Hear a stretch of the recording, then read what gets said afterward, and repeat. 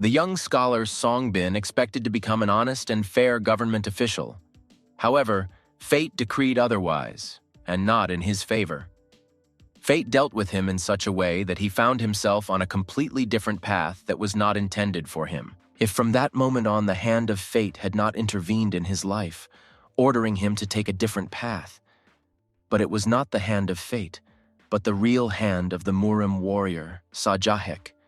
It was this warrior who intervened in his life, radically changing its direction. Sajah Yuk gave Songbin a new, grandiose goal: to create a book about his exploits, because everything that is not written down becomes lost and buried forever. At first, Songbin was scared and annoyed by the warrior's self-confidence. He could not understand why this man was so confident in himself and his importance that he demanded that he write down his deeds. But the world where techniques reach the heavens, the kingdom of real masters who manage external affairs, begins. Let's get to know them. These masters, possessing incredible skills and abilities, become real legends of their time. The first star is the lonely yellow flying crane, a wise warrior who chooses his own path of virtue, longevity, and wisdom. He follows his inner principles, striving for perfection and harmony. The second star is the ruthless, fierce tiger, a strongman with the power of a beast. His strength and ferocity are unmatched, and he is ready to challenge any opponent. Third star, hidden behind the clouds, the Jade Dragon, a warrior combining physical and spiritual strength. His power and wisdom make him an unrivaled martial artist. And the fourth star is the great warrior of the northern sky, embodying strength, protection, and fortitude. His defense and durability make him invulnerable to any attacks. Songbin's meeting with the warrior Sajah Yuk completely changed the young scientist's life. Songbin enthusiastically contemplated and wrote down in his notebook how the warrior persistently trained in the art of wielding a sword, how he skillfully fought with those who challenged him. He was amazed by the warrior's skill and incredible strength. And in an incredible world, where sometimes mountains and rivers collapse, events happen in this world that seem incredible and unreal. These events leave unforgettable impressions and evoke deep feelings. The heart can sink into your heels. Fear can tear you apart from the inside. Many incredible and sometimes knockdown encounters can await a young traveler following a warrior. These meetings can be unexpected and amazing, changing his whole life. And encounters with what no one is ready for, encounters with real magic, are also possible. There is magic in this world that can surprise and stun. And sometimes the purpose of the journey may not be completely clear, but the journey is given by fate to reveal truths. Young Songbin will finally discover the meaning of true strength. He will understand that true strength lies not only in physical strength, but also in spiritual potential and wisdom. A great warrior and a young follower walk the path together. And now people know what to call this young man. A man walking the path of a great warrior. Songbin's work began with carefully rubbing an ink bar to prepare ink. This process required patience and attention to detail. He gradually added hot water until the mascara reached the desired consistency. I spread the ink with a brush, preparing to write about the life and radiance of Sajah Yuk. Every step he took was carefully thought out and prepared. Every feat of Sajah Yuk must be depicted on paper. Songbin understood the importance of his work and tried to write down everything accurately and in detail. Songbin is not afraid of a blank sheet of paper because he has something to write and tell. What would have happened if Songbin had not followed Sajah Yuk and recorded his life and his radiance? Is it possible that in this case, many important events would never have happened in his life? Maybe the brush will be replaced by a sword and Songbin will be able to become just as skilled a warrior? The experience that Songbin can gain from meeting the warrior Sajah Yuk can pit young Songbin against the enemy, and this battle will not be in the ability to write, but in the ability to wield a sword. Will Songbin be able to use a sword as skillfully as he does with a brush? So Songbin began his story about how he accidentally met the warrior Sajah Yuk. This meeting changed his whole life, setting him on a new path. The boarding house for regulars was located at the foot of Mount Homan among greenery.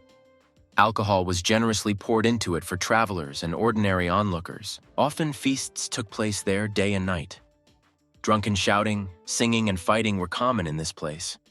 This was clearly part of the daily life of the boarding house. Songbin was reclining at one of the tables of the boarding house, almost unconscious from drinking alcohol. He tried to hum to himself some song about the water of the Saplan River. The owner of the boarding house was unhappy and wanted to send this unfortunate man out as quickly as possible. Songbin did not pay attention to anyone and was sad that he had failed his exam to become a government official. He was sure that he had disgraced himself at the testing site where these same officials were selected. This disappointment was a heavy blow to him. Failure forced the young scientist to pour himself alcohol over and over again and think that only relatives of rich merchants and officials are hired for this position. Songbin was drunk and shouted in rage that the whole world was rotten. He knocked over the cup of alcohol in disgust, cursing loudly at the top of his voice. His rage seemed to know no bounds.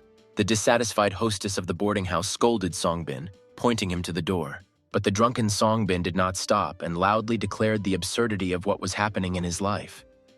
He could not come to terms with the injustice that surrounded him. Songbin, who could barely stand on his feet, caught himself on his weak legs and furiously slammed the table, almost breaking all the dishes. The hostess of the boarding house was afraid that the rampant drunkard would break all her furniture and scare away the visitors with his drunken screams. But she immediately turned her gaze to the thug, sitting at a distance, who could destroy everything in her monastery with one fist. A huge, muscular man with gray hair at the temples was drinking his drink in the corner of the hall. The hostess of the boarding house had already distracted herself from the frail, drunken young man and began to worry more about the thug in the corner of the hall, fearing that if this guy begins to row, then trouble will not be avoided. The hostess noticed a huge sword behind the big man's back and became even more worried if he grabbed it and began waving it around in a drunken stupor. Songbin, meanwhile, dropped himself on the table and muttered about how this world is drunk. He came to his feet again and began yelling that only he was right. The owner of the boarding house, who had been sitting quietly on her stool, also jumped up and tried to calm the raging drunkard. Songbin was in the abyss of despair and disappointment, and because of this, he was already saying out loud that everyone around him was forced to obey the will of influential rich people, and even an official could not tell the truth. Imperial law ruled the roost. The big man sitting nearby, hearing the young man's aspirations, looked at that unfortunate man and agreed that the world was rotten. Songbin was crushed and drunk, reclining at his table with a pile of overturned dishes, muttering about injustice. Finally, the big man stood up and walked toward Songbin. Apparently, he was tired of listening to the screams of this poor fellow. The owner of the boarding house was afraid that this giant would simply kill the drunken fellow. The big guy approached Songbin from behind and addressed him menacingly with the intention, as it might seem, of starting a fight. The owner of the boarding house prepared for the worst, but instead of fighting, the thug deftly grabbed the unconscious Songbin by the collar of his jacket and almost lifted him above the table. The owner of the boarding house was seriously afraid that the thug would now mercilessly tear off this poor guy's head. Under the surprised and frightened look of the owner, the big man took the young man by the arm and began to brotherly lead him out of the boarding house, like a puppy. The owner only had time to hurry after them to the door of the boarding house and timidly mutter that this young man had not paid her a penny. Suddenly, Songbin woke up from his alcoholic sleep and found himself chained under the arm of some thug, floating above the mountains and forests. It was in vain that Songbin tried to scream in horror. The tenacious grip of some thug shackled him and carried him somewhere through the air, making him feel completely helpless. Songbin begged to be lowered. His face was sweating and tears flowed from his eyes, but it seems this giant simply didn't hear him. Songbin's feet didn't touch the ground, and it was a monstrous feeling. Meanwhile, the thug simply flew with him at hand, despite his helpless attempts to resist. Songbin watched with wild horror the miles and miles of height above the rivers, gorges, and forests below him. Finally, the big man landed with him on some mountain, dropping the poor fellow Songbin. The big guy looked at him condescendingly and seemed to mockingly wonder if Songbin had come to his senses. Songbin could barely squeeze out a few words, but the big man did not calm down, and once again lifted the young man by the collar, tearing him away from such a desired land. Songbin could only see with horror the depth of the gorge with a waterfall, where he risked falling if this man opened his fingers. Songbin desperately clung to the big man's hand, screaming at the top of his lungs. The waterfall fell like a mighty river down the rocks and broke into millions of small drops somewhere below. Sometime later, this man and Songbin were already down by the calm river, where Songbin was allowed to wash his face and catch his breath. Songbin began to straighten his clothes. He came to his senses a little and boldly told the man that although he looked older, He was not allowed to do this to other people. Emboldened a little more, Songbin reproached him for being openly rude to him. But it seems that the words did not sting this man. He only rather calmly noted Songbin's temper. Songbin immediately became indignant at the man's accusations and began to reproach him for violating imperial law, demanding an immediate explanation of the situation. The giant only looked at Songbin with a condescending glance and reminded him of his recent words about the injustice of the world and imperial laws. Songbin was just about to stutter in his defense when suddenly the robe of this mighty giant began to develop, although there was no wind. Songbin again felt absolutely weak-willed and worthless next to this unusual person. His presence made him feel helpless, as if he didn't matter in this world. This mysterious man was clearly up to something, and this circumstance caused Songbin deep concern. His inner tension only intensified at the thought of what could happen. In the next second, this man's fist whizzed past the stunned Songbin's nose, leaving him shocked and in disbelief. The blow was so close that Songbin felt it in the air, but fortunately for Songbin, he remained unharmed. However, the rock that was next to him easily turned into a pile of small stones under the powerful blow of this man, leaving behind only ruins. Songbin was speechless and was stunned into silence, unable to find words to describe what just happened. His surprise was immeasurable. The giant once again demonstrated his fist with clear intention, as if showing what he was capable of. His gesture was not only a threat, but also a reminder of his incredible strength. He asked the shocked Songbin if he wanted to take this world into his own hands, use his power to change everything around him, and resist all injustices. His proposal sounded like a challenge for the young man. Songbin suddenly realized how unusual this strange man was. His presence and actions made a deep impression, causing Songbin to have many questions and thoughts. A huge man loomed over Songbin, and his massive figure was created in such a way that it seemed as if he dwarfed everything around him, including Songbin himself, who felt tiny next to him. Songbin cleared his throat again and still decided to find out what this man needed from a young man like him. Songbin even tried to appear confident and unafraid, like a little chicken, by loudly asking the stranger about his goals for him. The man only calmly replied that Songbin was drunk. As for the purpose of being here with him, the man became interested in the words that Songbin, in his alcoholic oblivion, did not have time to finish at the boarding house. Songbin said something about how if no one knows it, then it's as if it never happened. Songbin looked at the stranger in confusion, not understanding what he was talking about. But the man explained to him that he wanted to understand what exactly his words meant. Songbin understood what he was talking about and began to explain to the stranger the meaning of his words. And it consisted in the fact that there is a path for Kyonzo. Let it be judicial, and this path must be bright. This is stated in the history of Cheongso, written on bamboo leaves. It is the duty of the official to record history in these scrolls, without succumbing to either emotions or prejudices. Through these unbiased records, people can learn the history of the past. The stranger asked what happened to the literary scholar who was completely devoted to his work. Songbin humbly replied that everything that is not written down is lost forever. He continued his thought by telling the man more deeply that the things recorded in Cheongso are known to future generations. This person completely agreed with Songbin's words. That's what they literally meant. If no one knows, then it never happened. Songbin nervously rubbed his hand and agreed. He could no longer wait to hide from this man, and he tried to say goodbye. But just as Songbin wanted to run away, he heard a menacing voice behind him. The man introduced himself as Sajah Yuk. Songbin turned questioningly to the man named Sajah Yuk, as he now knew. It would be rude of him not to introduce himself in response, and Songbin introduced himself by his name, bowing respectfully. This time, the man pointed his finger at him and loudly declared, calling the young man by name, that Songbin would write a book from now on. He explained to the confused young man that he wanted Songbin to write about his affairs. Even more, let Songbin write a book that will record everything about him, about Sajah Yuk. Songbin swallowed nervously, not understanding why him. Again, the warrior's hand pointed at him. Then Songbin realized that Sajah Yuk wanted Songbin to simply write a biography about him. To which he laughed and corrected Songbin that he wanted him to write the memoirs of hero Sajah Yuk. Songbin hesitantly suggested that Sajah Yuk was just drunk and mocking the poor guy. Sajah Yuk was not at all offended, but on the contrary noted the young man's sharp temperament. According to him, the ink must have pure energy, so that the writing is filled with spirit and an open mind. Songbin froze as he listened to Sajah Yuk's incredible proposal. But Sajah Yuk continued, threateningly picking up a stone from the ground and threatening Songbin. The stone immediately shattered like an eggshell when Sajah Yuk clenched his fist.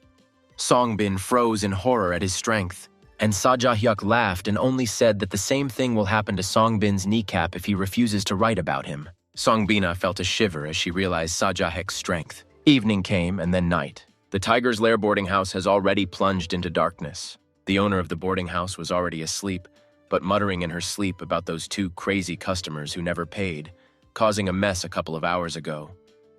But she was awakened from her sleep by a knock on the door. On the threshold stood the same big man, who casually clutched the head of the poor young man under his mighty hand. He jokingly said that they needed a place to stay for the night. The man promised to pay the bill together with this guy. The owner needed clients, so she let these two in. The boarding house fell again into the silence of the night, but Songbin did not sleep. He stared intensely at the ceiling. He came up with a plan. The last thing he wanted was to stay under the same roof with this crazy warrior or hero, or whatever he considered himself to be. So Songbin tiptoed out of bed.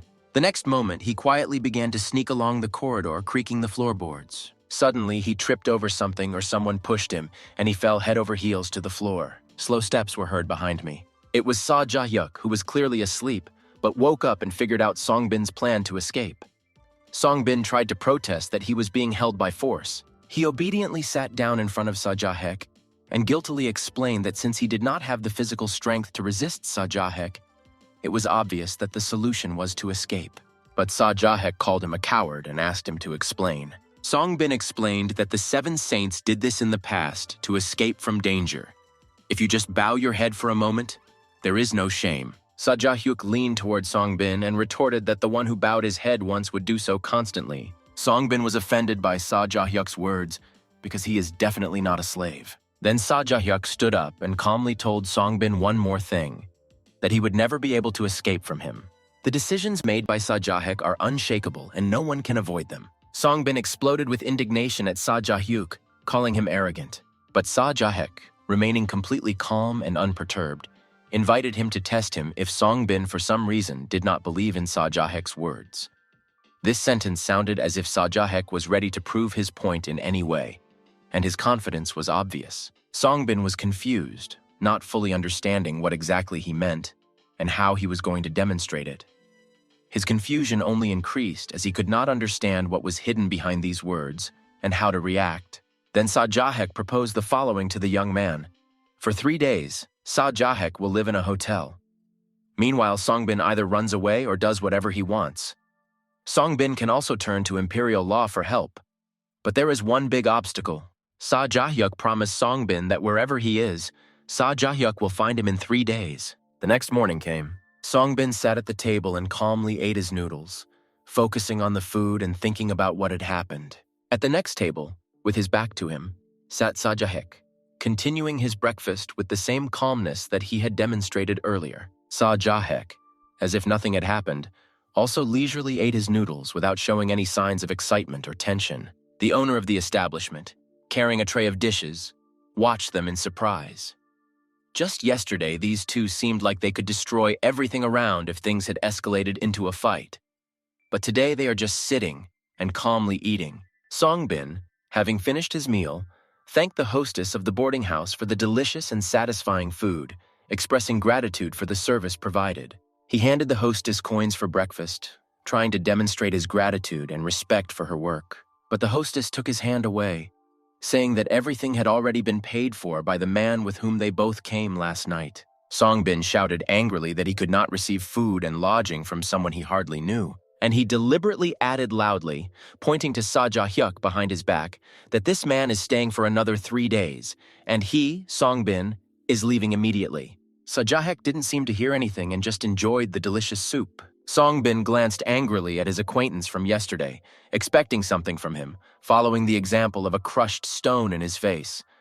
But nothing happened, and at that moment, Songbin, without hesitating for a second, took off running, headlong towards the door. In the blink of an eye, the young man and the trace of him disappeared, as if he had never existed at all. The hostess just stood there in bewilderment and did not understand what games were being played here between these two. Songbin was determined to get out of this place as quickly as possible, trying not to look back and not waste a single minute to free himself from the threat hanging over him. And even if it looked like a sign of cowardice on his part, he was ready to risk his image for the sake of his freedom and peace of mind. At least he hoped that this determination would lead to the long-awaited freedom and avoid further troubles. Songbin ran as fast as he could, not understanding why he was given such a difficult task to meet such an unusual and crazy person on his way. As he walked, Songbin began to formulate a strategy for further actions. He needed to get into the carriage, return to his village, take another carriage and go to another village in order to change his location as quickly as possible. His plan included moving to a large city where there were a lot of people so that he could hide among the crowd and integrate into society, leaving all the troubles and problems behind him. Fields and valleys carried Songbin further and further from that place. However, Sajah Yuk was relentless in his pursuit. Nothing had fascinated him more lately than the idea of writing a book about him, and he was willing to do anything to get Songbin to write it for him. Sajah Yuk intended to ensure that Songbin fulfilled his request and wrote a book, no matter how difficult it was, because this idea had become extremely important and relevant to him. At this time, a carriage drawn by a pair of horses arrived at the courtyard, ready to set off. The driver, about to set off on his further journey, was forced to stop when he heard a voice asking him to stop. It was Songbin. He ran out of breath to the carriage and, barely catching his breath, asked if this carriage was going to the big city. Although the driver was dissatisfied that the youth interrupted his journey for such a minor reason, he still replied that the carriage was heading to Muhan. If it suits Songbin, then let him jump into the carriage. Songbin had no choice but to agree. Under the measured clatter of hooves and the soothing rhythm of the carriage, Songbin took a nap a little, trying to rest. Meanwhile, in the carriage, a conversation began between fellow travelers.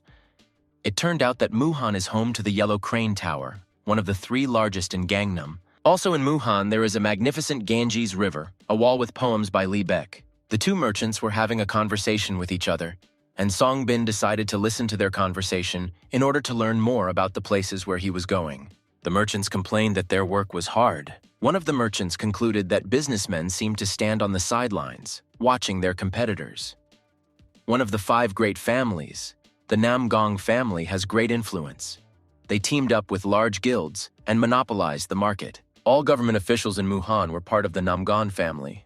I should have remembered this name. Songbin suggested that the Murim masters are teaming up with the merchants, but he thought they only practiced martial arts. Sunset was approaching. The carriage with fellow travelers slowly moved along the road to the city. Finally, the sign of the city of Muhan appeared. The first thing Songbin saw was the large port of Muhan. Here, traders and loaders carried their goods and loaded them into boats. At the market near the port, there was a lively trade among many townspeople. Songbin found the first hotel he came across. He plopped down on the plank bed and decided that he would stay here for 3 days.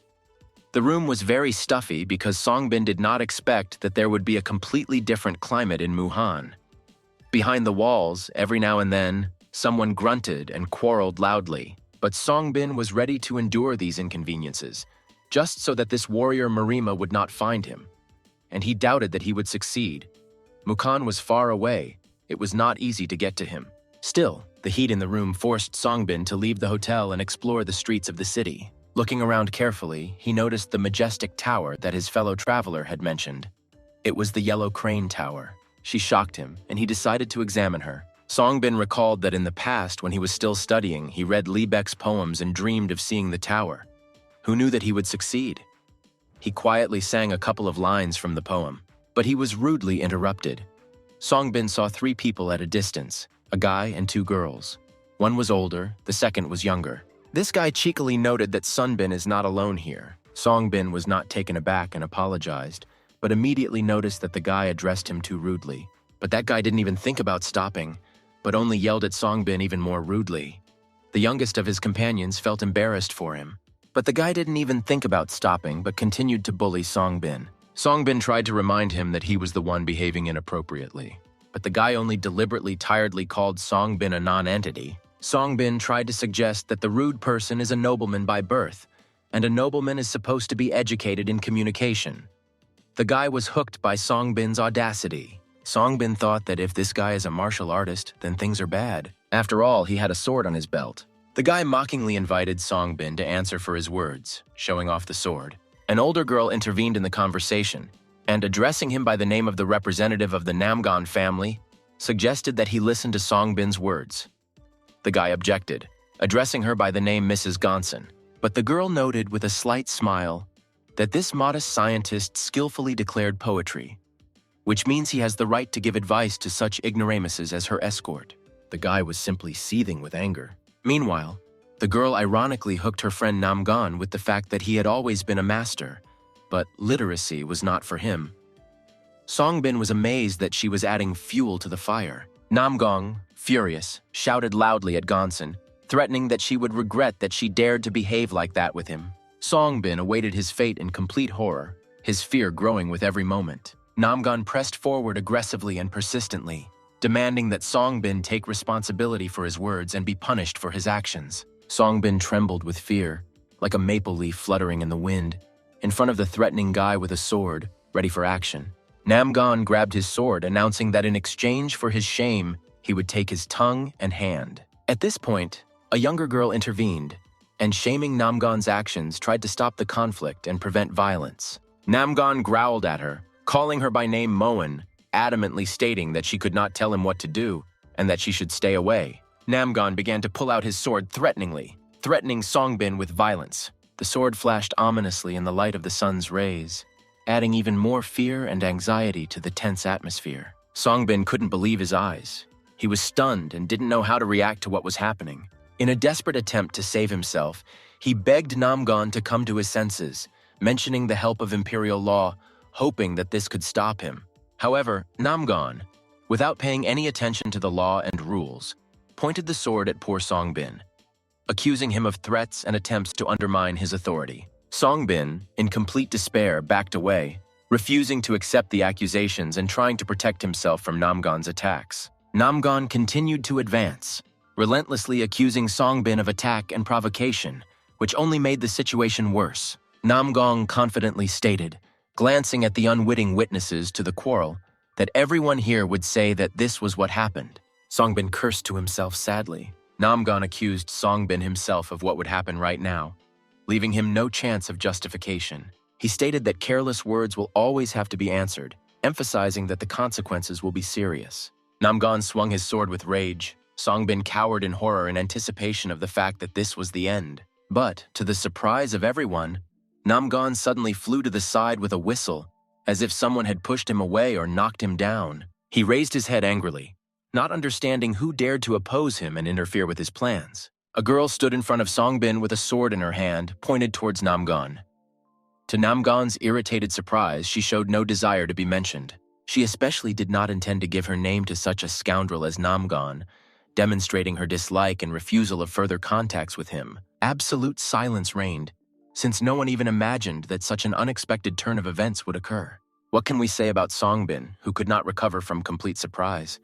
He was saved by an unfamiliar girl who intervened in his plight. Nam Gong, boiling with rage, was indignant and demanded that the girl identify herself. Unable to cope with his anger, the girl finally calmly agreed to his demands, gracefully raising her sword in front of her in readiness for a possible battle. However, she was going to introduce herself only on one condition: to see what Nam Gong was capable of in a real battle. So she assumed a fighting pose, preparing for a fight. Nam Gong was shocked and could not believe such insolence and impudence on the part of the girl who dared to resist him. He was ready to immediately enter the fray and show who is the real boss here. Nam Gong was determined to punish the stranger who interfered in the affairs of his family. He was sure she would regret this decision and swung his sword furiously. The girl, possessing a calm and confident grace, agreed to take the fight without showing any fear of the upcoming threat. In front of Nam Gong, she looked like a red rag in front of a bull, arousing in him ardent rage and readiness to attack. Nam Gong, wasting no time, furiously rushed at her with a sword, at the same time throwing insults and threats at her, expecting that she would not withstand the pressure. But at that moment, when their swords were ready to collide in a decisive battle, something incomprehensible and unknown began to happen to Nam Gong's hand. Her sword cut through the air, heading towards the enemy, and as if by magic, Nam Gong flew to the side, losing control of the situation. Nam Gong struggled to swing his sword, trying to regain control of the situation and strike. However, the opponent, raising her fingers in some mysterious gesture, forced his hand with the sword to fly to the side, depriving him of the opportunity to continue the fight. Nam Gong was completely confused and could not control his hand, which was trembling, and the sword trembled along with it, as if it were under the influence of some force. Songbin watched this unusual and exciting picture with transfixion, not believing his eyes. Muhan, Nam Gong's companion, only noted in surprise that the young master Nam Gong, without even having time to start the fight, was immediately thrown back, having lost all his confidence. Nam Gong's hand continued to shake, and he could not understand what was happening to him, which is why he found himself in such a helpless position.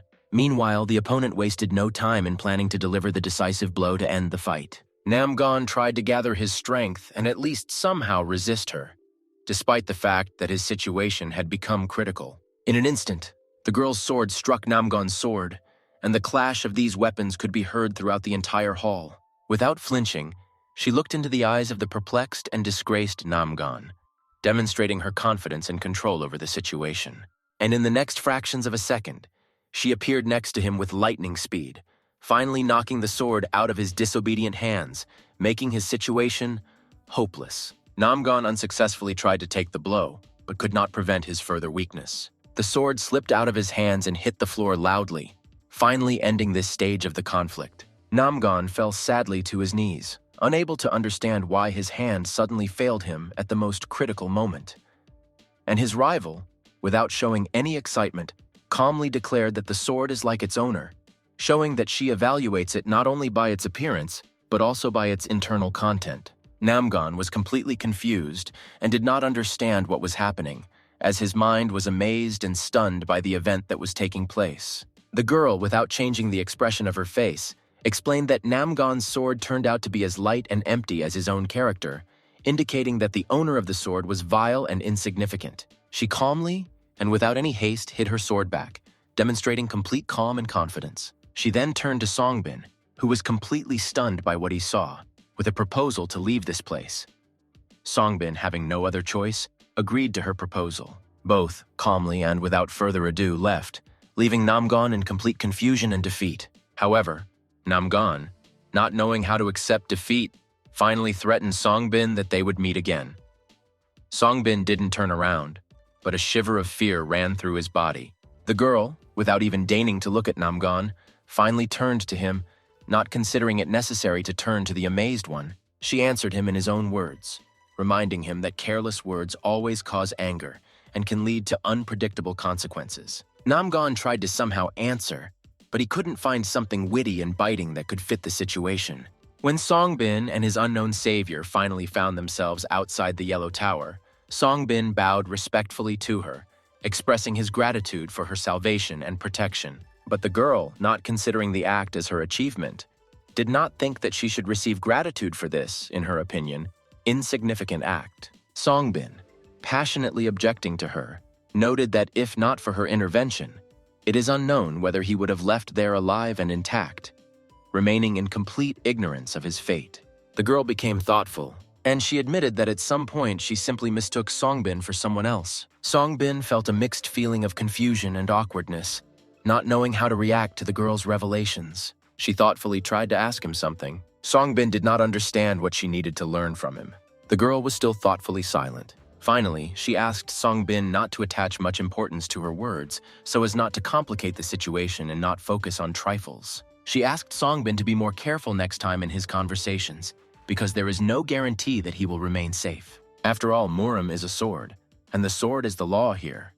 She asked Songbin not to contact the Murim masters. Songbin admitted that he was careless in his words. What was he thinking?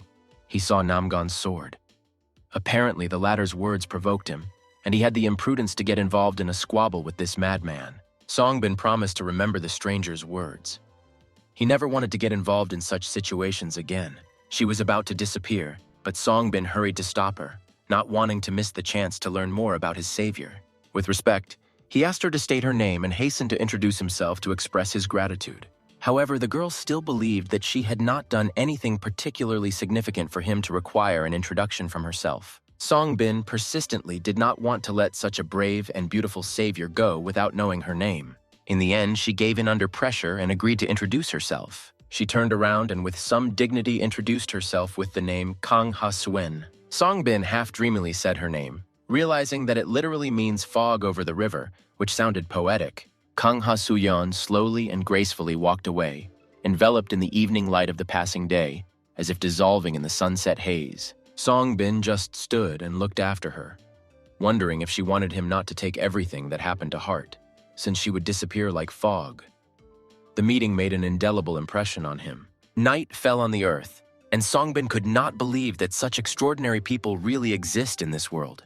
All kinds of eateries have long opened in the city, offering their visitors a variety of delicacies and drinks. Songbin, very worried after a stormy day, hurried to one of these places where local revelers were having fun and rowdy around the tables. He immediately ordered a couple of cups of noodles and began to eat them greedily. Having eaten until he was completely full, he felt how exhausted he had been for the day, and fatigue came over him. Suddenly, behind the young man, there was a loud crash of the door opening. He turned around and saw 3 men who were clearly unhappy and angry about something. Nervous whispers of visitors were heard at the tables, who began to discuss that these men were representatives of the Nam Gong family. The trio began to look around the hall, looking at all the visitors. The most evil of them asked the waiter if this was the place they were looking for. He confirmed in a trembling voice that this was exactly the case, and suddenly, a finger was pointed at Songbin. He felt a sense of anxiety and shock that it seemed like someone was looking for him. Songbin was clearly taken aback by this turn of events and could not believe what was happening. He asked the stranger in surprise whether it was really about him and whether they were looking for him. The trio looked ominous and began to menacingly approach the confused Songbin with obvious malicious intent. They walked and scattered tables in front of them as they walked. Songbin timidly rose from his desk, not understanding why these 3 bandits needed him, and tried to comprehend what was happening. Obviously, the most important of them came closer, busily leaning on his sides, and asked whether it was true that it was Songbin who dared to be rude to their young master in the yellow crane tower. Songbin froze in horror. He immediately began to make clumsy excuses, not finding the right words to explain his version of events. The image of the savior appeared in his memory, and he again realized that this time Kang Ha-suyeon would not be there to help. He frantically thought about what he should do next, and how he could get out of this situation. Nothing worthwhile, however, came to mind due to the nervousness that overcame him. He admitted that he had indeed dealt with the young master, but hastened to add that it was he who started the quarrel first, and grabbed the sword. It looks like this leader wasn't really interested in Songbin's pathetic excuses. He was more worried about one thing. Where was the impudent girl who disgraced their owner? Songbin quietly said that he has no idea where she is, but the leader with a grin decided to continue mocking Songbin. The next moment, at a gesture from the leader, his henchmen grabbed Songbin by the arms, and the leader yelled that Songbin would go with them. He promised to take care of a rude person like Songbin. Songbin was seriously scared and began screaming to be let go. They led him away, and he tried to appeal for compliance with imperial laws, but they didn't seem to care about the laws. The leader mockingly said that Songbin would soon shut up if he just kissed his face. They immediately shook their fist at Songbin's face. Suddenly, someone called out to them from behind, reminding them that they too were well known for their actions. Everyone turned towards the voice and saw a huge man with a sword behind his back. Songbin was both inspired and scared at the same time because Sajah Yuk found him. The leader shouted in amazement to introduce himself to the man who appeared, wondering who he was. Sajah Yuk was calm in the face of danger in the form of these scoundrels. He cracked people like them like nuts, and therefore he never thought of introducing himself to them. The leader was very angry with the cynical man, and he immediately began to threaten violence, declaring that the Nam Gong family should not be messed with. Sajah Yuk began to turn it over in his mind, because the name seemed familiar to him. And then suddenly, in a fit of craziness, he roared the name of the Nam Gong family, as if he remembered something. Sajah Yuk instantly turned from a calm person into a beast who definitely could not be scared by the Nam Gong family. Everyone was amazed at the sudden change of this thug, having already forgotten about Songbin. Sajah Yuk at that very moment jumped up to them, and before they had time to do anything, they were already writhing from the blow inflicted by Sajah Yuk's well-aimed technique. Both lay unconscious on the floor, and the leader grabbed his sword to defend himself from the furious enemy. Sajah Yuk advanced on the leader, muttering through his teeth that rash speech does not lead to good. The leader trembled, clearly realizing that he was simply too tough for him. And Sajah Yuk has already raised his fist to deal with this new guy. But then Songbin grabbed his hand, trying to stop his blow. Sajah Yuk did not understand why he was doing this. After all, these people tried to take him, Songbin, into the unknown, and nothing good would have turned out. But Songbin objected to Sajah Yuk that if he kills the leader, he will be no better than these people. Sajah Yuk was sincerely surprised by the young man's train of thought. After all, in his world, everything was decided by a duel, but Songbin did not back down, comparing Sajah Yuk's intention to a rabbit, which, if killed, will not become a lion. He begged Sajah Yuk to stop. Sajah Yuk set a condition.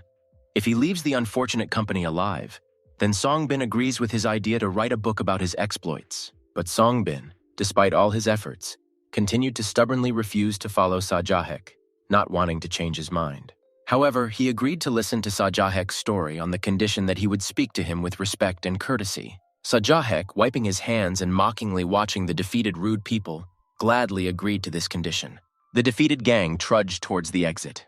They barely dragged their feet, supporting their leader. The leader looked back angrily at Sajah Yuk, uttering a threat of retribution from the powerful Nam Gong family. The door slammed shut under the accompanying glances of the warrior and the young man, leaving them in silence. Sajah Yuk, still in a good mood, continued to have fun, imagining how the head of the Nam Gong family himself might also want to utter similar threats. But so far, only his unfortunate minions spoke for him. Now he approached Songbin with a proposal to leave this place and spend time talking, since they should have talked in a calmer environment. The Tiger's Lair guest house was plunged into the night. The owner of the establishment had already begun to fall asleep, believing that the thug with the gangster appearance had finally left her establishment, which gave her the opportunity to relax. But suddenly, there was a knock on the door again. The same smiling thug and young man stood on the threshold, which left the hostess no choice but to let them in. Sajah Yuk answered her with a playful smile that they could not forget the taste of the excellent wine served in this guest house. The hostess of the boarding house, not knowing what to answer, only silently stood aside, allowing them to enter.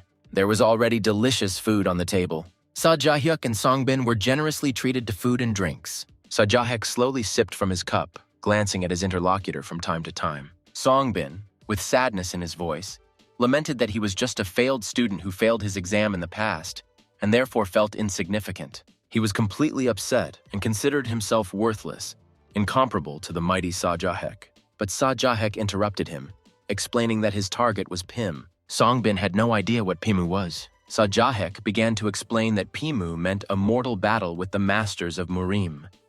He intended to find them and fight them all. He noted that his rivals are very strong, but he didn't care. He vowed to kill everyone in his path. Songbin didn't understand how Sajah Yuk was going to defeat them all alone. Sajah Yuk told Songbin about the 4 stars of Murim. Murim is filled with great clans and families, but among them stand out the great masters, whose name is the 4 stars of Murim. Murim masters usually do not get involved in politics. The goal of the masters is to destroy everyone and reach the top. Songbin listened and did not believe that Sajah Yuk was telling him about the legendary 4 stars of Murim right now. Sajah Yuk continued that if they wished to use their power in battle, he would gladly allow them to do so, but then wipe them out from the face of the earth. And then he continued casually, throwing another piece of food into his mouth. So to say that nothing happened is unforgivable. Songbin didn't understand what he was hinting at. Sajah Yuk recalled Songbin's own words that if no one knows about it, then nothing happened. Apparently he wanted something specific from him. Sajah Yuk explained his goal. He wanted that the people who would kill him would not erase him from the pages of history, or so that they would not make him a villain by telling lies. Sajah Yuk thoughtfully said that it is everything that is written down that becomes true, and the rest is lost forever. He looked questioningly at Songbin, looking for confirmation of his words. He agreed, because just give the townsfolk food for rumors, and if you call a deer a horse, then people will think so. Sajah Yuk patted Songbin's hand satisfactorily, thereby proving that they seemed to understand each other. From that moment on, Sajah Yuk wanted Songbin to follow him and write down everything that would happen in Sajah Yuk's life on the way to the Murim Masters. It seems that he was obsessed with the idea that his exploits would not be forgotten. Songbin still didn't fully agree with all of his new acquaintances' terms, even though they barely had the opportunity to get to know each other better. In addition, Songbin, an unlucky student, did not have enough knowledge of the world of Murim and martial arts. Sajah Yuk calmed him down. He slapped his chest. Now Songbin had him, Sajah Yuk, who would guide him to the world of Murim and reveal to him the secrets of martial arts. Songbin was still very confused. It was incredibly difficult for him to decide on such a serious adventure. After all, it was difficult for him to believe that this man really believed in his abilities. He himself was not completely confident in himself. And besides, Songbin was indebted to Sajah Yuk for saving him. He was wondering whether he should give up on everything and return home in shame. But was this really the right choice for the young man? And yet, he decided to at least try this new path, which was offered to him by a new acquaintance. Songbin confidently stood up from the table and agreed to Sajah Yuk's offer to follow him and write about his exploits. Songbin found himself in his room. He couldn't sleep and decided to prepare a piece of paper and write down the words of Confucius on it. Having a love of humanity, he does not grieve. Being wise, he does not doubt. Being brave, he is not afraid. Hieroglyph after hieroglyph, elegant symbols appeared on the paper. And then Songbin put down his brush and read the words on a piece of paper. He bowed his head and thought that he himself had not followed anything that was written down here. Beautiful green mountains were visible in the distance. Both travelers climbed up the rocks. Sajah Yuk was in front, and Songbin was barely trailing behind, breathing raggedly. He didn't understand how Sajah Yuk managed not to get tired, also carrying such a huge heavy sword behind his back. Finally, they sat down to rest and drink water. Sajah Yuk noted that Songbin is physically weak. Songbin was amazed that Sajah Yuk wasn't even tired at all. What about Songbin? Sajah Yuk explained that the reason Songbin gets tired so quickly is because of his shallow breathing. According to him, uncoordinated breathing makes all movements erratic, and this throws off the rhythm. When a person loses his pace, he begins to think about everything, losing concentration. How to deal with shortness of breath in such a situation? Sajah Yuk explained that you should always keep your concentration and walk slowly but surely without stopping. Meanwhile, Songbin opened his notebook, took a brush, and began to write something. Sajah Yuk was distracted from his teachings when he saw him quickly notating something.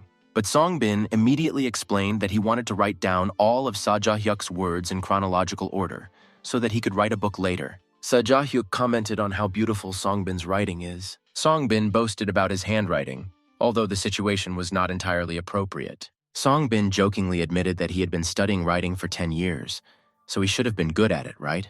But Sajah Yuk corrected him. What he meant was that Songbin started and finished without hesitation, and did not lose the structure of the text even when he pressed his brush. Sajah Yuk commented on how beautiful Songbin's moves were. Songbin couldn't believe what he heard. Was it Sajah Yuk himself who praised him? In the late afternoon, both returned to the Tiger's Den guest house. Songbin flopped down exhausted on his bed. He couldn't even lift a finger after a whole day's walk, but he still needed to take a shower. The sun was setting below the horizon. Songbin simply fell asleep, forgetting about anything else. But suddenly someone woke him up. Songbin suddenly stood up on the bed. Sajah Yuk was in the room and calmed the young man down. Songbin cleared his throat sleepily and asked what he needed in the middle of the night. Sajah Yuk drew Songbin's attention to the beautiful moon, and he suggested that Songbin go and get some air. Songbin wearily trudged behind Sajah Yuk, covering himself with a blanket, and wondered what they would do at such a late hour. At that moment, they stopped. Sajah Yuk deftly pulled out his sword from behind his back. He flashed his sword militantly under the full moon. What was Sajah Yuk going to do with the sword?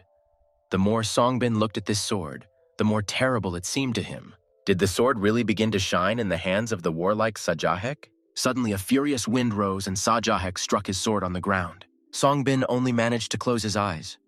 The mysterious wind almost tore the blanket from his shoulders. Sajah Yuk waved his sword militantly, as if trying to cut the air. He waved it back and forth, making some mysterious movements. The leaves that rose above the ground after the swings of Sajah Yuk's sword suddenly crumbled in two from the blow of the warrior's sharp sword. Songbin was amazed. He immediately reached under his jacket for a notebook to write down what he saw. Sajah Yuk, it seemed, did not see anyone and accurately wielded his sword. A beautiful sword every now and then that sparkled in the rays of the moonlight.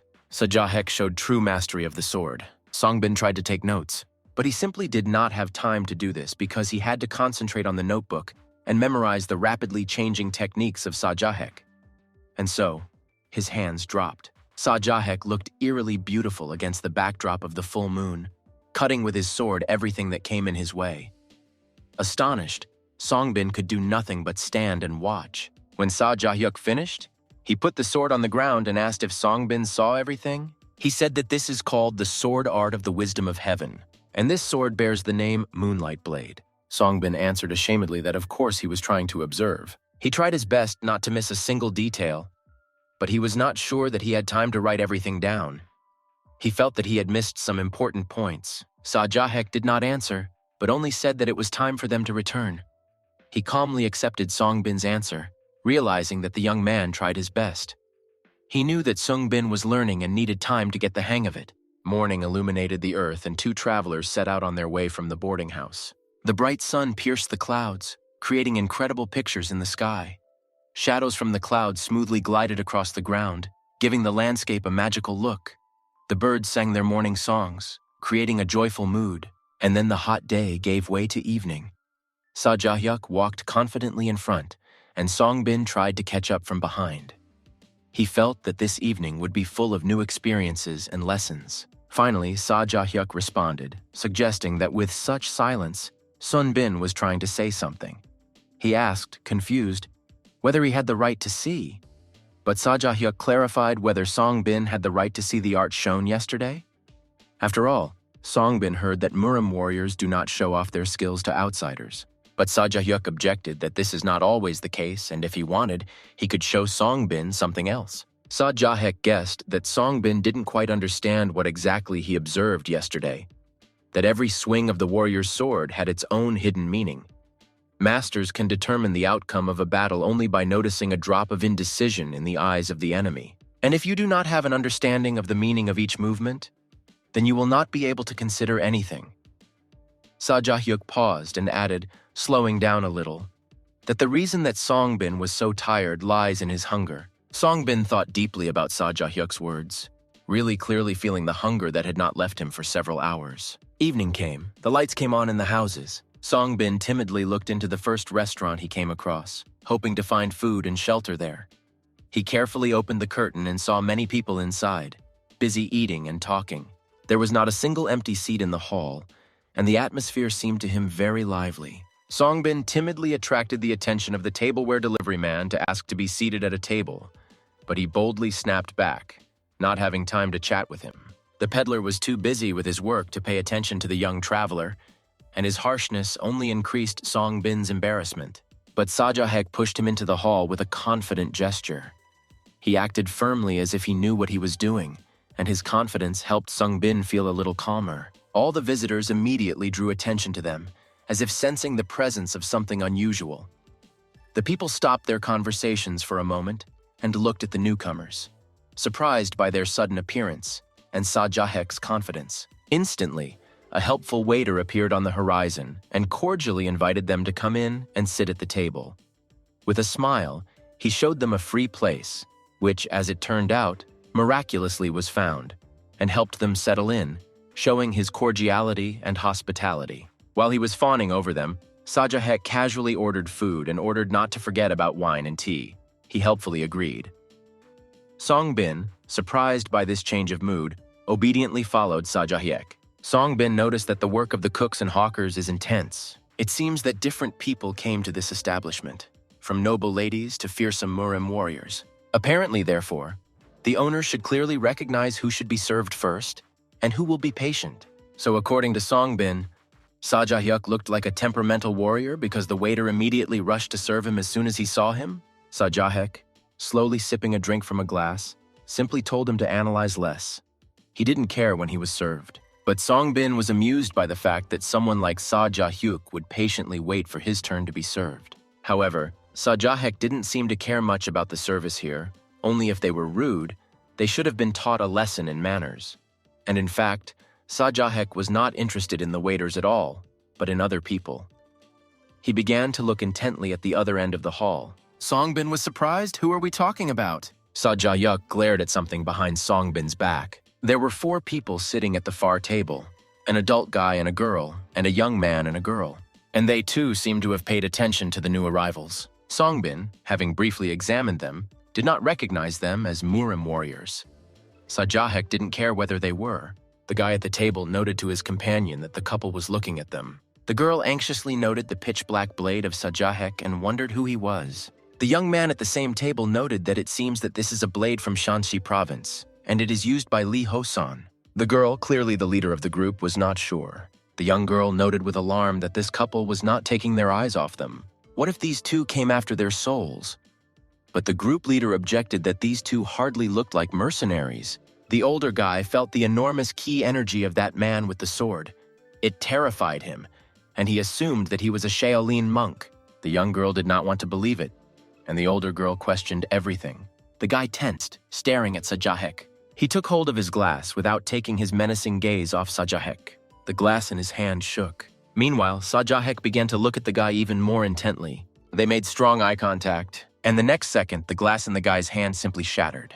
The guy froze in shock, noting the frightening power of Sajah Yuk. His companions were surprised at what happened. Sajah Yuk calmly continued to drink his drink, as if nothing had happened. And the guy at the table explained to his companions that the man attacked him with his ki energy, causing the glass to shatter into pieces, although he tried to counter it with his energy in response. The result was obvious. Glass fragments lay on the tablecloth, but the guy's companions did not feel anything on themselves. The leader of the group concluded that the man used his energy specifically on the guy, bypassing all the others. Was this really possible? She wondered about the nature of his power. Could anyone defeat him? They also became interested in the guy who came with this unusual man. And while these conversations were going on, Sajah Yuk and Songbin were brought their food. Judging by his energy, the young man was an ordinary person, and it was even more strange to see him next to such a thug. The girl decided that their company would spend the night here, although they began to object to her, taking into account the appearance of this dangerous man. The girl grinned ominously and agreed that aggression against them could not go unnoticed.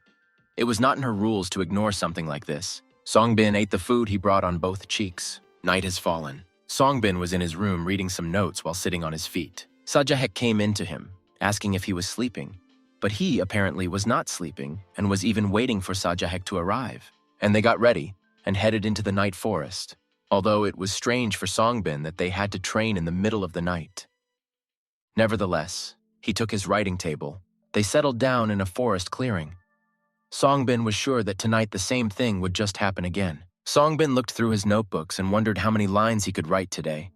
And he couldn't help but think of Sajah Yuk as a truly outstanding person. Sajah Yuk looked like a huge mountain or a wide river. Suddenly, Sajah Yuk spoke in the dark forest thickets, ordering someone to come out if he was not a coward. Songbin didn't understand anything.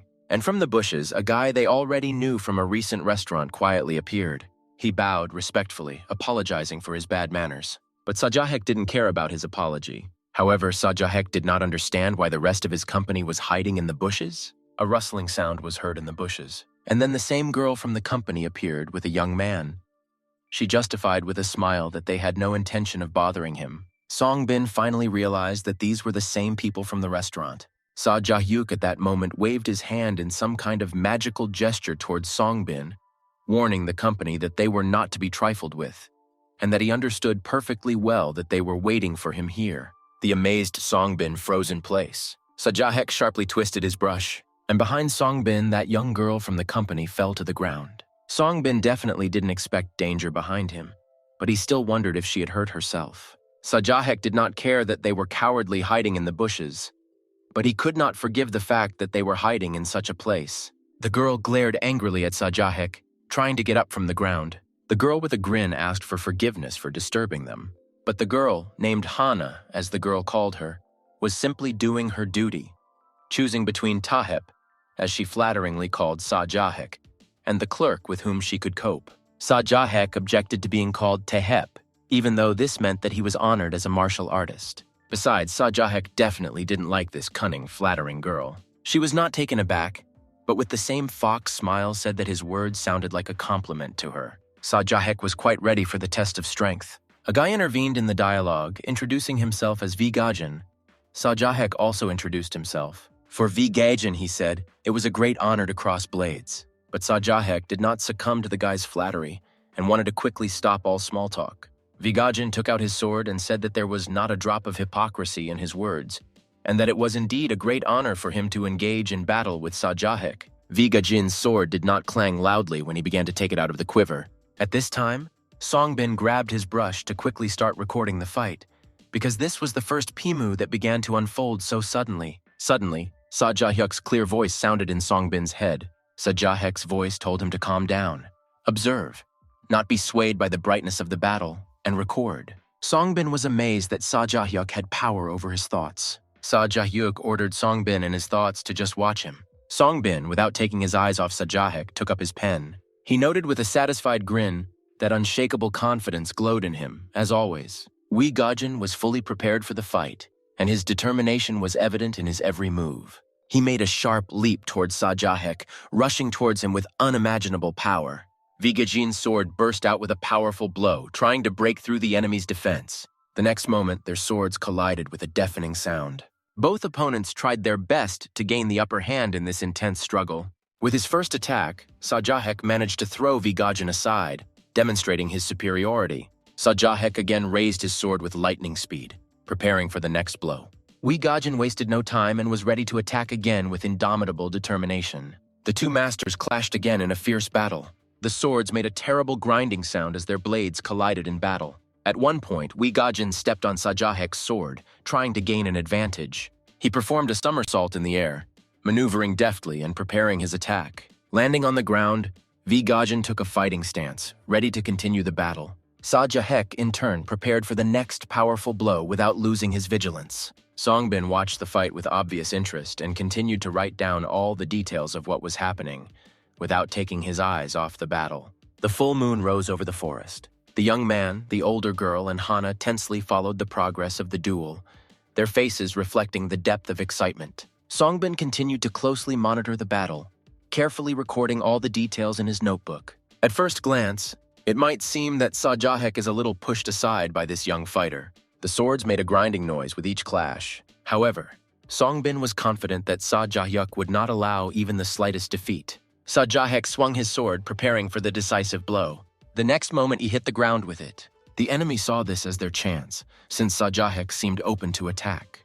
He immediately rushed with his sword at Sajah Yuk. However, Sajah Yuk concentrated and used his skill to the fullest, striking the enemy with the power of the sword. Vigajin flew to the side with a defeated look, unable to maintain his balance. He felt a sharp pain in his chest and saw a wound on his body, which indicated the force of the blow. Sajah Yuk admitted that Vigajin did not demonstrate as weak a resistance as he thought. However, the time has come to end the battle and determine the winner. Vigajin insisted on continuing the fight, enjoying every moment of it, and resisting Sajah Yuk's decision to end the fight. He wanted to prolong the fight as he found it quite exciting, and asked Sajah Yuk to continue the fight. It was not clear to Sajah Yuk how Vigajin could have fun in battle, and he assumed that he had only encountered weak opponents before him. Vigajin hinted that he fought with the Shaolin Masters, the disciples of the Hwasun clan and 5 other powerful families. Were these opponents really weak? But Sajah Yuk did not think that big names of clans and families were an indicator of strength. Vigajin was amazed by the audacity of Sajah Yuk, who looked self-confident in every word he said. He decided to give Sajah Yuk a real lesson in skill to show him what it means to be truly strong. Sajah Yuk was ready for a new challenge and was not going to back down. Vigajin made a rapid dash towards Sajah Yuk, preparing for the final attack. Sajah Yuk held his sword in front of him, ready for the next clash. However, Vigajin suddenly felt that Sajah Yuk's sword was moving slowly and predictably. But Sajah Yuk simply prepared himself. Vigajin suddenly realized that his enemy seemed gigantic, filling him with fear of his upcoming move. Vigajin suddenly realized that he could no longer dodge the blow. With undisguised fury, Vigajin let out a powerful scream, confirming his readiness to continue the fight. He rushed forward sparklingly. The next moment, all witnesses to the event saw a bright flash that occurred at the site of their fight. The energy of the explosion from it almost blew Songbin and his notebooks from their place. Observers, stunned by what was happening, remained in stunned silence, waiting to see what would be revealed to them at the scene of the explosion. The fog slowly and gradually dissipated, revealing to the audience the figure of Sajah Yuk, who stood in full majesty. Gradually, everyone present witnessed how Vigajin, looking defeated and on his knees, leaned on his sword, as if admitting defeat to Sajah Yuk.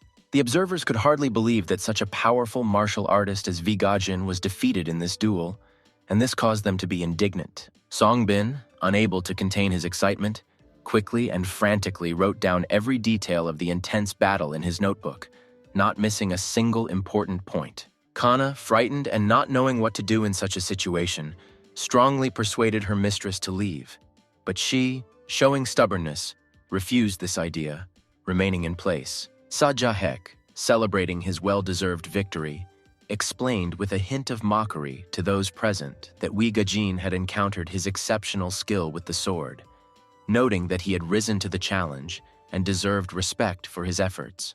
Vigajin, being on the ground, did not dare to raise his defeated gaze. Fully aware of his defeat in this intense duel, he just shuddered. However, Wee Gajin maintained his dignity, accepting his defeat with the courage and calm of a true martial artist. Sajah Yuk compared him to a wolf who howls foolishly at the moon. Wee Gajin, despite his defeat, did not feel offended. He only humbly thanked his opponent for the fight, believing that these were the rules and spirit of the fight. A girl with a foxy smile entered the game. She flatteringly thanked Sajah Yuk for leaving Wee Gajin alive, demonstrating her cunning and ability to manage the situation. Sajah Yuk was completely indifferent to her false thanks. He did not want to take them seriously. However, the girl continued to flatter, believing that if only she could bestow the title of the strongest on earth on Sajah Yuk, he might relent and accept her apology. Everyone froze in anticipation of what Sajah Yuk would answer. Sajah Yuk maintained silence, as if pondering a response to the girl's proposal. Then Sajah Yuk slowly turned around and asked if he had heard everything correctly. But flattery hardly influenced him, because even earlier he dreamed of such a title. Sajah Yuk explained that if the tiger does not live in the mountains, then the wolf becomes the strongest, and only in his absence can the dog climb to the top. This title had no real meaning for him, and was, in his opinion, an empty declaration. Sajah Yuk refused to see any real value or significance in this title. The flattering girl agreed that the title should belong to the strongest warrior of Murim and that her clan should become the strongest on earth. However, this, she said, was only part of a whole set of privileges. In her opinion, a person who has such a title receives not only power, but also the right to own everyone, to accept challenges without obligation.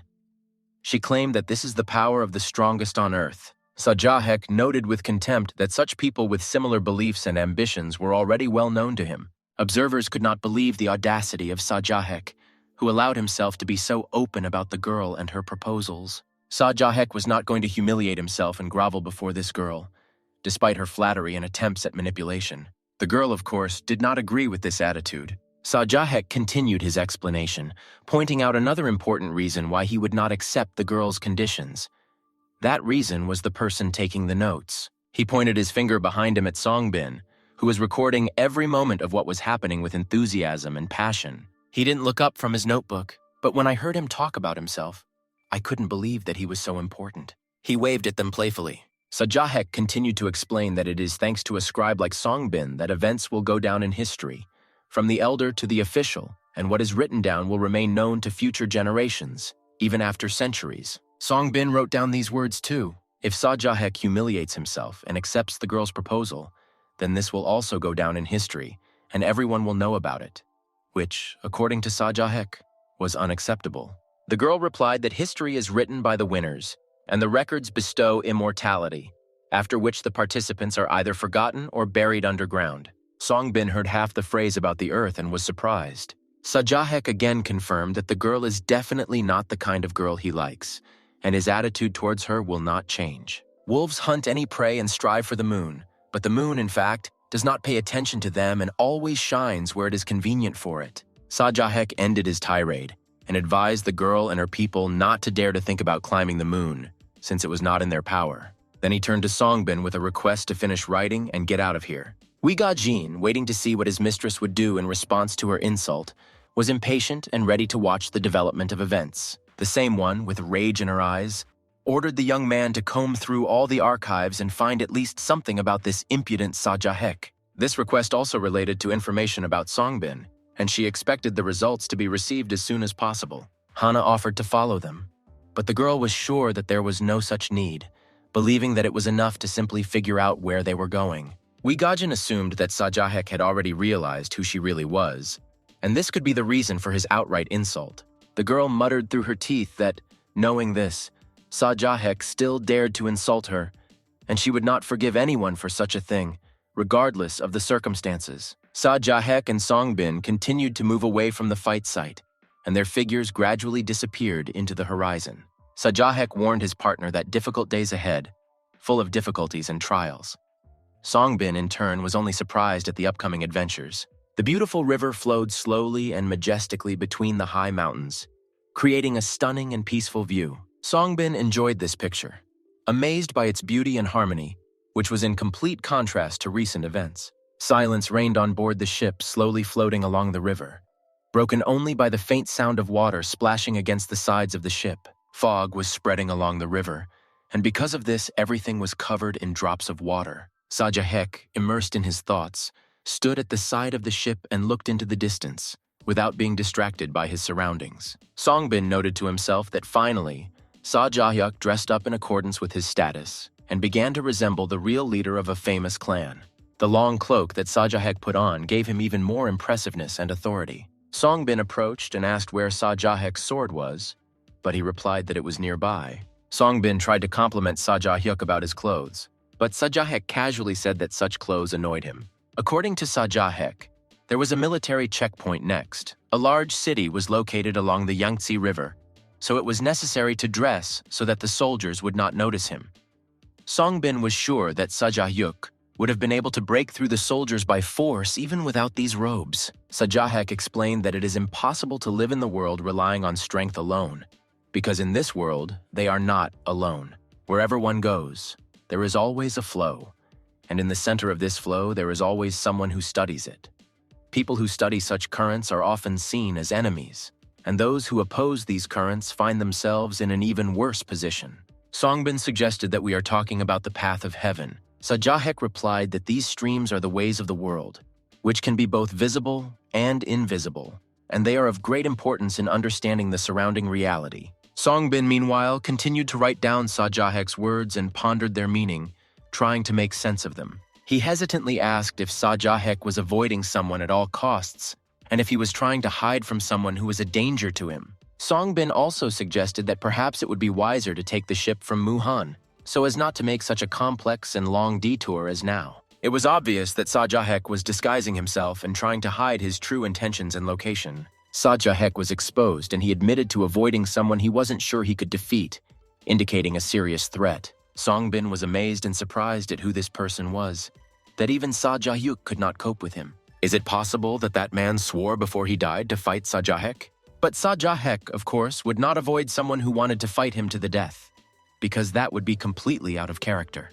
Who was he really, this mysterious opponent who could make Sajah Yuk so nervous? Sajah Yuk was heavily silent, immersed in his thoughts and internal reflections. Songbin did not stop, turning over in his mind all the possible options for who could be hiding behind this mysterious person, looking for any clues. Seishan, the holy city, it began to rain here. Evening fell on the city, enveloping it in twilight and an atmosphere of peace.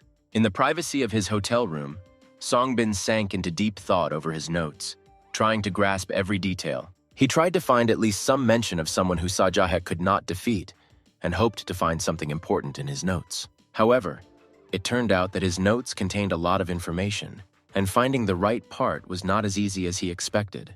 There were many descriptions of the black blade of Sajah Yuk. Many words have been said about skillful use of weapons, emphasizing the skill of Sajah Yuk and his incredible abilities. Every detail, every subtlety was recorded in his notebook in order to keep everything in the best possible form and as accurately as possible. Songbin carefully went through the notes, trying to convey every detail to perfection in order to have a complete understanding of what was happening. It was necessary to show these notes to Sajah Yuk so that he could be convinced that his scribe had not missed any important details. He showed his notebook to Sajah Yuk, hoping that he would appreciate the care and accuracy of his notes. Sajah Yuk began to read the notes. Much more was written there than the first time, which indicated a large volume and depth of information. Sajah Yuk read every page carefully. He noted that the notes were much more detailed than when first made. However, Sajah Yuk noticed that his fighting style remained unchanged, while Songbin's words became increasingly rich in words. Songbin felt that this time he was able to see and record more details, which would give his notes additional value and significance. Sajah Yuk did not require unnecessary complexity and intricacy. He strived for clarity and simplicity in the expression of Songbin's thoughts. For Sajah Yuk, it was extremely important that Songbin understood the essence and main content of what was happening, which made everything else not so significant and secondary. Songbin lay on the floor, surrounded by his notes, and plunged into deep thoughts about the meaning of everything that was happening in his mind, trying to comprehend and grasp all the nuances. He admitted to himself that Sajah Yuk was right. He should have strived for a simpler and clearer presentation in order to better convey the essence. Songbin could not understand why Sajah Yuk insisted on death matches and similar tests, because it was possible to simply conduct friendly battles. In the end, it was Sajah Yuk who asked Songbin to tell the world about his life and battles, but did not explain why he chose this path. And this, in turn, gave rise to a lot of guesswork. In Sacheon, the rain finally stopped, and the city began to dry out under the light of the sun. The sun shone brightly on the pagodas of the Zhuge Temple, giving the entire surroundings a special shine and beauty. Walking through the streets of the city, Songbin noticed that it was very hot here, and even a fan could not alleviate his condition. He continued to move, waving his fan, but the heat did not subside, causing discomfort and a feeling of suffocation.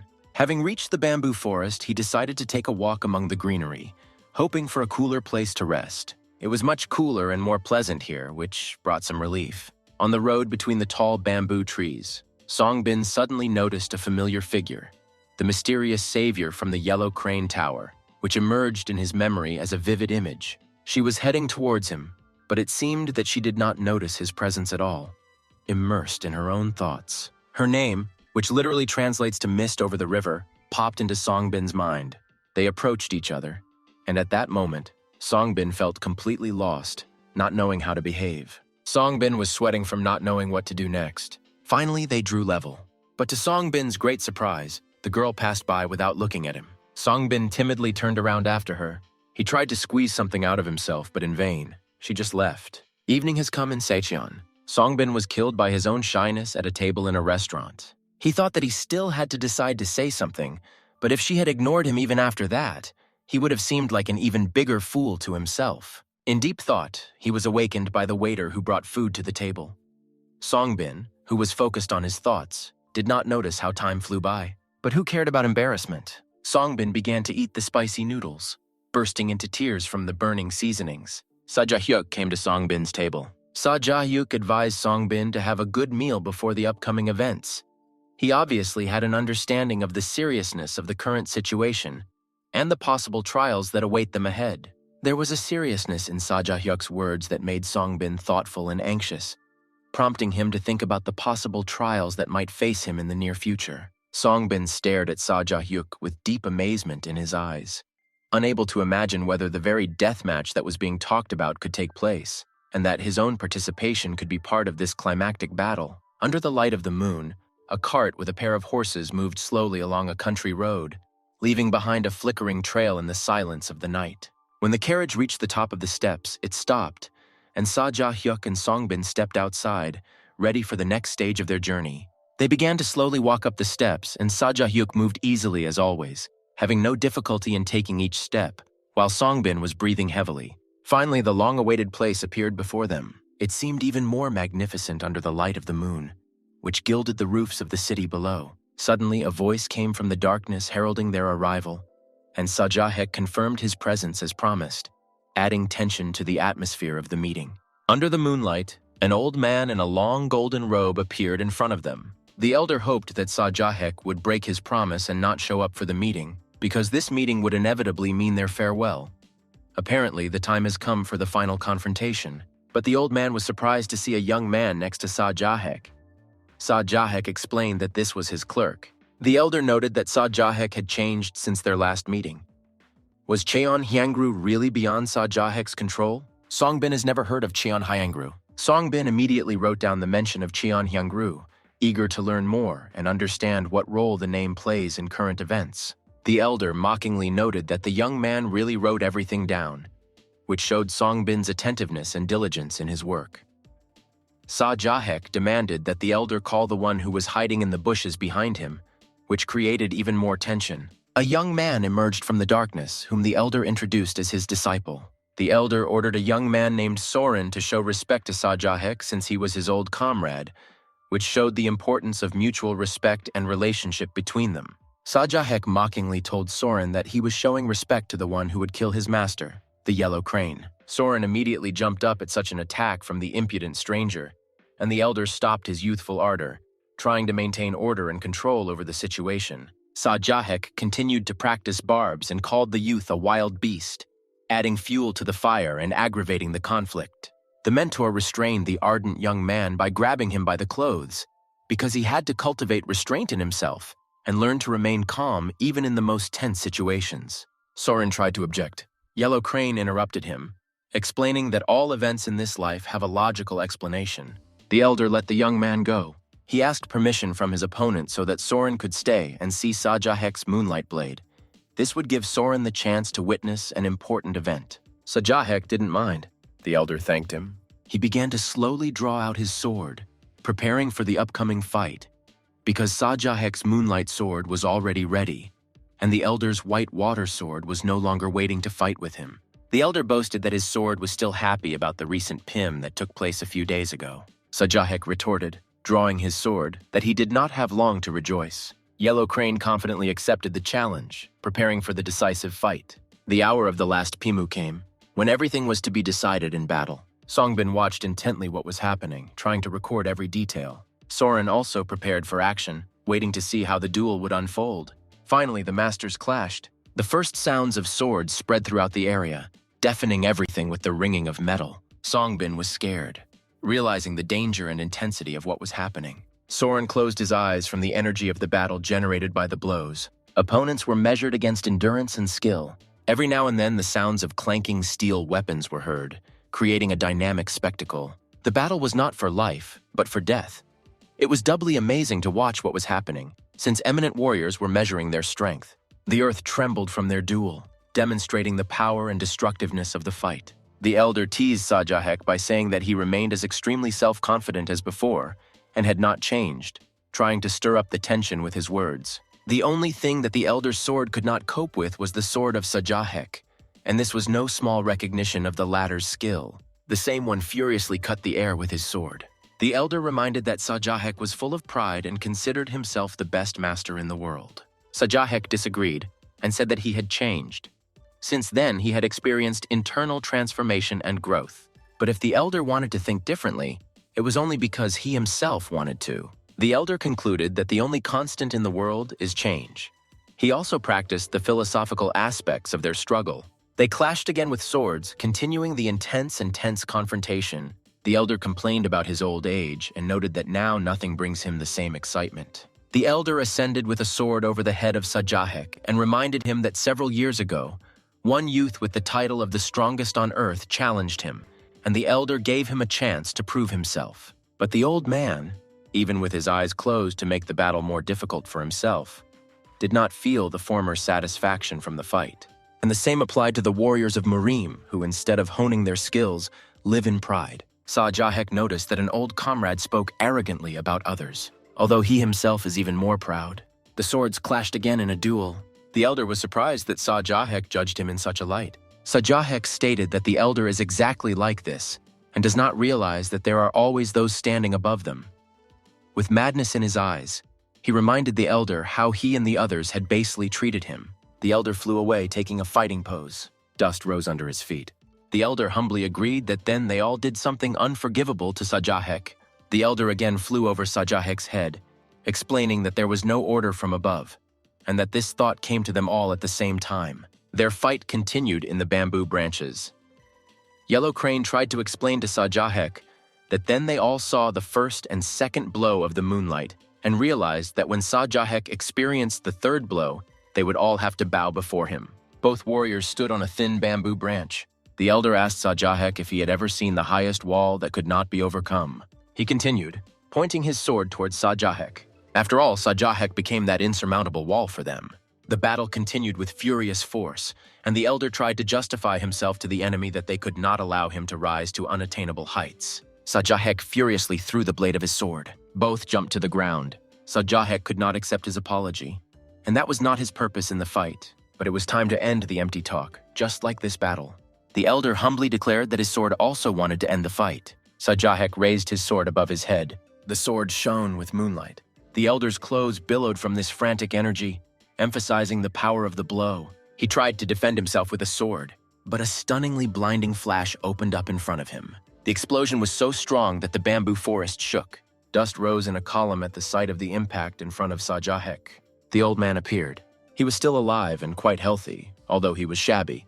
Apparently, he was not lacking in stamina. It seems that the elder took the blow upon himself, which indicated his readiness to accept the consequences of the duel. But the situation was somewhat worse.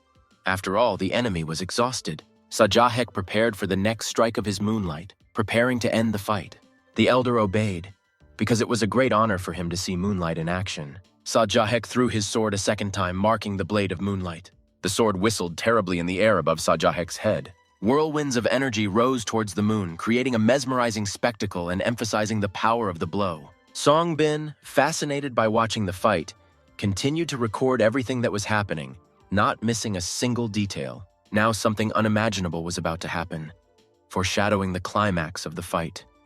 The second strike of moonlight made itself felt. The elder collapsed to the ground, marking the end of the fight. Soren jumped up with the intention of avenging his teacher. He rushed furiously and recklessly towards Sajah Yuk, but he immediately flew away, stung by the blow of Moonlight's sword. Soren collapsed to the ground unconscious. Sajah Yuk stood between the two, amazed, the master and the youth, as if symbolizing the end of the battle and summing up the results.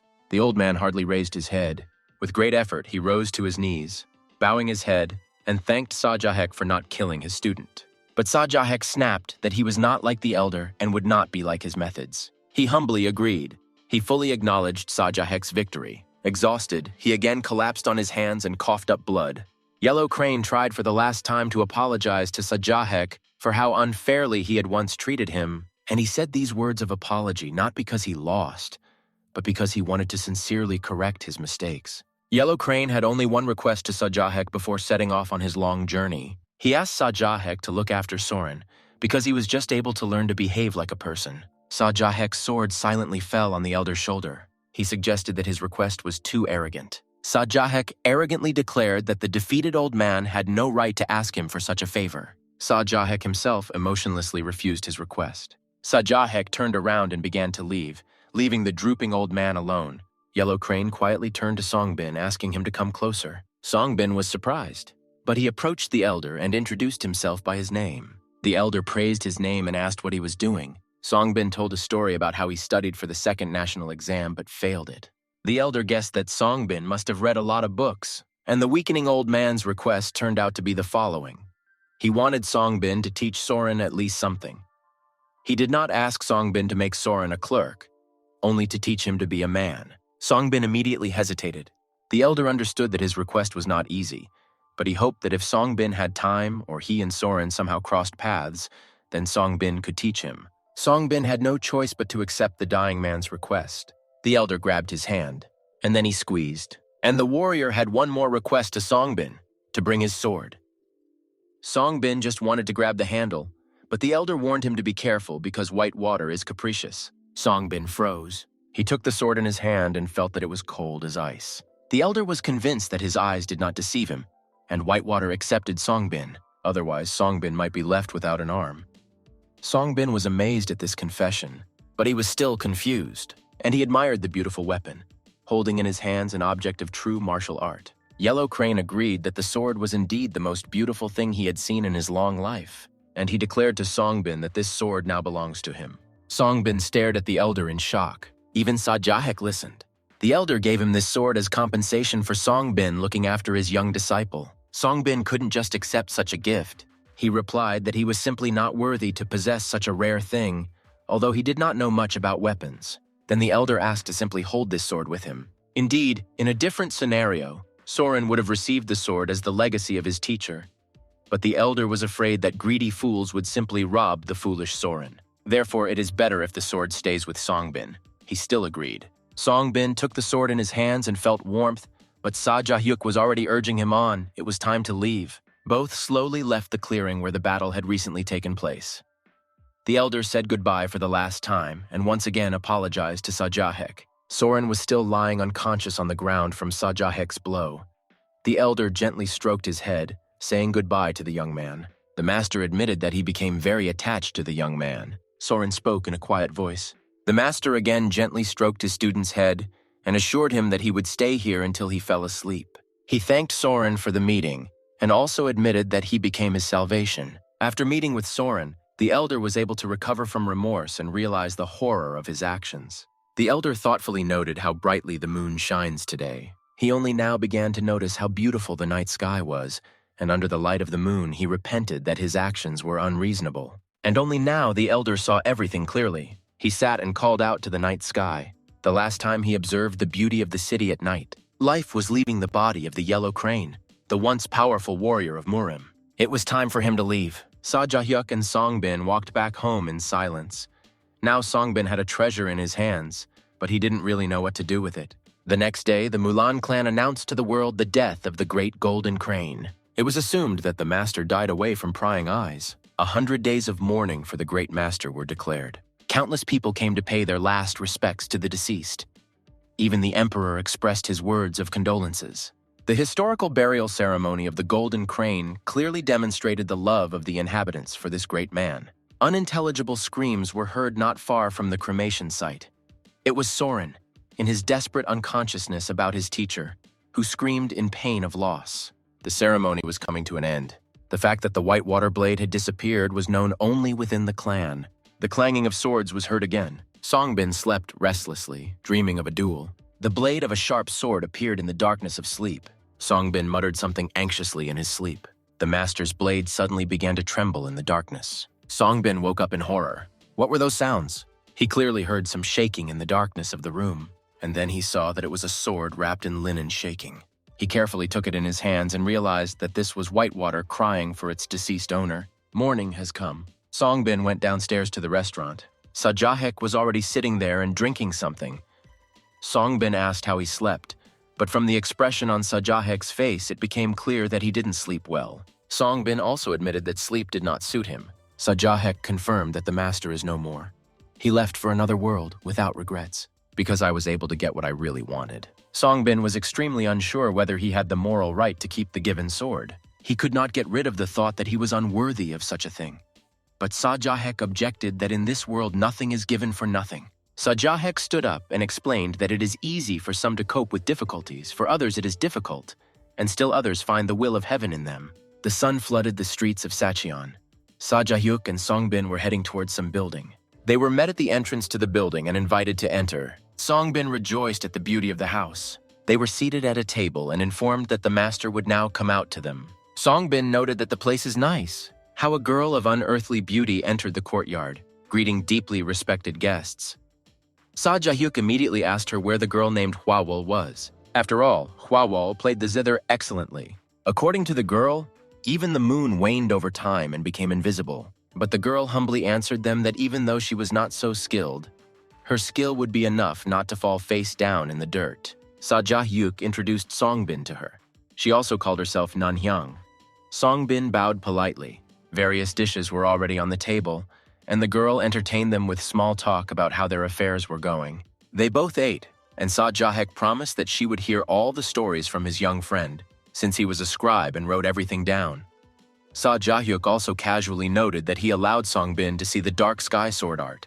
The girl was surprised out loud theatrically, but Songbin did not understand her reaction. She very politely extended a jug of drink to Songbin, offering to pour it for him. He blushed a little, but handed over the cup. The drink truly had a divine aroma, while the girl continued her flattering speeches, in which she did not skimp on compliments, claiming that she envied his position. Songbin, taking a sip from the cup, thought that she was only jealous of him because he had the honor of traveling with Sajah Yuk. But the next second he choked on his drink, his complexion turning purple from a sudden fit of coughing. Songbin immediately coughed, realizing the absurdity of the current situation and internally embarrassed. However, quickly pulling himself together, he praised the taste of the wine with a shy smile, carefully hiding his confusion. The girl, with a seductive smile on her lips, reminded him that he, as a worthy guest, would be treated to this excellent wine. Her melodious voice, bewitching and caressing the ear, continued to conduct conversations full of exquisite and poetic phrases addressed to the confused Songbin. Songbin, not understanding the reason for such excessive attention from such a beautiful lady, only nodded and agreed, feeling completely at a loss. He couldn't help but wonder about the place where they were. Nanhyang replied that this was the garden of a small brothel, where they, as honored guests, were greeted with special respect. Sajah Yuk, in his characteristic straightforward manner, announced to Nanyang that Whitewater now has a new owner. Surprise flashed in her eyes, and she glanced sharply in his direction, clearly not expecting such news. Nanyang thought about it and assumed that there would likely be significant events in Hubei province. She continued to find out the reasons for their visit, while Songbin, amazed by her words, wondered what would happen in Hubei province. But Sajah Yuk was interested in the situation in Yunnan province. Nanyang replied that Yunnan is still famous for its picturesque wildlife. The recent flood of the Jinsha River inundated the Xinjiang region, and the effects were felt. However, it was important for Sajah Yuk that the river not flood Yunnan, since he had his own far-reaching plans in mind. With fury in his eyes, he added that he might have to drain Yunnan in order to destroy the dragon with whom he had urgent business. Nanyang was distrustful of Sajah Yuk's daring plan, because everyone knew that killing the dragon was almost impossible, even if Sajah Yuk had the power to raise mountains to the ground. Sajah Yuk, in turn, slyly noted that true strength lies not only in power, but also in wisdom. Nanyang returned to her flattering speeches, praising Sajah Yuk for the fact that it was thanks to him that the Jade Dragon was forced to flee. Did she know this from Huawul's words? But according to Nanyang, the dragon himself told her this. Sajah Yuk burned with rage. In a very distant conversation, when the Jade Dragon was under the influence of wine, he admitted that he could not help but feel joy from the realization that there was a person in the world who was capable of pacifying with his own strength even the most indomitable enemies. Sajah Yuk also heard rumors that the fierce tiger had visited this place. The girl explained that the fierce tiger visits this establishment with the advent of each new season. As an apology for the severity of the topic under discussion, she invited them to play the zither, demonstrating her skill. That beautiful garden was suddenly filled with melodious music, gently spreading in the air. They said goodbye to Nanyang, sincerely thanking her for the magnificent musical performance, and she in turn invited them to come here at any time, reserving a secret desire to meet them again. Nanyang secretly hoped for a new meeting. Songbin suddenly remembered that they didn't pay anything, but Sajah Yuk calmed him down, assuring him that everything was fine. Songbin asked if Jade Dragon is Sajah Yuk's next opponent, but he replied that the next one he would clash with would be the fierce tiger. Were they returning to Sichuan province? But didn't Nanyang say that he comes as soon as the season changes? The evening sun illuminated the beautiful temple. The two were sitting in the room, and it seemed that it was the broad-shouldered man that Nanyang was talking about. He would appear when the seasons changed. Songbin, as usual, sat on the grass and wrote down everything that Sajah Yuk did, and he was training nearby. The training seemed to have come to an end. Songbin couldn't understand why Sajah Yuk didn't ask him any questions. It was about what Songbin could see. Sajah Yuk confidently replied that with time, Songbin himself will figure out what is happening. Songbin was thinking in his room. He lay in the middle of his notebooks, immersed in deep thought. Taking one of the notebooks, he noted that the manuscripts looked very confusing. There was no order in them, despite the fact that they were his own notes. Everything was written down not only in a hurry, but also under a variety of conditions. There were many words of Sajah Yuk everywhere. His conversations were everywhere, and it seemed like chaotic notes. But if you combine all the records, you can get a detailed account of the sword art called Dark Sky. The information may not be of interest to those who are not associated with Murim, but without it, it will be difficult to understand the personality of Sajah Yuk. Songbin leafed through his notebooks, and soon a picture appeared in front of him, in which the symbols formed a pattern, giving the dark sky a certain meaning. However, much remained unclear. Songbin again tried to connect the fragments of his notes into a single whole. He sorted through the sheets of paper and grouped them according to their meaning, persistently trying to figure it out. Finally, clear stacks of sheets appeared in front of him, the meaning of which became clearly expressed. Now it was possible to rewrite everything into a neat and orderly version. He took a brush and began to slowly write, enjoying the process of organizing information. Songbin rejoiced at the stream of thoughts that opened before him. The symbols on the pages magically began to shine with purity and harmony of thought. The final copy was ready, and Songbin was deep in thought about how best to title his manuscript. He needed to find a name that would reflect the essence and significance of the content. After much thought, he decided that since the manuscript contained deep insight into the meaning of the dark skies, it would be better titled Interpretation of the Dark Skies. The manuscript soon came under the gaze of Sajah Yuk.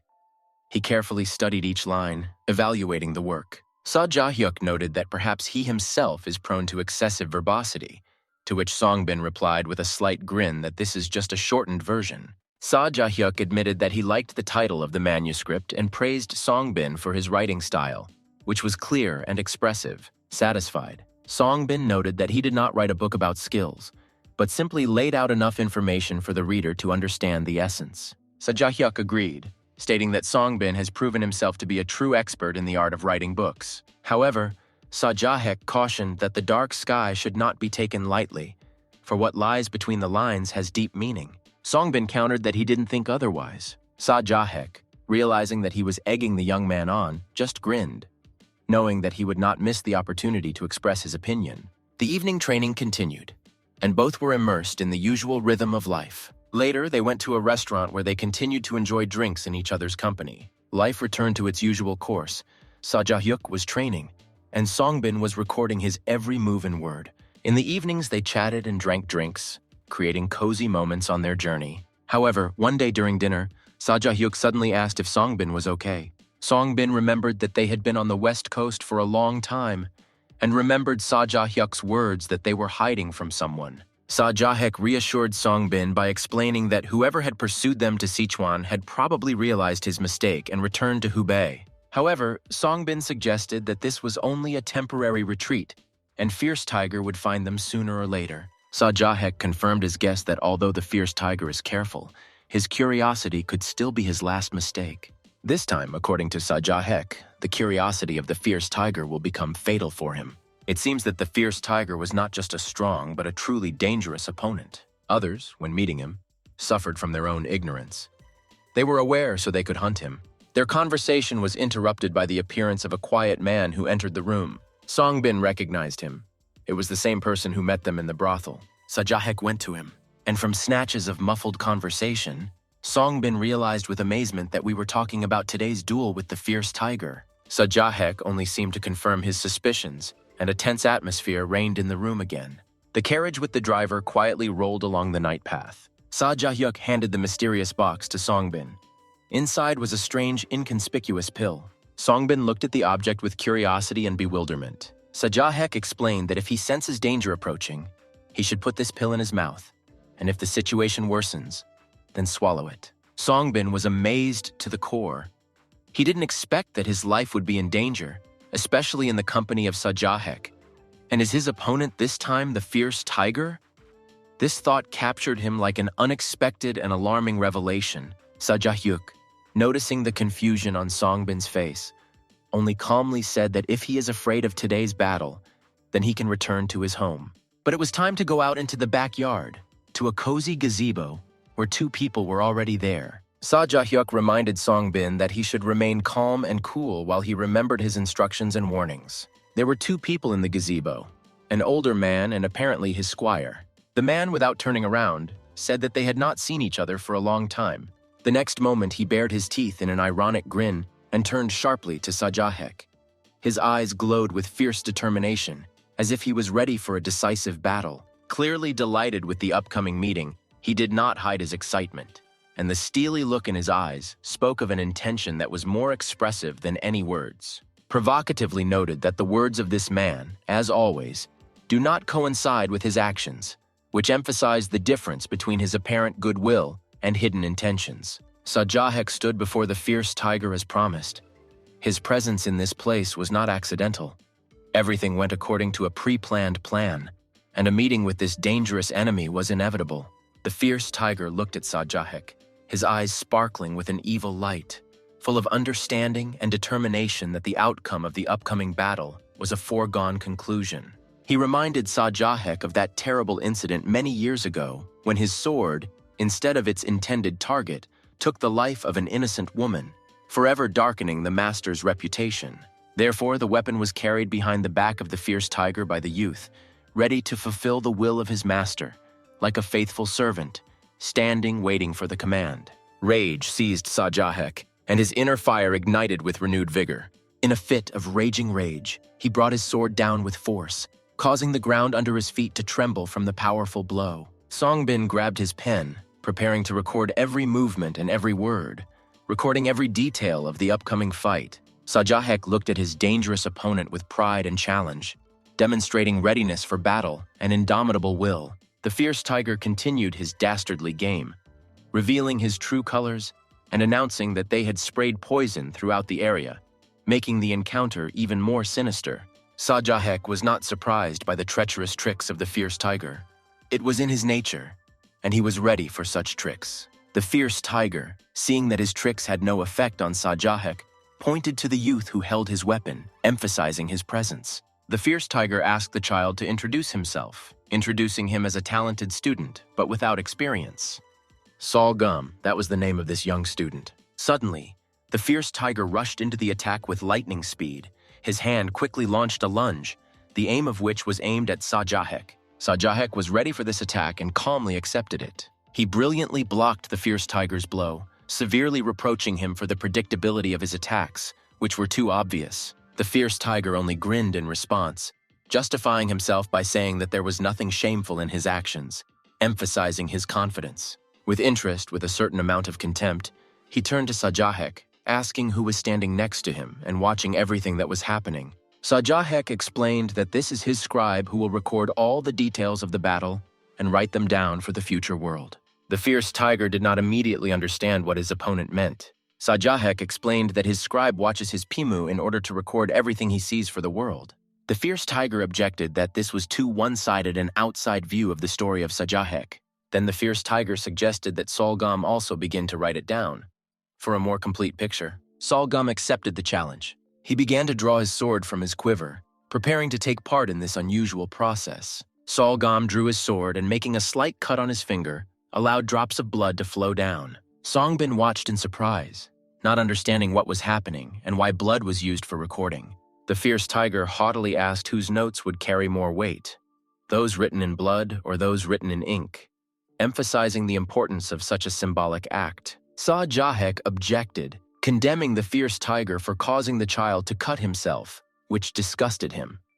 Songbin exclaimed that he would provide paper for writing, but blood should not be used.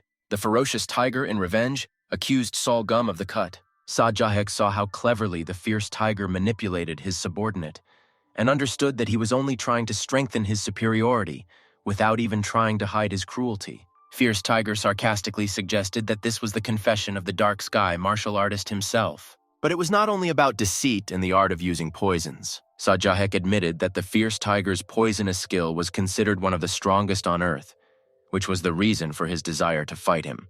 The fierce tiger laughed smugly, satisfied with his achievement and success. However, his face changed, and steel sparks of bestial cruelty flashed in his eyes when he ordered Sol Gum to hand over the sword to him.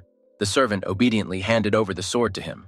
The fierce tiger slowly descended from the gazebo, inviting Songbin to go inside and record where there was a lot of light and convenience for work. Songbin hesitated, but Sajah Yuk encouraged him to move forward. And Songbin boldly walked towards the fierce tiger to take a place in the gazebo. Halfway through, fierce tiger suddenly put his hand on Songbin's shoulder and wickedly offered to drink something after the fight was over. Songbin was stunned and would rather not be around him even with a drink. Songbin took a seat in the gazebo next to Sol Gum, trying not to attract too much attention. He sympathetically asked how Sol Gum's finger was, but Sol Gum furiously declared that he did not dare talk to him.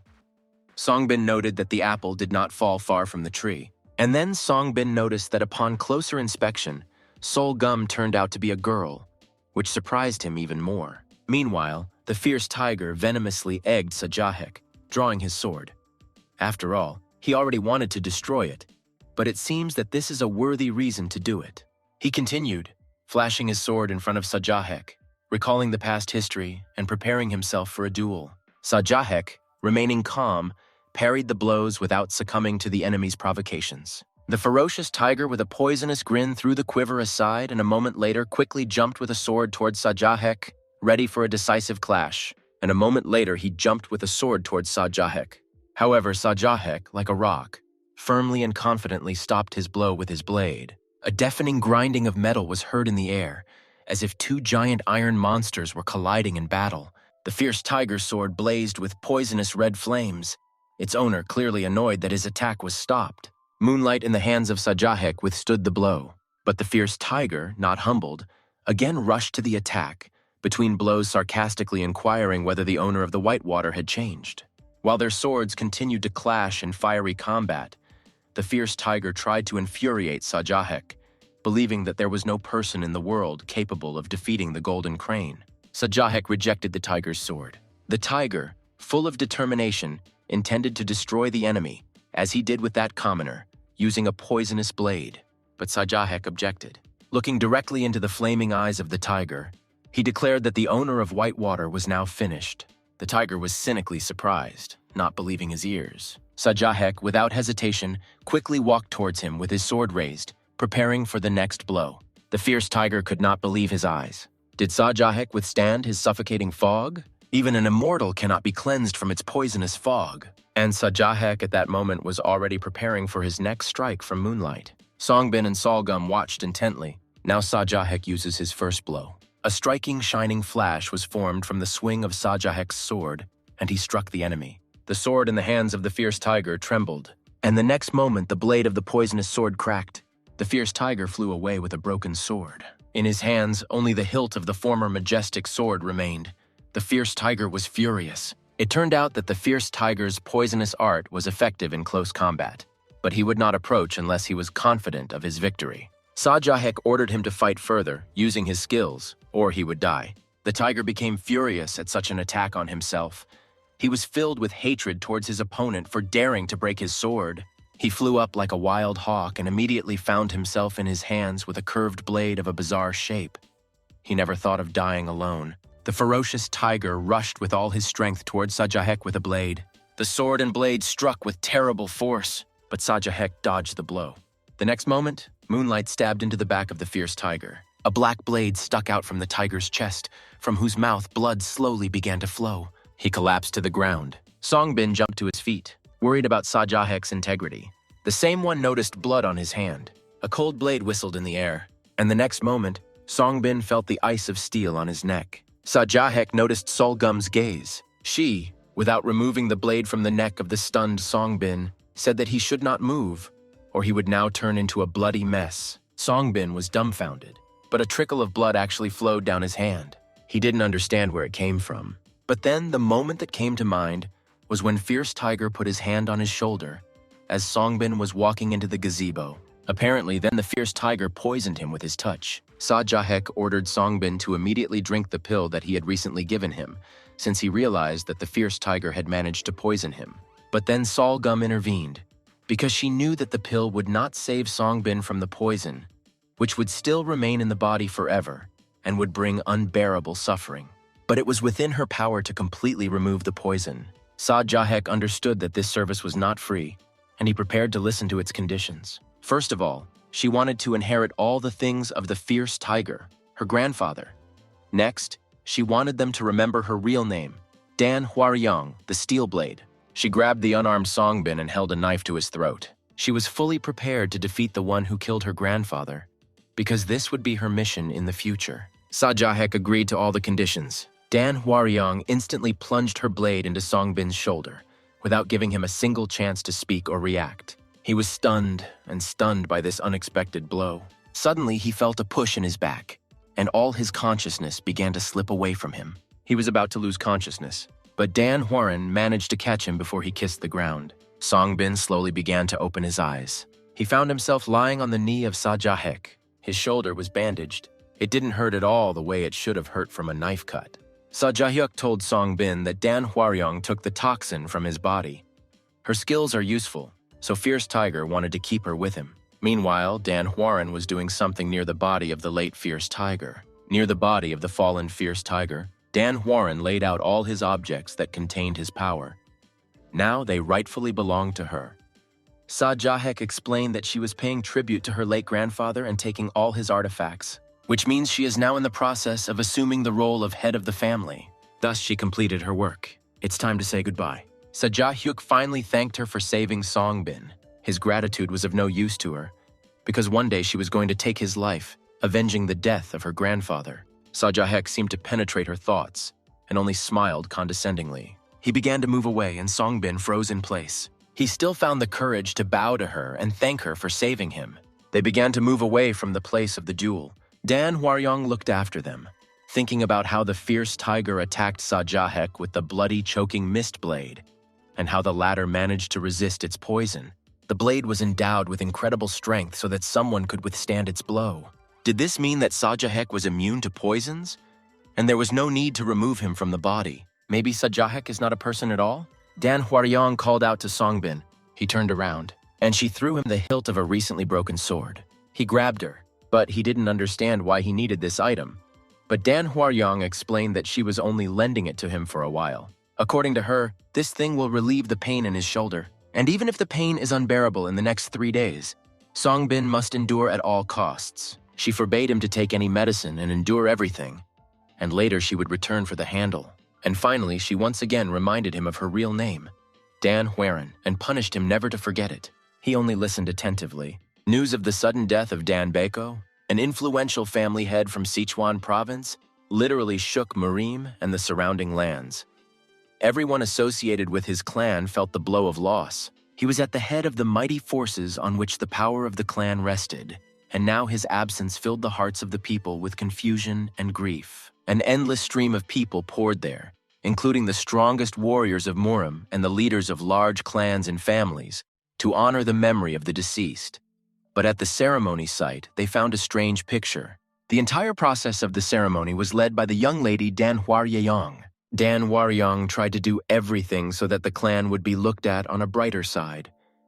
She took a leading position despite the criticism and chaos that followed Dan Baeko's death. Dan Hwarin now became a new strong, albeit young warrior of Murim, who simply could not be ignored. Among green forests and majestic mountains, along a quiet country road, a small cart rumbled. Sajah Yuk and Songbin were inside.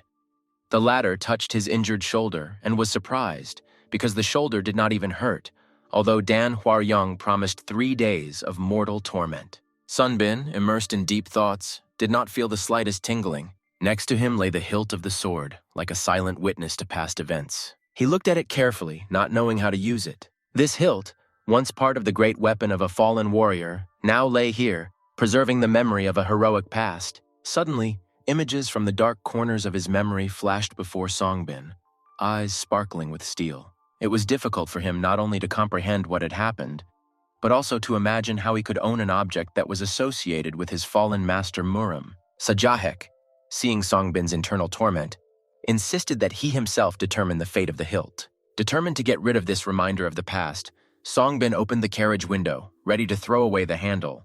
But Sajah Yuk interrupted his actions, forcing him to think. Would it really be wise to just get rid of this thing? Forgetting about the painful history that showed him in an unfavorable light? Is it really that easier to forget about the mistakes of the past without learning from them? Of course, Songbin agreed that it is impossible to build a strong future without a fundamental past. Every path, according to Sajah Yuk, begins with something.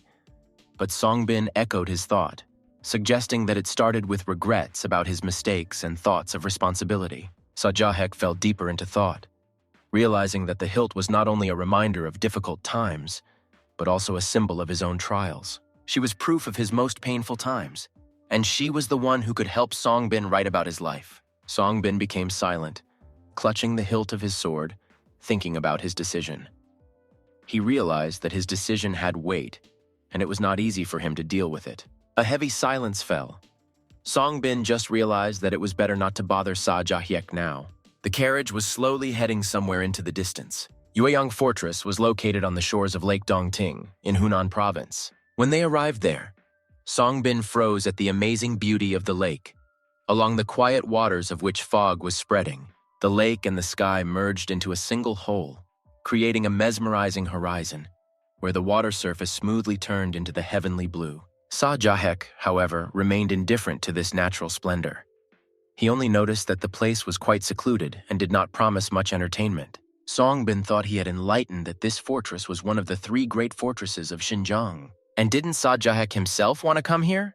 He agreed, but added that he had a slightly different goal here. He wanted to meet an old friend here. Given Sajah Yuk's complicated relationship with his so-called friends, Songbin suspected that another duel to the death awaited him. But Sajah Yuk dispelled these fears, explaining that he was not obliged to engage in mortal battles with all his friends. However, Songbin's speculations were not baseless. Meanwhile, their conversation was interrupted by leisurely steps that they heard behind them. 2 people appeared before them. a man about the age of Sajah Yuk, who greeted him joyfully, and a young man, probably his relative. Sajah Yuk smiled welcomingly at the stranger, as if meeting an old friend. Their greetings were sincere, and they conveyed deep joy from the long-awaited meeting.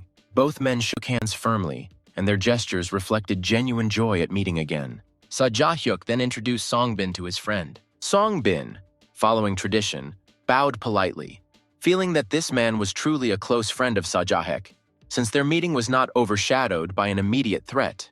The stranger introduced himself as the Sword of Virtue. He was interested in the question of whether Songbin was a Murim warrior, but Sajah Yuk answered in the negative. The Sword of Virtue shook Songbin's hand in a friendly manner, welcoming him as a guest. The young man who came with the Sword of Virtue turned out to be his son. His name was Iron Sword, and he was glad to meet his father's friend, since he had heard a lot about him. Sajah Yuk also seemed pleased to meet him and showed interest in communicating. The Sword of Virtue invited the guests to join them at the table where tart wine was waiting for them. But Sajah Yuk said that he was forced to refuse because he still had unfinished business here. Perhaps this was related to the recent events in Hubei and the death of the fierce tiger. Sajah Yuk added that important events would soon occur in Sichuan, which fueled the interest of the Sword of Virtue. Thus their path now seemed to be directed towards Sichuan. Sajah Yuk was filled with duty to complete the journey he had begun. The Sword of Virtue knew very well that the Jade Dragon was difficult to overcome, and therefore offered his company to them in search of the dragon. But Sajah Yuk, of course, refused him. He came here to fulfill an old promise and not to make new ones. The Sword of Virtue understood this and promised to prepare for their joint pim. It started pouring rain. Sajah Yuk began to expose his moonlight. The Sword of Virtue also took out its sword. Out of habit, Songbin prepared to record the fight, which, fortunately for him, was not fatal but rather friendly. The son of the Sword of Virtue addressed him friendly, and he and Songbin became better acquainted. Songbin explained that he is not a Murim warrior to avoid any confusion. Iron Sword was glad to meet them because they were almost the same age, and he hoped to cross swords with someone like him. The world of Murim was full of clans, and each of them was of varying strength and influence. But not every warrior agreed to friendly battles, even though it might strengthen bonds and develop skill. Therefore, his father became friends with Sajah Yuk in order to conduct such fights that would allow them to exchange experiences and test their skills. The Sword of Virtue took its position, preparing for the upcoming battle. Sajah Yuk was also ready, all tense, and his gaze was focused on the enemy. The Sword of Virtue began first, an instant, and their swords met in battle, sparkling with metal and making a loud sound of collision. The Sword of Virtue went on the attack again. Sajah Yuk, in turn, skillfully parried the blow, displaying his defensive technique. Songbin, who was watching the fight, was alarmed. The fight did not look friendly at all, but rather turned into a serious test. Sajah Yuk showed no sign of giving in or reducing his strength. The swords clashed again, and this time the Sword of Virtue tried to dodge, avoiding a direct collision. Sajah Yuk attacked with renewed vigor. The sword style was low-key but incredibly fast and precise. The sword advanced. His steps were heavy but decisive, even arrogant. Songbin recorded his observation of Sword's fighting style, but he had a feeling that something about this fight was not as he expected. Iron Sword, watching the duel, thought with regret that his sister could not see this Pima. According to the Iron Sword, his sister is naive and does not understand why their father, the head of the Sega family, would lower his head in front of someone else's face. Songbin noted to himself in surprise that he could not even think that Sword was such an important person, the head of the Sega family. However, he believed that his sister might change her mind if she saw this fight. After all, her father's blade was good, but this man's sword was no less amazing. A Pimu like this will never happen again. Songbin, remembering the last two battles he witnessed, thought that this Pimu did not look that significant. Iron Sword pulled him out of his thoughts, wanting to know Songbin's opinion on what was happening. Songbin hesitated, saying that he was not a Murim warrior and had no right to judge such things. But he noted that he admired the style of his father's sword, and he himself seemed to understand the logic of the path and movements that he makes in order to remain steadfast. Only Songbin added an unexpected conclusion. Victory will not be with the Sword of Virtue. The Iron Sword was perplexed, but Songbin noticed that the movements of the Sword of Virtue lacked wildness. The movements of the sword were honed and followed a certain rhythm, but it was almost impossible to resist a warrior with a wild style. Iron Sword listened attentively, frowning. After all, we were talking about his father now. At this time, the Sword of Virtue made a dash. Swords collided. Sajah Yuk took the blow and noted the character of his friend. The sword is stubborn, as always, and it never in its life strayed from its chosen path. However, the blade of the sword of virtue had limitations, but this did not take away his wild nature if he reached the peak. Then it will be possible to bring the enemy to his knees. The warriors confronted each other with all their strength. The duel was heading towards its climax, but Sajah Yuk repelled the blow with force. The weapon in the hands of the sword of virtue trembled. The sword of virtue did not give up, and on the contrary, came forward with a challenge, showing its determination to continue the fight. Iron Sword, watching the fight, noted to himself that Songbin turned out to be very observant, and his words seemed to be justified. One day my father told something to the Iron Sword. If life limited him within the family, this would be his weak point. But the Iron Sword believed that his father had overcome this weakness. The battle continued. The sword of virtue flew into the air, rushing towards Sajah Yuk with furious force. The blade cut through the air, creating a whistling sound. Without hesitation, Sajah Yuk swung his sword back, facing the powerful attack. The tip of the blade of the sword of virtue hovered menacingly right in front of Sajah Yuk's eyes. Suddenly, the sky opened up and lightning struck the temple, illuminating the battle arena. The rain began to rustle even more furiously on top of the water, and the next moment, part of the blade of the sword of virtue found itself stuck in the floor. The sword of virtue sadly held in his hands only the hilt of his sword. Sajah Yuk, assessing the situation, assumed that this moment was exactly what the sword of virtue was talking about. In response, the sword of virtue noted that all this was just a duty to protect, and therefore this was the peak of his skill. He did not lie because he did not have long to achieve perfection in his art. The sword of virtue respectfully thanked for the duel, holding the hilt of the blade in his hands. Meanwhile, the rain became more intense. The Iron Sword apologized for being wrong. Still, his father did not defeat Pima in this. Iron Sword was honest, admitting that it was difficult for him to accept Songbin's words, since he unconditionally believed in his father's victory. Songbin was quick to assure that his father's skill was one of the best he had ever seen, and he himself asked for forgiveness for thoughtless criticism towards his father. Finally, Iron Sword introduced himself by his real name, Mo Yunjin, and he hoped that the next time they met, they would be able to communicate more. The friends talked a little further away from the young men, and the sword of virtue still offered its help to Sajah Yuk. He could not shake the feeling that Sajah Yuk might suffer in Sichuan province. Why did he decide this?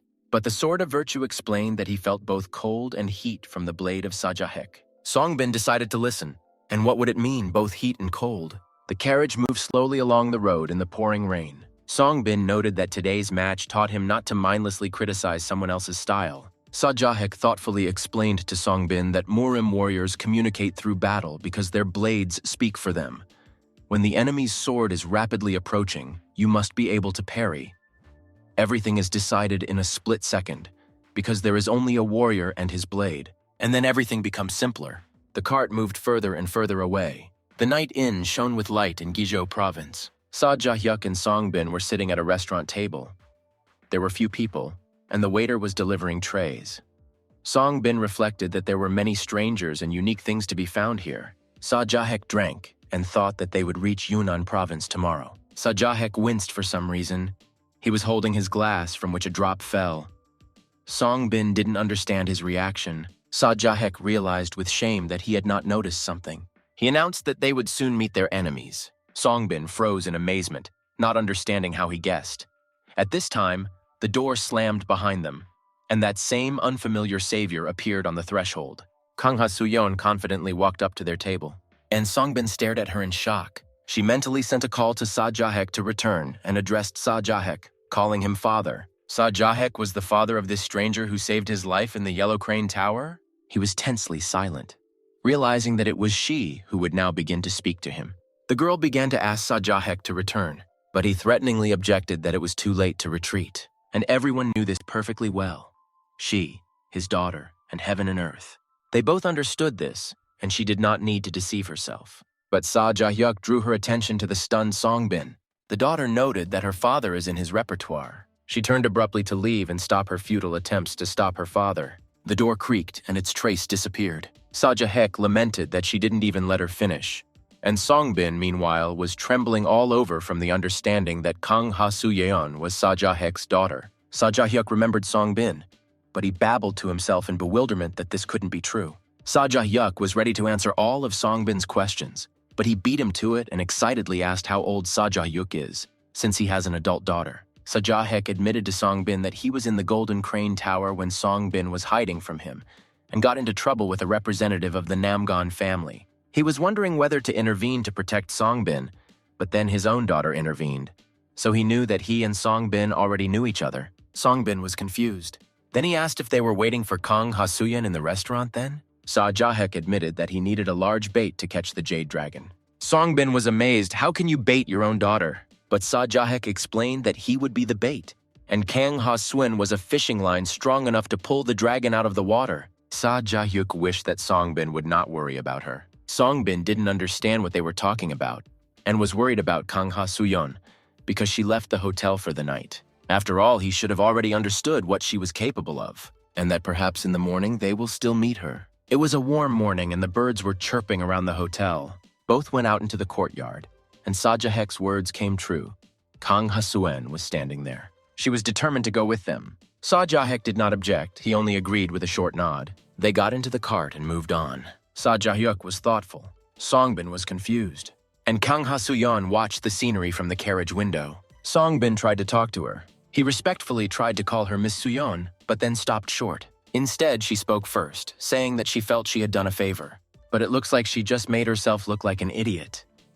But Songbin didn't understand what he was talking about. Sajah Yuk guessed what it was about and explained to his daughter so that she should not be angry with Songbin, because he joined Sajah Yuk before the incident in the Yellow Crane Tower, and he could not have known that Kang Hasuyan was his daughter. She did not look towards her father, and looking around angrily, she noted that she was not angry at all. She looked at her father with an angry look. Songbin was surprised that such a brave, courageous warrior like Sajah Yuk could not stand the gaze of a young girl. She seemed to read his thoughts and looked at Songbin angrily. He squeezed into the wall of the carriage. Kang Hasuyan humbly accepted his apology because she mistakenly believed that she and Sajah Yuk were on the same page. She asked forgiveness for her rudeness. Songbin tried to mumble something, but he immediately bowed in respect and said that he himself wanted to thank her again for that day. She just looked at him, and according to her, she had already forgotten about it. He was still smiling friendly, and finally she smiled back at him just as friendly.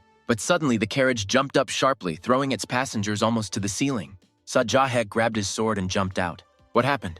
Kang Hasuyan followed him out. It turned out that the driver abruptly stopped his horses because someone blocked their way. Indeed, a young man was sitting on the road with two swords crossed in front of him. He turned to Sajah Yuk, asking if he was the master of moonlight. He confirmed the words of the young man. The young man took up his swords and said that the Jade Dragon had sent him to convey a message to Sajah Yuk. He addressed Sajah Yuk with the words of his lord, that it was impossible to describe the joy caused by the fact that Sajah Yuk was looking for him. The young man cocked his blade and continued that his master would greet him with great pleasure, and he showed exactly how the dragon would meet him, crossing his swords threateningly on his neck, thereby conveying an unambiguous message. It seems that this gesture had much more power than just threats. Everyone immediately tensed at this gesture. Sajah Yuk snapped his fingers and was able to reflect the force of the blow energy from the crossed swords of this weirdo. His punch energy slammed into his throat with a brilliance, forcing him to flop limply to the ground without feeling. Sajah Yuk, without removing his hand, allowed him to make the decision to die out of his own stupidity. Songbin stood behind in shock. He cynically noted that this was an incredible welcome gift from the Jade Dragon. The driver felt the pulse on the attacker's hand. What should have been done with him? But Sajah Yuk only threw over his shoulder, ordering him to be pulled out of the way. The driver did just that, taking him by the legs. The faces of the fellow travelers had a variety of emotions from what happened. The trip continued in complete silence. Songbin felt an awkward silence hanging in the air, almost piercing his skin. Father and daughter just remained silent, staring at the floor. Then Songbin attempted to relieve the atmosphere by looking out the carriage window. He invited everyone to have a snack at a hotel near the road. Sajah Yuk agreed. The carriage stopped at the hotel. Everyone went inside. It was full of people. There was noise from conversations. They sat down at the table, and a helpful waiter immediately hurried to them with an offer to take their order. But, surprisingly, Songbina, Sajah Yuk, and Kang Hasuyan for some reason remained tensely silent, not ordering anything. Then Songbin took the initiative and asked them to bring them something simple. While drinking tea from Yunnan province, Songbin realized why this tea was so famous. He directly felt the stress leaving him. The servant was already hurrying with a friendly smile to their table. On the tray, he had 3 plates of delicious-smelling hot food. He immediately began placing plates of delicious food in front of them. Songbin grabbed his chopsticks and was about to start eating, as the smell was simply incredible.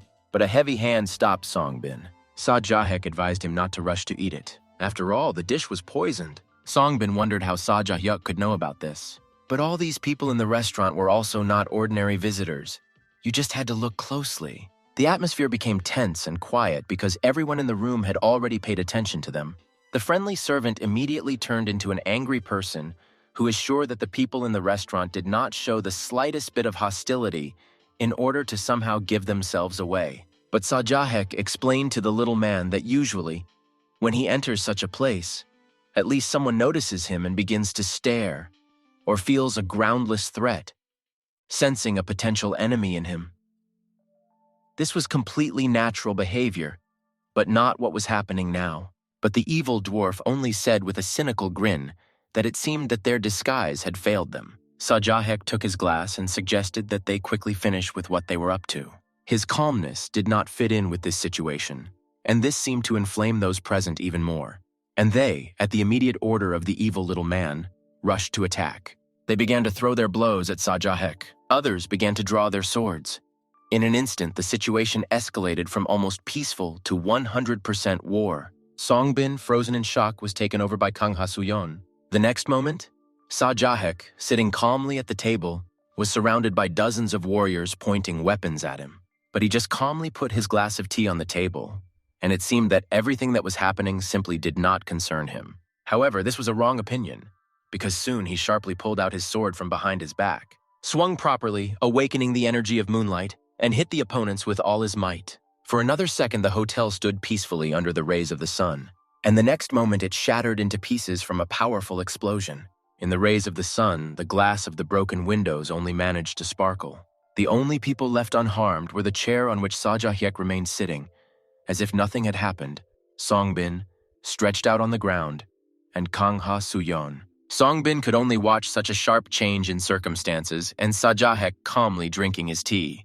With the last of his strength, the short man, crawling on his hands, wanted to find out who this man was, whose one blow destroyed the hotel, and why was his power not known to the world until now?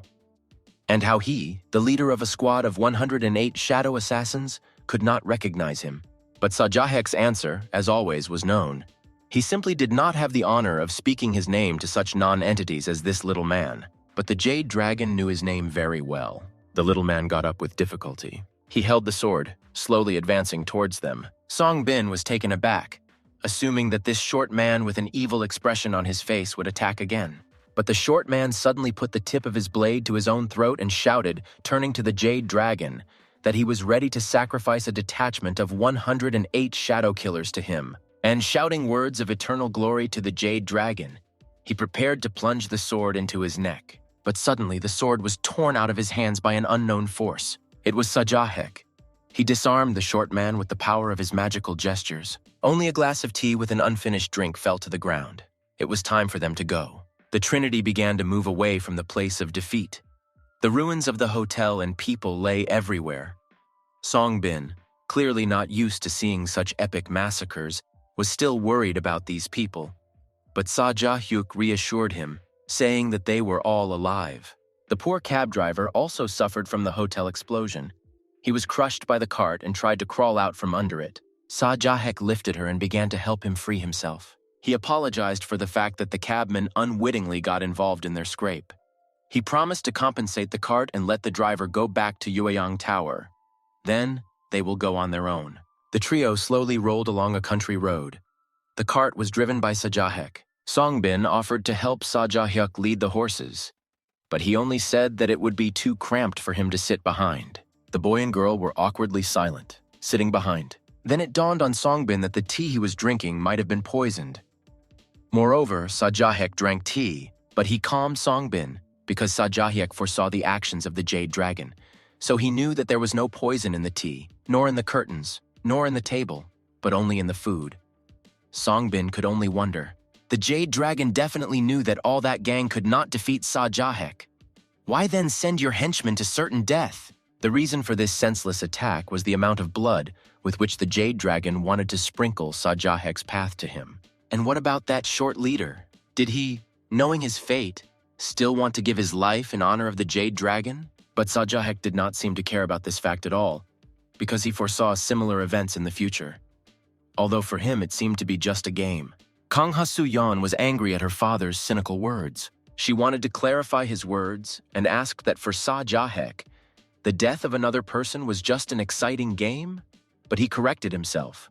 After all, it was for the Jade Dragon that such games were something like a hobby. Kang Ha-soo-yeon lamented the bloodthirstiness of the dragon. It seems that he was completely out of his mind in his cruelty. Sajah Yuk, as if to himself, continued her thought that among the 4 stars of Murim, no one has common sense. After all, even Sajah Yuk could say similar things about himself, to his regret. Songbin objected passionately, reminding Sajah Yuk of his own words, that he would never be like them. And as far as Songbin was able to recognize Sajah Yuk, he was definitely not that cruel. Is this really how Songbin saw Sajah Yuk? And Sajah Yuk breathed a sigh of relief, since the young man considered him different from his opponents. Songbin, pointing to a plate of food placed in front of him in another inn, asked if this food was poisoned. Sajah Yuk confirmed that the food is safe. How are things going with the tea? You could also drink tea. Songbin greedily began to drink his drink. He enjoyed the true tea of Yunnan province. Evening has come. They showed the house where the main character was lying. Songbin slowly fell asleep in his bed, hoping to sleep today at least until the morning. He slowly fell asleep. But he woke up abruptly and noted the strength of the habit of jumping up in the middle of the night and rushing after Sajah Yuk to witness the next battle. Songbin finally decided to go outside and wait outside, and just as he was about to quietly make his way out into the street, he saw something. Kang Ha-soo-yeon stood on the terrace under the beautiful moon. It was a little unexpected for her to see him on the terrace, and she would have preferred it if he had addressed her by name. But Songbin only apologized in confusion. A leisurely conversation ensued between them. She decided to introduce herself to him properly. Kang Ha-soo-yeon modestly folded her hands in a respectful gesture of greeting. She introduced herself with a less formal name, Sa-soo-yeon, and began to thank Songbin for accompanying her father on his mission. Songbin was conquered. He decided to return the same respect and once again stated his name and thanked her again for his salvation in the Tower of the Yellow Crane. She kindly replied that he was introducing himself and thanking her for the 4th time in the entire time they had known each other. Songbin blushed and awkwardly agreed. He turned the conversation in a different direction and asked why she was not sleeping, but standing here. Then he himself hastened to assume that Sa-soo-yeon also wants to study his father's training. No, of course, she didn't want to study any of her father's training. Firstly, Sajah Yuk from the age of 7 did not allow her to watch him. What was she doing here then? According to Sa-soo-yeon, her father himself asked her to go out and wait for him here. Both walked through the darkness to the meeting place with Sajah Yuk. Songbin obediently followed Sa-soo-yeon. Sajah Yuk stood on the road, turning his face to the moon. He chided them for both keeping him waiting. Songbin immediately apologized sincerely, but Sajah Yuk pointed to something else that kept him waiting. Songbin didn't understand right away, and then Songbin suddenly felt a familiar feeling of discomfort. The earth shook, and 2 people came out to meet them. A mighty man with a huge axe at the ready, and a young man with a steel spear. There was a quiet conversation between the 2. The young man thought that this man must be strong, since a squad of 100 shadow assassins could not defeat him. The man noted that the squad is only good at stealth.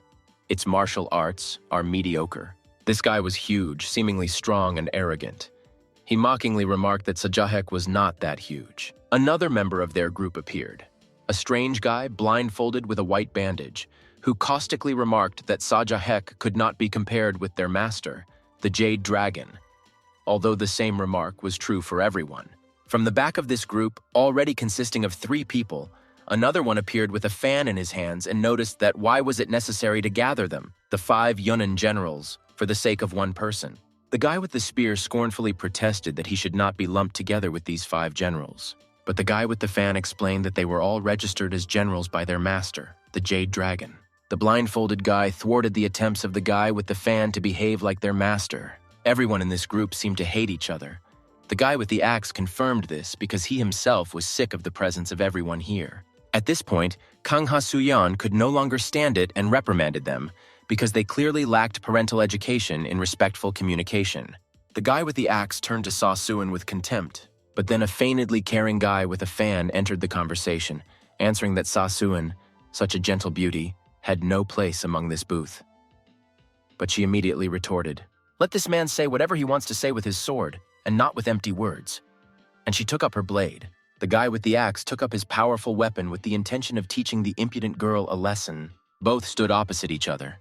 A huge brute with a terrifying axe and fragile Sasuin with her blade. She cynically noted that she was ready. She continued that anyone's ears would perish at the words that came out of that mouth. The big guy exploded because the arrogant girl decided to teach him, but he wouldn't notice that she was a girl and would deal with her. Songbin rushed forward to help Sasuyon in some way, but Sajah Yuk stopped him, being confident in his daughter's skills. A jerk, and they approached each other. Sasuin concentrated. The big guy hit the ground with an axe with a roar. Songbin was still pushing forward. Dust rose from his blow, but it was more likely just an attempt to flaunt his strength in front of a fragile, at first glance, enemy. The axe hit the blade exactly in front of Sasuin's toe. The big guy noted with a grin that she was just lucky. He swung his axe again, this time having full confidence that he would not give her a second chance. But Sasuin did not flinch. She cocked her blade and firmly replied that he would not have a second chance. They clashed in a fierce battle. Sajah Yuk confidently noted that of all the warriors of Murim with whom he had fought, only one was a real genius, and this was his beloved daughter. An enormous axe and sword struck. Sasuin resolutely held back the pressure of an axe several times larger than her own weapon. The big man raised the axe again, and the ground around shook violently. He seemed to be immensely amused by everything that was happening. He was especially surprised that she was easily able to break his earthquake. But it seems that the thug underestimated Sasuin's skill because blood began to flow from his mouth, and the next moment he fell to the ground with a roar with his heavy axe. Sasuin expertly cocked her beautiful sword, and she put it to the neck of the defeated enemy. This was unconditionally ready. The guy with the spear corrosively remarked that Sasuin is very good. He said that he was able to see exactly how she stopped his earthquake. With complete determination, he pointed his weapon threateningly at Sasuin, intending to demonstrate the full power of his attack. However, he noticed that this time she was not going to give up so easily and without a fight. Sasuin assumed a fighting pose, completely focused and preparing for the upcoming attack. A moment later, she quickly rushed forward, rushing towards the next opponent. Their weapons were already close. The enemy began to manipulate his spear, which turned blood red. This was a powerful and dangerous technique known as Crimson Blood Break. Sasuin wasted no time in making a decisive attack, trying to seize the initiative. Their weapons collided with a dull sound, breaking the silence of the battlefield. The opponents tensed, persistently pushing and looking each other straight in the eyes, assessing every movement. The guy noticed that even his spear handle was made of steel. Sasuin hit the handle. This turned out to be true. In the next moment, she was thrown a considerable distance away from the spear, and her position turned out to be not as comfortable as we would like. The enemy, realizing this, urged her to shorten the distance and get closer to him, claiming that otherwise she would never be able to defeat him and win. He held his spear menacingly, preparing for the next blow. Sasuin obeyed and soared into the air, as her opponent actually expected, who had already begun preparations for the next action. The opponent used his Crimson Blood Breakthrough technique again, hoping that it would give him an advantage. But then the guy with the fan intervened, warning his partner that if he used his technique again, Sasuin might well unravel his strategy. The enemy was unpleasantly surprised, and this caused him an instant hesitation, causing him to hesitate and doubt. Sasuin immediately took advantage of this moment and quickly approached him, not missing the opportunity. The enemy did not have time to react properly when she delivered her decisive blow. The spear was broken. This was hard to believe, because he considered his weapon to be made of strong steel that could not be broken. The enemy was crushingly surprised at how she was able to break his weapon, but Sasuin noted that it would be strange not to achieve this, since she had already figured out his technique, which he foolishly used twice. But the enemy did not give up, and cunningly prepared something else. He threatened to repay her in kind. However, suddenly he fell to the ground, defeated by the sword of Sasuin. The second one was ready. Sasuin noted that they were defeated due to their own ignorance. Her call was full of determination. Who will be third? The blindfolded guy replied that there was no need to fight Sasuin since the Jade Dragon did not give the order to kill her. The guy with the headband turned to the guy with the fan, reminding him that they didn't have time for any more battles. He quietly suggested that it was time to put an end to their main goal, which was leading them by the nose. The guy with the blindfold suggested that they hurry up and deal with the persistent girl so that they could then focus on their main goal. Sasuin was fully prepared to take on the challenge again. The guy with the fan noticed that he didn't really want to participate because this type of battle seemed to him not graceful and beautiful enough. However, the guy with the bandage was indignant, claiming that in the limited time there was no talk of any beauty in the fight. He suggested starting the countdown to the start of the fight. He said the count loudly once. Sasuin, not wanting to miss the opportunity, intervened in the dialogue and egged them on, asking where, in her opinion, the fifth general, whom they had been looking for so long, was hiding. The guy with the headband, ignoring Sasuin's words, continued counting and said 2 while removing the sword from its sheath. However, Sasuin did not stop teasing. Her interest was directed to where the fifth general could be hiding. At this time, behind Sajah Yuk, who was still calmly watching the fights, a count of 3 was heard, and someone was ready to pierce Sajah Yuk's back with a sword. But Sajah Yuk instantly grabbed the attacker by the throat, cynically asking whether he was the same notorious fifth general. The opponents were amazed. Sajah Yuk with great force threw the fifth enemy, who had been hiding all this time, at the feet of the other 2. He flew past and fell to the ground to the amazement of these 2. The guy with the fan reminded me that this kind of battle is definitely not his style. But the guy with the bandage didn't like it all either, because their plan clearly wasn't going at all as they had originally planned. The comrades exchanged mutual hostility towards each other, because none of them managed to harm their rivals in any way. And these 2 began to slowly become enveloped in fog, dissolving into the air. Sasuin hurried to stop them, asking, what about their friends? However, they did not care, since they could either kill them or leave them alive, believing that the winners decide their fate. Dissolving in the thick fog, the guy with the fan ominously told Sasuin that they would definitely meet again and called her the Maiden of the Moonblade. They finally disappeared into thin air. Sajah Yuk approached her and asked if it was true that her name was Moonblade Maiden. She didn't know, apparently it was true. But it was still unclear what they should do with this defeated trinity. Sasuin asked Sajah Yuk his original meaning. Why did he call her here then? Is it really for a duel with these scoundrels? He denied, obviously, that they appeared there, planning an attack specifically on Sajah Yuk. At last, it was possible to proceed with the original purpose of coming here. Sajah Yuk put his sword in front of him. Both watched what would happen next. Sajah Yuk raised his sword above his head, demonstrating the greatness and precision of his skill. The next moment, I scrolled through it. He asked his daughter if she could do the same with her blade. This seems to have been only the beginning of a complex and important movement. Sajah Yuk explained that he did not complete it, because the last time he fought the Jade Dragon, the move was left unfinished. The dragon decided that for now it was his loss, which means there was no need to reveal this technique to him. After this, Sajah Yuk decided to give this move the name Jade Dragon / Reverse Strike. Now it remained to find out whether Sasuin could complete this movement and master it to the fullest. This presented quite a challenge, as what Sajah Yuk showed was not enough for Sasuin to immediately understand and master the technique. Songbin, watching the process, wondered, was it so difficult? They looked at him in bewilderment, as if he were an amateur. Meanwhile, remaining simple-minded, he began to explain to the experienced warriors that all they had to do was simply raise their hands above their heads, and then sharply sent them forward. But something went wrong, and his attempt was unsuccessful. Songbin tried again, concentrating his efforts. His hands were raised again, and he tried the technique again. He tried again and again. But the results were again unsuccessful, to the surprise of Songbin himself. No wonder it was strange. It was early morning. Songbin felt that he could still sleep a little. He went back to bed, hoping for a morning's sleep. However, sleep did not suit him, and he took up his pen.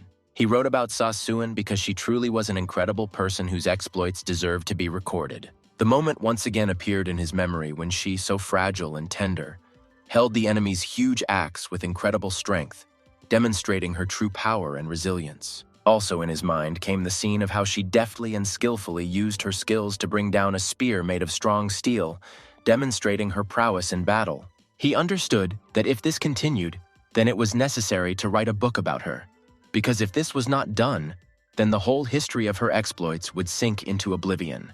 He remembered Sajah Yuk's technique. What about the backlash cutting through the Jade Dragon? Songbin did not understand why this blow did not work, because it looked very simple. Maybe it was worth picking up the sword and trying to repeat the blow? After all, before this, Songbin tried to do it with his bare hands. Then it was the turn of the sword given to him, He went to the table with his few belongings and carefully took out a sword wrapped in linen. He apologized to him and said that he wanted to take advantage of him. Songbin stole away from the inn, keeping his sword at hand. In his hands, he felt that the white water was, for some reason, colder than usual. He began to unwind the canvas, drawing out the sword. Songbin began to take his sword out of its sheath with trepidation, with the intention of trying his hand at this unusual test. He took the stance he had seen in Sajah Yuk's battles with experienced opponents. He raised his sword above his head and made a gesture that he had seen Sajah Yuk do recently. But no, something was wrong. It wasn't that simple. Tried again, concentrating on each movement. The sword whistled through the air, leaving behind a trail of flickering light. But everything was not what he expected, and this made him doubt himself. Songbin did not stop trying to find the key to successfully performing this complex technique. The sword cut through the air over and over again, leaving behind a light whistle. But despite the efforts, the technique did not work, and everything seemed in vain. The sword began to tremble somehow strangely. Maybe Songbin should have just given up and stopped trying? However, Sajah Yuk's words immediately surfaced in his mind that if a river loses its flow, then it will have to go against the flow, overcoming all obstacles. It was difficult and caused internal tension. Suddenly, Songbin came up with the idea of Dark Heaven Sweep, a technique he had already seen from Sajah Yuk. He needed to remember the words of Sajah Yuk that there is always a flow. He needed to obey him. Songbin stood up humbly. He had to follow the flow and not go against it. Every now and then, under the moonlight, the whistle of Songbin's sword was heard, as he persistently tried to achieve the execution of the blow. The leaves were flying into smithereens. Songbin obeyed the flow and no longer resisted, following the natural flow. Songbin understood that he was not the one creating this flow. The stream is created by the one who uses it to wield the sword. Songbin obeyed the flow and no longer resisted, following the natural flow. The flow moved his hands, bringing the sword into precise movements. The sword began to emit a beautiful bluish light, drawing graceful monograms and patterns in the air. Songbin completely entered this flow, succumbing to its power and influence. And then he understood with bewilderment. He did it. However, when he looked at the surrounding area, he realized that all this time he had been standing in the same clearing, and morning had already come. In addition, Whitewater, his sword, seemed to heat up from prolonged contact with his hands. He hastened to hide the sword back in the canvas and decided to return. Returning to his boarding house, he headed back along the familiar road. When Songbin arrived at the restaurant, Sajah Yuk and Sasu Yeon were having breakfast in silence.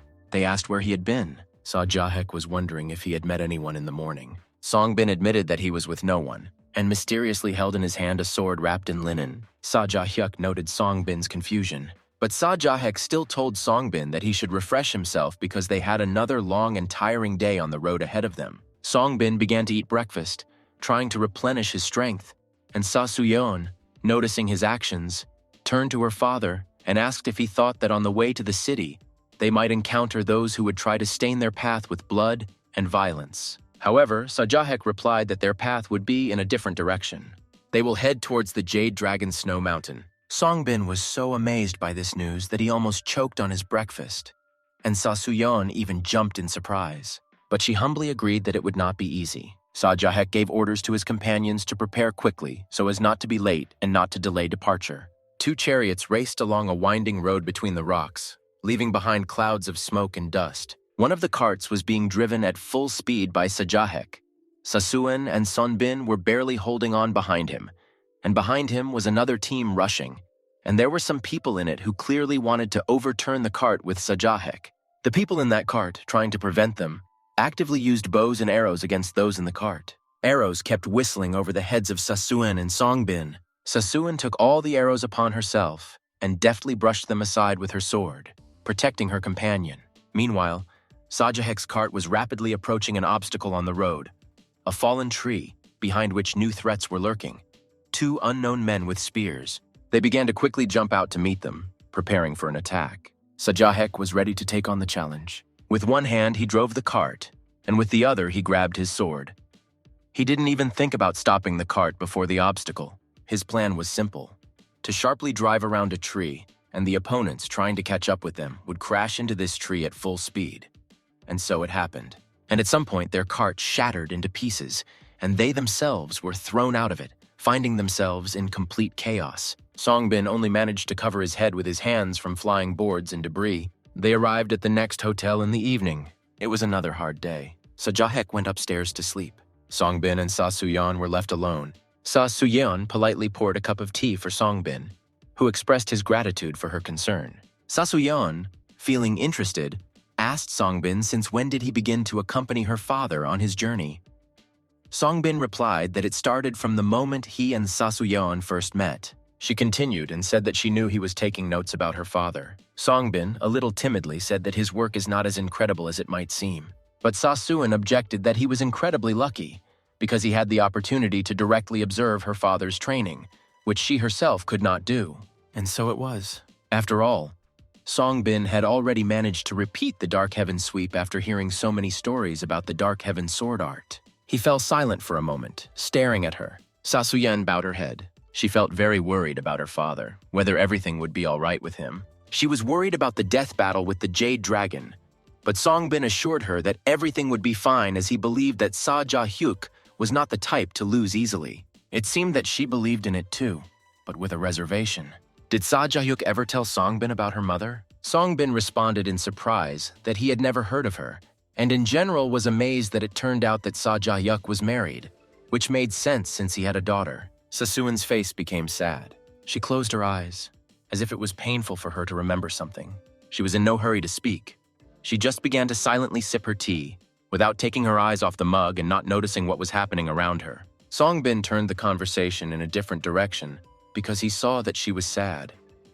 He asked if she had mastered the reverse strike that cut through the Jade Dragon. Why was he interested in this? But it seems he was just curious. Sa Suyeon left her glass on the table and looked at him with a slight smile, feeling that this was a good time to start training and show off her skills. She stood up and offered to quench his curiosity by simply showing him her training process. He immediately jumped up because he really wanted to see it, but he heard that Murim warriors were forbidden to show this to outsiders. But Sa Suyeon allowed him because Songbin was now studying his father's training, and she understood that it could help him on his own path by developing his skills and understanding of martial arts. The moon rose over the dark forest, illuminating their path and creating an atmosphere of mystery and tranquility. They settled down in a convenient clearing. Sa Suyeon took out her sword, ready to demonstrate her skills and show off what she had learned over the years of training. Songbin watched with bated breath and noted how beautiful this girl was in her movements, how easily and gracefully she wielded the sword, creating an aura of confidence and strength around herself. Sa Suyeon stroked her blade, feeling its cold steel, as if remembering all those moments when he was her faithful companion in battle and protected her from the many dangers that she had to face. She pulled it forward, admiring the smoothness of the metal, which sparkled in the moonlight, reflecting every small detail, and it seemed that this sword was a living creature keeping its secret, and made a sharp lunge to the side, cutting through the air. Then she spun, describing a perfect circle in the air, which showed her dexterity and precision of movements. And with lightning speed she performed some kind of move of her own, which was so fast that the eye barely had time to follow the movement of her blade.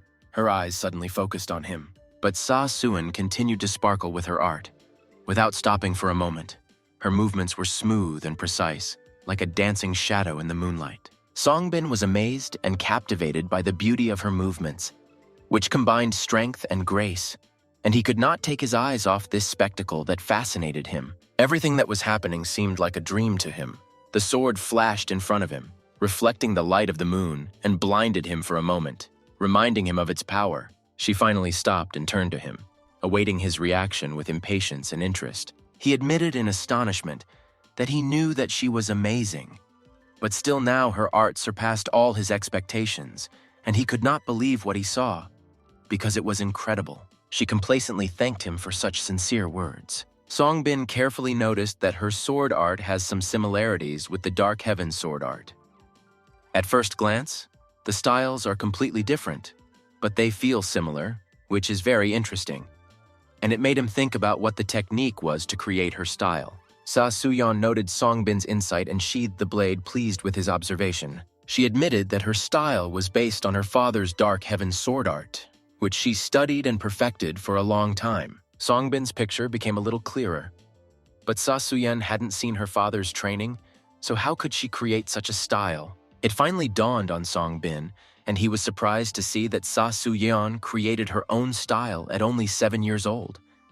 She admitted that when it became clear at the age of 7 that she would no longer see training, she created her own sword style. She casually noted that it was not difficult to create it, since she remembered the art of dark skies in her youth. Indeed, she was a genius, and it was noticeable. She also added that she can recognize and study sword art after seeing it only once or twice, which is amazing in its uniqueness and skill. And if someone boasted of their skill, then Sasuin immediately sought to lower their arrogant noses, showing that such complacency was nothing compared to real skill. Songbin, watching her, never ceased to be amazed at her uniqueness and extraordinary skill, which was clearly above the usual level. However, her face darkened when the conversation turned to an extremely difficult sword technique called Jade Dragon /Backlash. Sasuyan asked Songbin to carefully consider her attempts to perform this technique and tell her what she was doing at the moment. Sasuin cocked her sword slowly and intently, feeling the weight of every movement, and finally she sharply lowered it. At this moment, Songbin trembled.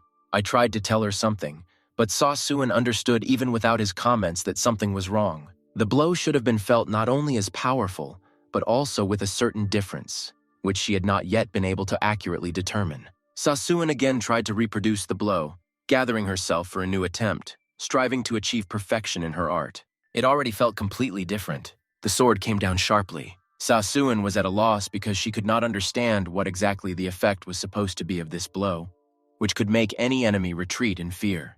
But then she sharply turned her head and stared to the side, as if she sensed something suspicious. Ordering Songbin not to move, Sasuyan slowly began to approach the place, holding her sword at the ready to take a defensive position at any moment. She was getting closer and closer, sneaking and trying not to make a sound. Songbin did not understand why Sasuyan was heading towards him with a sword. He was confused. Finally, they reached the right place, and extraneous sounds began to be heard behind them. Sasuin abruptly ordered those hiding in the bushes to come out and show themselves. She pointed her sword at the bushes and threatened to forcefully bring out those who dared to hide. A few moments later, a dark figure appeared from the bushes. It was not easy to see the man, since the shadow hid his face. But finally, they saw a young man in a beautiful robe with a dragon pattern. She still didn't understand why he was hiding himself, but he remained mysterious. But the young man finally spoke, and with a friendly smile, admitted that he was simply observing Sasuen's training. However, who he really was remained in question, and Sasuyen was in no hurry to let him get too close. The young man's tone suddenly changed, becoming threatening. He cryptically asked the same question as before and then, without losing his cryptic manner, continued to play his game. He wanted them to say his name themselves. Sasuen's blade suddenly trembled in her hands, as if from an unknown fear. Songbin noted this. Sasuen was no longer as confident as before, and now her desire to find out what exactly this young man needed intensified. The young man demanded that she show him her movement, the same thing that she tried to do a few minutes ago and repeated again and again. However, Sasuen objected. She didn't want to reveal her training techniques, especially those that could harm not only herself but others as well. The young man insistently demanded that she demonstrate the sword movement, which Sasuen tried to repeat several times. Songbin, realizing what kind of movement he was talking about, felt growing tension. Sasuen firmly refused, urgently asking the young man to leave them. She was not going to show this technique to a stranger who seemed not entirely trustworthy. A silent confrontation arose between them. The tension in the air became palpable. Each of them stood their ground, not wanting to give in, and the young man slowly asked if he should leave them. His hand appeared. She was unusual, seemingly human, but with ugly, long claws. He began to beckon with his finger, and then an invisible force pulled Songbin almost above the ground towards this stranger. He was completely powerless, and so was Sasuen. The next second, Songbin found himself in the hands of a young man who tightly squeezed his throat with his terrible hand, lifting him above the ground. The guy simply and seemingly cheerfully held Songbin at arm's length, raising him above the ground, and said that no one had addressed him like that for a long time. Sasuen, unable to do anything, tried to swing her sword, but her hand only trembled limply. She felt that her body had become motionless, not giving in to any attempts to move. The young man's eyes filled with some kind of magical light, and he almost politely asked Sasuen to show him the very movement that she was so diligently trying to perform. He swung his claw sharply in her direction. Sasuen at the same moment felt an invisible blow that knocked her off balance. Sasuyen couldn't catch her breath. Her breathing was interrupted, and her body seemed to be out of control. but Songbin guessed who it could be. His mind quickly put together a mosaic, merging into a clear picture of who was standing in front of him now. And he shouted, while still in the hands of this guy, that he was the Jade Dragon. But the young man only asked Songbin almost friendly what made him think so. Songbin listed the obvious signs: a jade hairpiece, clothes with dragon embroidery, and incredible ki energy. However, the young man completed his thought for him by pointing out that ki energy was also present in the other person. This prompted Songbin to guess that this was indeed the Jade Dragon in front of him. The young man again turned almost friendly to Songbin, as if he was not hanging on his arm, that he seemed to not know the limits, and cannot condemn him, because he is just a weakling. Sasuin, unable to bear it, rushed towards them, shouting to stop. But the guy just waved his hand, again sending a stream of energy in her direction. Sasuin tried to fight back with a sword. The guy with a fake smile wanted to know if she was aware of the reasons why he grabbed Songbin, and he also assured that he did not intend to kill her, because he was sure that she would listen to him in order to save Songbin's life. He suggested that she did not intend to die here with her friend. Therefore, it is in her interest to do him a favor. The condition was simple. She just needed to show him the move. Sasuin had no choice but to agree. Half the moon hovered over the forest where this strange meeting took place. Sasuin prepared to still show the blow to the Jade Dragon, although she perfectly understood that they were trapped. She sighed, closed her eyes, and raised her sword into the air. The sword cut through the air with a whistle. The warrior's face suddenly became somehow disappointed. Sasuin tensed, shock reflected in her wide-open eyes. After all, a strong blow whistled towards her, which she tried to stop with her sword. Her opponent was clearly unhappy with her performance. With anger, he shouted that she was good for nothing, that her skill was powerless before his power. The next moment, his energy engulfed her like a gushing wave.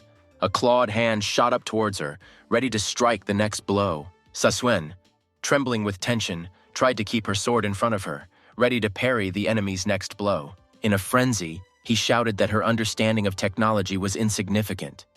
This is generally not a technique that will open up from a small movement. Sasuin, clenching her teeth in pain and rage, stood persistently and desperately held on, not giving in to the enemy's superiority. Jade Dragon was annoyed because her flow of Kai power was completely inadequate, barely able to resist. She felt how a powerful blow of his energy literally threw her to the ground, depriving her of any hope of resistance. But it was not the Jade Dragon's way to give in.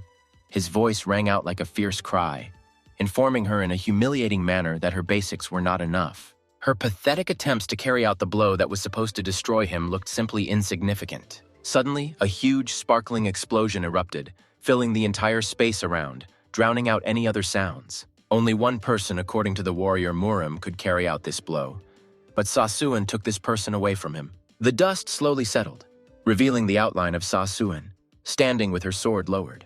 Her face showed bewilderment, as if she did not quite understand what he was talking about. Meanwhile, on the dragon's face, emotions were again replaced by a friendly smile, which seemed to be an expression of some kind of inner irony. He began to apologize almost amiably for his emotional outbursts, explaining that his confusion was not caused by Sasuin herself, but by her amazing resemblance to the person from the past that he remembered. Sasuin did not hide her hostility. Her gaze was piercing and cold-blooded. She watched him with suspicion, ready for any turn of events. The guy suggested that Sasuin was chosen not only because of family ties, but also because of something deeper that connected her to their shared history. The Jade Dragon played his emotional games again, and cynically added that this fact is extremely interesting.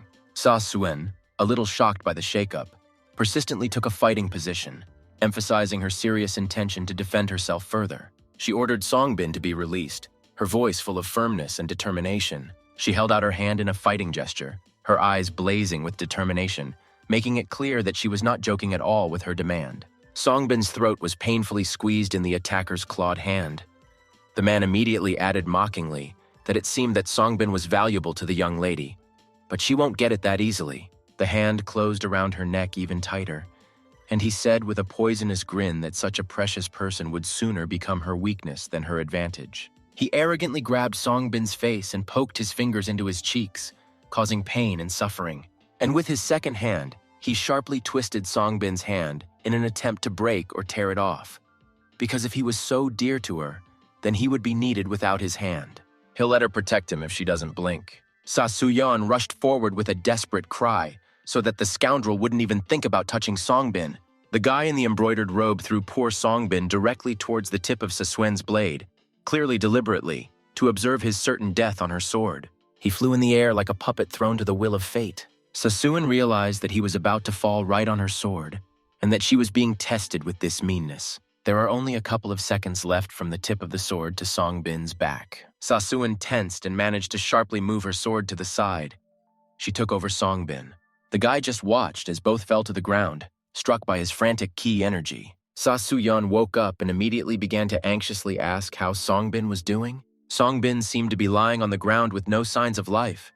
But still, after a short time, he made it clear that he was alive and practically unharmed. He had a couple of scratches on his face, but for the most part he was fine, and it was all thanks to Sasuen. The enemy, satisfied with his use of force, waited to see what would happen next. He obviously enjoyed his total power. It seemed that Sasuen was ready to give her life for another person. In the eyes of the enemy it looked pathetic and unworthy, but then Songbin intervened. He stood up with difficulty, holding on to his recently injured shoulder due to the cut, but his eyes were determined to answer this man who had touched his own pride. He thought just the opposite. Since the enemy manipulated Sasuyan so treacherously, threatening Songbin's life, then he was rather pitiful. The enemy did not expect such insolence from the young man, but Songbin continued without fear, although he was on his knees, defeated. He understood that he himself was pitiful and helpless before the power of the enemy, but Sasuen was not worth insulting, because she had perfect combat skills. He ended his harsh tirade with a deafening cry. Insulting the enemy was not a sufficient reason to belittle them.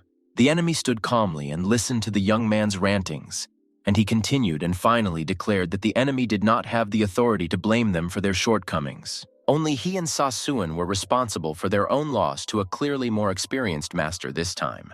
The enemy pulled a cynical grin. He began to be amused by the ardor of this weak boy. Songbin was irritated by his self-confidence, even though he was prostrate on his knees. Songbin tried to regain his former self-respect and tried to rise from his humble position to stand on his feet in front of the oppressor. Sasuen was holding him back, because unlike him, at least she had a weapon, and he was running into even more trouble with his bare hands. An unexpected voice made them all turn around. Songbin and Sasuyan clearly perked up after hearing him. Sajah Yuk appeared in the clearing to convict the enemy of his base methods of battle. He cynically accused him of cowardice and unwillingness to take responsibility. Until recently, the defeated youth were glad to see Sajah Yuk, but at the same time it could mean something bad. The enemy did not succumb to Sajah Yuk's provocations, and even seemed to be expecting his appearance. They were supposed to meet neither here nor now, but on a snowy mountain. The enemy only condescendingly proved to Sajah Yuk his own words about him. He often changed his plans and did everything only the way he wanted, forgetting about honesty. Did his words mean that he could also easily change his mind about the appointed duel, having chickened out at the last moment? Sajah Yuk understood that they were trying to piss him off, so he reached for his sword. So maybe it's time to finish all the business started with him right here and right now, before the enemy changes his mind again? Sajah Yuk took a fighting position, but the enemy was only touched by how quickly Sajah Yuk could be pissed off. He still confirmed his intentions to meet and fight with him, but not now, but on the snowy mountain, as they agreed. The Jade Dragon added, leaving the last word for himself, that it was there that he would give Sajah Yuk what he had long promised. But what Sajah Yuk wanted then no longer existed in this world. The enemy began to make some gestures in the air with his outstretched hand, causing a small whirlwind to rise. He didn't seem to think so. He hit Songbin and Sasuyan standing nearby with lightning speed, thereby showing that you can dramatically change your desires and desire what you lose. Sasuyan quickly regained her bearings and stepped forward to Songbin to try to repel the blow again. Sajah Yuk instantly put out his sword to stop the enemy's sneaky blow towards his daughter. Flashes of light formed from the swing of his sword. He slammed his sword into the ground with force in an attempt to protect them. Sajah Yuk's face tensed in a fit of silent rage. But the technique worked, and Sajah Yuk's sword cut through the ground, thereby creating a barrier in the way of the enemy's blow towards the daughter and the young man. The Jade Dragon didn't seem to be upset at all, because he probably knew that Sajah Yuk would certainly do something to protect those who were dear to him. He ascended into the air with a satisfied grin. The battle will still be ahead, and he will be waiting for both Sajah Yuk and his daughter. And then he pointed a menacing finger at Songbin, who clearly irritated him with his loud speeches. The Jade Dragon was waiting for this wayward talker too. His figure began to move away in the night sky, covering the moon. The Trinity accompanied him with an angry look. Today they remained defeated. Songbin couldn't believe that this Jade Dragon was such a troublemaker. It clearly hurt his pride. Sajah Yuk seemed to know that it would not be so easy with him. And it seems that the bait worked after all. He bought into Sasuen. Were they okay? A frail young man and a shabby girl, not yet old enough to fight with such power. Sasuen, of course, did not expect it to be like this, but still she was fine. Songbin was stretching his injured arm. In an attempt to somehow take care of his companion, Songbin took off his cloak and offered to throw it over the shoulders of Sasuyon's slightly torn dress. Sasuen, absorbed in disappointing thoughts about her loss, headed away. But Songbin did not understand why Sajah Yuk did not return with them. He rushed between two, the father, who was walking away, and the daughter, who doomedly trudged away from the place of the duel. He was outraged that Sajah Yuk would put his daughter in such danger. Songbin did not want to follow Sajah Yuk, but hurried after Sasuyon. She was in great confusion. Nothing else interested her. She became disillusioned with her own fighting skills. Vanity may have made her think she was omnipotent until she came face to face with real danger. Songbin did not agree and believed that everything she did for him was enough to certainly not reproach himself for losing to an obviously powerful enemy. But his words were in vain for her. Sasuen reproached herself because of her self-confidence, he himself almost got hurt. He understood that the code of honor would not allow her to leave without him, who was in the hands of the Jade Dragon. She could not because she had to take the fight, thereby moving forward. Songbin respectfully folded his hands and thanked him for saving his life again. He seemed to have finally earned her respect, and she too folded her hands respectfully. They stood in front of each other. Sasuen also had a lot to thank her young companion for. They returned to the boarding house late at night, waking up the young servant. Songbin had a strange, at first glance, request to the sleepy girl. He needed women's clothing, but the girl had no idea where to get it. The dream realized that he just needed to interest her in something, and he took out a beautiful pebble, which immediately attracted the girl's attention. It worked instantly. The girl assured him that a set of clothes would be waiting for him tomorrow. He kindly suggested that the exhausted Sasuen rest, but that was not the case. Sasuyen, although looking tired and exhausted, was determined to complete the backlash that cut through the Jade Dragon. She invited him to accompany her. Despite the late hour and general fatigue, he agreed. Sasuen seemed pleased with his reaction. Sasuyon hid in her chambers for a while, giving Songbin his cloak. He remained confusedly standing in front of her door. The last hours were very exhausting for him.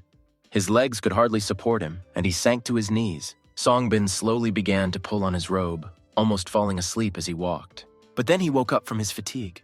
Sajah Yuk was absent. Has he really not returned yet? The moon shone in the night sky. Sajah Yuk stood on the way to the foot of the mountains, determined to climb the snowy mountain. The Jade Dragon crossed the line in an attempt to harm his daughter. You should have responded as soon as possible. A fine snowball circled above his head. Songbin, noticing Sajah Yuk at the foot of the mountains, decided to join him. He saw that he was in deep thought and tried to start a conversation. But Sajah Yuk was only interested in one thing. Was his daughter okay? Songbin hotly reminded him that he was the father and should have walked her home himself. Then he would have known how she felt. But Sajah Yuk did not succumb to such a youth's temper. Songbin hung his head dejectedly, teaching Sajah Yuk how to show his true feelings for his own child. But judging by the fact that Songbin did not faint, Sasuyon was fine. The dryness of Sajah Yuk's tone infuriated Songbin. He simply could not understand how he could remain so indifferent. It would be better for Sasuen to go back. But Sajah Yuk knew his daughter very well and understood that she stubbornly would not agree to leave them. And Songbin understood the naivety of his words. Sajah Yuk's heart melted a little, and he revealed his true feelings about his daughter to Songbin. She was the only one he couldn't resist. Sasuen never gave up. Apparently, Sajah Yuk knew his daughter's temperament. Sajah Yuk turned his attention to Songbin. Maybe he would like to return, abandoning his role?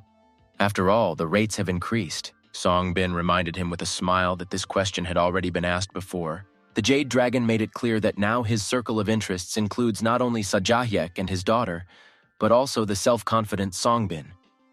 Running away won't solve anything, so the chances that he will still be alive will increase if he follows Sajah Yuk to the snowy mountain. Sajah Yuk guessed that now Songbin would not be afraid. Songbin was initially a very entertaining character for Sajah Yuk. He reminded Sajah Yuk a little of Sasuen herself. Songbin did not immediately understand his kindly, mocking tone, but then he got angry, because they were clearly making fun of him. Songbin, in the heat of his youth, reminded Sajah Yuk that Sasuyeon was just like himself. There is a saying, an apple from an apple tree. But Sajah Yuk did not give in to the young man's hysterics. He suggested returning. A carriage with 3 passengers slowly rolled along the path of a dense forest. It was cooler here because they were approaching the snowy province. Everyone was wrapped in scarves. The cold was felt much more in the mountains. I had to warm my hands. The cart would not go any further. It was too difficult for the horse to pull the load. Sajah Yuk and Songbin sat down on a stone. It was necessary to take a break and decide what to do next. Songbin didn't like all this. It's not what he was used to. But there was nothing to do. I had already gotten involved in this idea. Sasuen soon approached them. She brought the horse, freeing him from the cart. Although he was small, he remained strong enough to climb the mountains without a cart. Well, the horse could carry one rider on itself, but who will it be? There was no question of this, of course. It would be the inexperienced Songbin. On this, Sajah Yuk and Sasuen were in agreement. Songbin actually hoped that the horse would be given away to the girl, and after some time they gathered and continued their journey on foot, and Songbin was put on a horse. Tom, of course, was embarrassed. Somehow this picture did not look gentlemanly, but what can you do? Snow-capped rocky mountains stretched as far as the eye could see. They slowly walked forward. The landscape was bewitchingly beautiful, but somehow deathly lonely and lifeless. It was wonderful to watch this frozen cold around. But did the Jade Dragon really live right here, among this snowy splendor and cold? They came here with the goal of fighting him, but what would happen if they lost to him? Although the same question could be asked if they won. Everything indicated that their colorful journey with Sajah Yuk was coming to an end. A blizzard rose even higher in the mountains. It was hardly possible to see anything around in this snowy curtain. The travelers silently made their way through the wall of snow, overcoming obstacles. Suddenly, something unexpected and exciting their imagination appeared before their eyes. It looked like a huge stone statue, shrouded in a snow blizzard.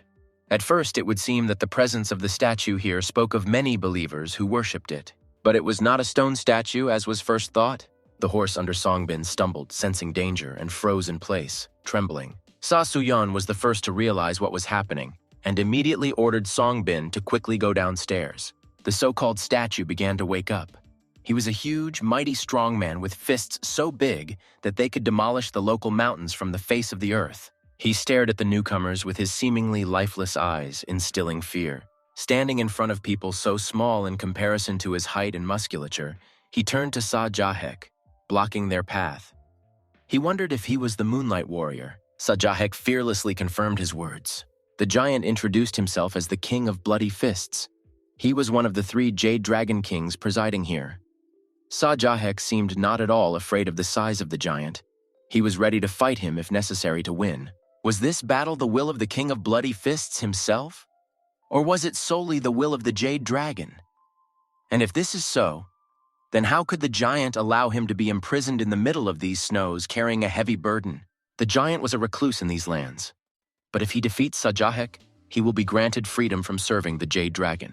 The brute clenched his steel-red fists tightly and was sure that today was the day when he would finally be released, defeating Sajah Yuk and freeing himself. Sajah Yuk prepared a sword because he was not so sure that the giant was right. The giant took a stance, preparing to smash Sajah Yuk without pity. He was sure that his shackles would open today, freeing him forever. Sajah Yuk slowly approached this monstrous giant, his muscles tense and ready for a long battle. The blade of Sajah Yuk's sword was ready for battle, the tension in the air increasing with every second, as if foreshadowing an inevitable clash. The giant's steel bloody fists were ready for battle, emitting a sparkling bloody light that illuminated their power and danger. He suddenly began to strike, without hesitation, with complete confidence in his actions and the art of combat. Sajah Yuk had no choice but to immediately begin to defend himself. He was great, powerful, and fearsome. The red steel of his fists glowed in the light of the snowy peaks, ready to crush his enemies with merciless precision. He suddenly began to strike, without hesitation, with complete confidence in his actions and the art of battle. Sajah Yuk lunged forward. His sword darted towards the giant, like lightning piercing the darkness. The strong man was intimidating, But Sajah Yuk, despite the size of his opponent, did not allow fear to take over his mind. They clashed in an epic duel, fists against sword. But one should not underestimate the fists, because every blow could be fatal for those who found themselves in the path of the giant. The shock wave almost carried Songbin into the abyss, but Sasuyan managed to grab him by the hand. Sajah Yuk dodged the giant's lunge, avoiding danger with his usual agility and concentration. It was his time to strike back, wasting no time in preparing for the decisive moment in the fight. Sajah Yuk's sword clanged against the Hulk's steel fist, causing flickering sparks with each impact. But it seemed that this blow did not matter, as if it was a trifle for his powerful muscles. Sajah Yuk defended himself with his sword, parrying the blow with his usual skill and concentration. Another powerful blow came from the giant's steel fists, shaking the surrounding rocks. Sajah Yuk, despite the strength of the enemy, steadfastly fought back with his sword, trying to find a weak spot. So far, he had only managed to hold back attacks and not launch a counterattack, since the giant was much larger and stronger. But even in such a situation, Sajah Yuk did not lose his vigilance and did not give in to the challenge. He took a fighting stance and realized the need to change tactics, deciding to attack the solar plexus when the enemy is least protected. A blow, and the giant flew to the ground. The tactic seemed to piss him off a bit, but the recoil was also strong because Sajah Yuk's feet slipped on the fragile surface. The participants in the battle went apart for a while to catch their breath. The brute was surprised by an unexpected blow from his opponent, which confused him a little. However, Sajah Yuk did not have to fight with someone who had his own fists instead of a weapon. But there was no need to delude yourself too much, because his fists were better than any sword, strong and deadly. The giant's fists were hidden in iron gloves the color of scarlet blood. But Sajah Yuk was not particularly interested in knowing this. However, according to the thug, he should have known. After all, these gloves will become the weapon that will destroy Sajah Yuk. The giant was very confident and was already preparing to strike the next blow. They clashed. Sajah Yuk parried the blow with his sword. Unwitting observers of their duel hid behind stones and gave unsolicited advice on how Sajah Yuk should act in battle with such a powerful opponent. Songbin advised to dodge, while Sasuyan advised to break through. Opponents fiercely opposed each other. Neither side gave up. The giant's blows could easily break a stone wall, but Sajah Yuk was agile and fast. This saved him. It was necessary to come up with a plan to defeat such a powerful enemy. He took advantage of the moment, deftly jumping onto the fist of a giant who towered high above him. Having pushed himself as high as possible in the jump above the giant, he prepared for the next step. Using a familiar combat technique, he continued his inexorable advance. His eyes sparkled furiously in flight, reflecting his inner determination. And another powerful resistance occurred between the opponents, each of whom sought to gain the upper hand. The sword slid across the thug's steel glove with a characteristic whistle, scattering a million sparks in the air. But Sajah Yuk suffered a setback. His hands trembled under the pressure of his opponent. The giant seemed to gain the advantage in the fight with Sajah Yuk's sword, dodging at the last moment. Sajah Yuk jumped to the side in time, trying to buy himself precious seconds. He collected his thoughts, because he had a more significant goal. And this goal was at the top. This giant only slowed down his further journey to the mountain to the Jade Dragon. Therefore, no giant can stop him, despite Sajah Yuk's seeming primary failure. The giant was not against continuing the fight, because he felt his advantage. And with even more pronounced fury, he rushed towards Sajah Yuk with his steel gloves. They clashed powerfully in battle again. Sajah Yuk used a trick and crouched down sharply, deftly dodging the blow. The giant did not expect such a turn and did not have time to concentrate. He flew over Sajah Yuk with his fists out in front. Sajah Yuk clenched his sword tighter, preparing for the decisive blow. Songbin, sitting in a shelter, guessed that now there would be the first strike of moonlight, which could change the course of the battle. He swung as hard as he could at the giant, who seemed to have wavered in his confidence. Meanwhile, Sasuyan was amazed when she heard about the moonlight strike. Sajah Yuk used exactly this. The giant froze for a second, not expecting such a turn of events. He tried to put his fists in front of him instead of a shield, but a crushing blow from the moonlight sword overtook him, breaking through his defense. The steel trembled. The bloody gloves began to crack from such a blow. The sound echoed for miles across the snow-capped mountains. The explosion from the impact was so strong that everything around was plunged into bright energy flashes, blinding everyone. These were the consequences of the first impact of moonlight.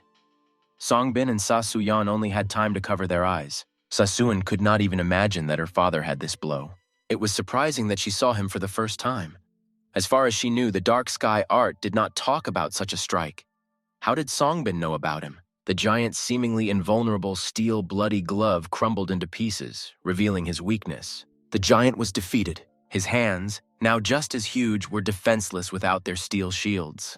He limply lowered them to the ground, realizing his defeat. He lamented that no one should ever defeat his iron fists. The giant was ready to accept his unenviable fate, falling before an enemy who initially seemed smaller and weaker.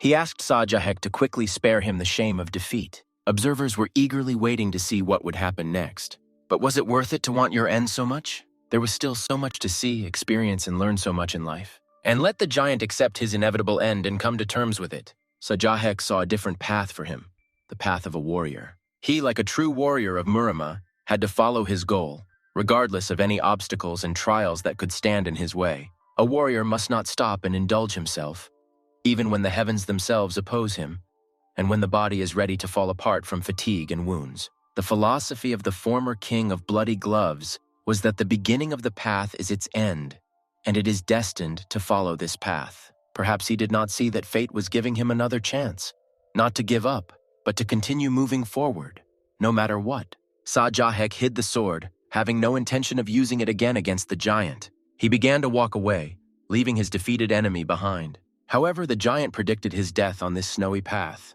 The word of the Jade Dragon was stronger than steel or stone, and no one dared to resist it. Sajah Yuk was sure of the opposite. It was the Jade Dragon who faced death in the snow. There was someone in this world who was able to resist his power. Jade Dragon actually talked about this once. The eyes of the giant, who a minute ago seemed defeated, again shone with a bright sparkle of rage. He seemed to have changed his mind about dying, and was ready to pounce on Sajah Yuk in a last-ditch attempt to curry favor with the Jade Dragon. He was already ready to strike with his bare hands. Songbin and Sasuyan frantically called out to him to look back and see what was inevitably going to happen, but Sajah Yuk only sharply raised his blade towards the giant. He simply impaled himself on the edge of a sword with his chest. The sword pierced him exactly in the heart. The wound began to bleed. Blood flowed through the snow, turning it bright red. Sajah Yuk gave him a chance to change his life, but he changed it forever by choosing the path of death. For some reason, Sajah Yuk was not surprised by this choice. He knew that some fates were inevitable, and this moment was one of them. Observers were already racing towards the winner. Sasuyen carefully took hold of the thin cloth to gently wipe drops of blood from her father's face, guarding his every movement, as if all her care and tenderness lay in these simple actions. Under the bulky body of the former king of bloody fists, crimson liquid slowly spread, as if the earth itself was trying to absorb the last traces of his life. Lifeless trees lie on the cracked ground, like dead guardians of this place. The place was damp and squalid, saturated with an atmosphere of abandonment. A thick fog spread across the ground, partially hiding everything around and giving the surroundings an ominous hue. What could be hidden in such a gloomy place that seemed to be the threshold of hell itself? It looks like the same dead creature. It slowly moved along the ground, opening its mouth and emitting unearthly, almost indistinguishable sounds. It seemed to be looking for someone or something. It wandered gloomily among the trees in its white robe, which fluttered like a ghostly cloak. The silence of this deadly forest was continually interrupted by the creaking of snow under the creature's bare feet, increasing the feeling of restlessness. Sajah Yuk, Songbin, and Sasuyen also walked slowly among this gray darkness, carefully listening to every rustle, trying not to miss the slightest sound. The trees were completely withered, not a bush of grass, not a bird singing. Songbin felt uncomfortable here. They continued on their way, making a rustling sound with their shoes that echoed through the deserted forest. But it seemed that their noise was mixed with some extraneous sounds, increasing the anxiety. Sasuyen was the first to notice the image of someone unclear in the distance, like a ghostly silhouette hiding in the fog. She immediately warned her father in alarm. But Sajah Yuk seemed to already understand what they would suddenly have to face on this path, as if he had a presentiment of danger. There, far from them, it stood. A white robe hid its figure, dark flowing hair was visible, and it seemed that the creature was hiding a sword in the folds of its gloomy attire, ready to attack. It spoke from under the shadow of its black hair, and its voice sounded like a whisper addressed to Sajah Yuk, penetrating into the very depths of consciousness. Finally, everyone saw the lifeless, pale face of a young girl with a faded, lifeless look. Her voice was devoid of any emotional coloring, as if she herself was part of this dead world. She was interested in Sajah Yuk. Was he a master of the Moonblade? It seems she was one of the 3 queens regnant in these enchanted lands. Well, maybe so. Her eyes turned black, filled with something unkind, as if darkness itself had settled in them. In an instant, she turned from her weightless fluid structure into a nimble attack master, making a sudden, almost lightning-fast jump towards Sajah Yuk. She flew up above his head, snatching the sword that she had hidden in her robe until that moment, and her movement was so rapid that the air seemed to be cut into pieces. Spinning around in some kind of frantic move, she flew down like a whirlwind, ready to deliver a fatal blow. This picture looked even more ominous, because with all the power of the blow and the tension that a warrior preparing for an attack might experience, there was not a single emotion on her pale face. Only some kind of otherworldly peace, which gave her even more horror. Sajah Yuk was more than alive, so he had to gather his strength and repel an unknown enemy. Anticipating unimaginable blows, Sasuan ordered Sunbin to immediately fall to the ground in order to remain safe and sound. The opponent struck from above, but Sajah Yuk stopped the blow with his sword. The meeting of their weapons immediately released a powerful energy blow, creating a ring of radiance that illuminated the dark forest. Blow after blow shook the motionless forests here, generating vibrations that seemed to be an echo of ancient battles. The force of this seemingly fragile girl's blow pushed the considerable Sajah Yuk aside. He pushed his feet. He was slowly demolished, but he continued to fight. She pressed with such incredible force that it could seem as if she had truly unearthly power, which was difficult to resist. Their blades ground, sparkled and resisted with all the power they had, like a battle between 2 equal titans. Finally, Sajah Yuk managed to fend off the girl's blow. His blade froze threateningly near her throat, ready to deliver a fatal blow at any moment. However, her face did not waver, as if she was ready for such an outcome. She almost humbly hid her sword back into the folds of her endless robe, and with the same lifeless eyes, agreed to admit defeat, without showing the slightest fear or regret. This young creature, in whom there was hardly a drop of vital energy, was almost unemotionally ready to submit to the obvious will of the winner in the battle, as if her fate was predetermined. Sajah Yuk was in no hurry. He wisely kept her at a distance of his sword, because he still did not fully understand who or what she was, what secrets and threats she could hide within herself. However, after some moments of reflection, his sword still did not advance any further. He hid it behind his back with a sharp movement, showing his decision.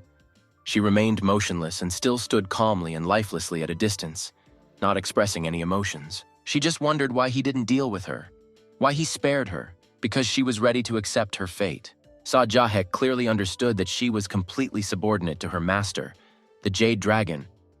Fighting someone who has lost his own will and acts like a zombie would not be suitable for Sajah Yuk. But she also answered monotonously that the goals of her master, the Jade Dragon, are her goals. Her own goals are the goals of the Jade Dragon. What else could a man without his own will say? She fell silent, waiting for what would follow next. Sajah Yuk also froze expectantly. They finally turned their backs to each other and began to disperse in different directions. Sajah Yuk still watched her actions in disbelief. He knew that the Jade Dragon's subordinates could strike him in the back at any moment. This ghost was approaching Sasuan. She resolutely put her sword forward. She ordered the girl not to approach. She smelled some pleasant aroma coming from their direction. Her eyes, previously lifeless, finally lit up with light, although it could hardly be called alive. She smelled the divine blade. Songbin didn't immediately understand which divine blade she was talking about, but then he realized that they were talking about a blade that, by the will of fate, now belonged to him.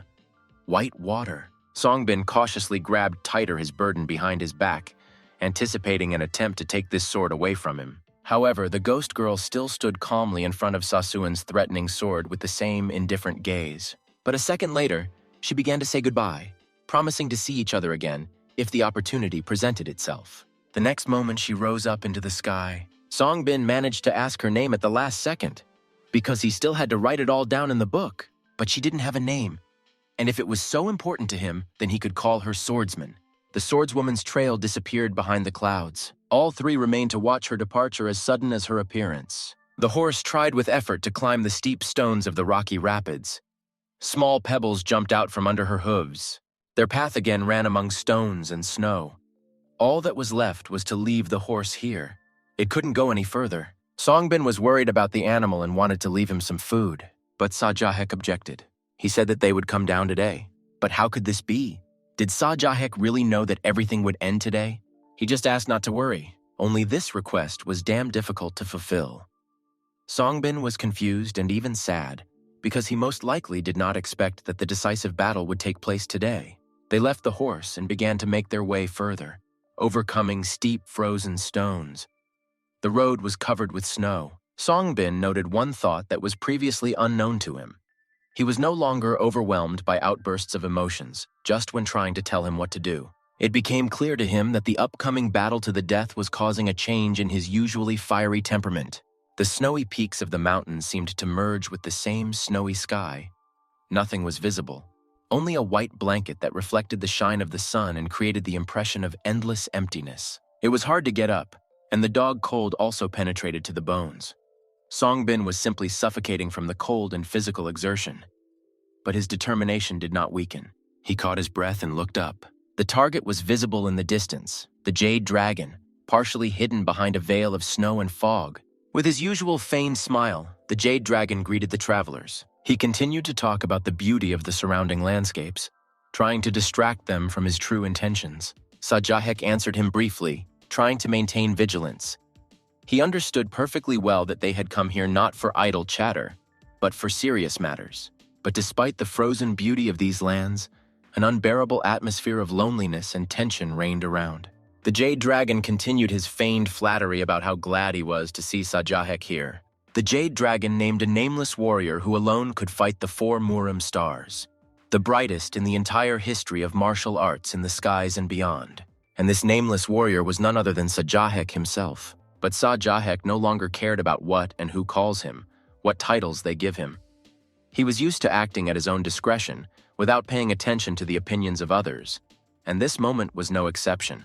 The Jade Dragon continued his mellifluous speeches, wanting Sajah Yuk to finally personally tell him the reason for his appearance here. He, of course, did not wait for an answer, and tried to remind Sajah Yuk of this reason as clearly as possible.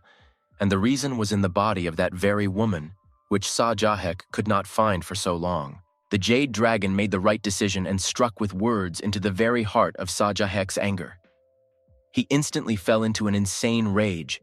His internal state was on the verge of explosion, and every word only intensified this process. But he enjoyed the expected reaction of Sajah Yuk, and mockingly asked if Sajah Yuk really intended to find her body here. Songbin and Sasuyan also listened carefully and learned that the woman's body was completely melted by the poison of Baeko, the fierce tiger.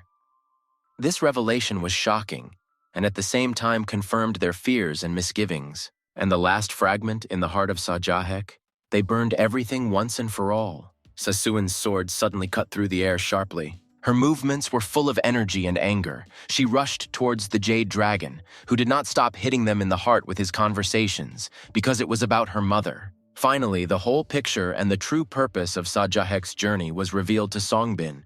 He wanted to take revenge on the Murim warriors for the death of Sasuyan's wife and mother. It turns out that they all conspired to kill Sajah Yuk's wife and Sasuen's mother. This revelation revealed the true nature of his opponents, making everyone realize the extent of their cunning and ruthlessness. But the Jade Dragon continued, with the same grin on his face, to greatly injure Sajah Yuk with his reasoning. His words pierced my heart. He considered Sajah Yuk to be lonely, looking down on everyone, like ants under his feet. And he added with a steely glint of manipulator in his eyes, "Why did Sajah Yuk suddenly lose his temper over such a trifle?" It worked. Sajah Yuk no longer held back and went on the offensive for such statements. But the Jade Dragon was a master of manipulation, so he perfectly foresaw Sajah Yuk's moves.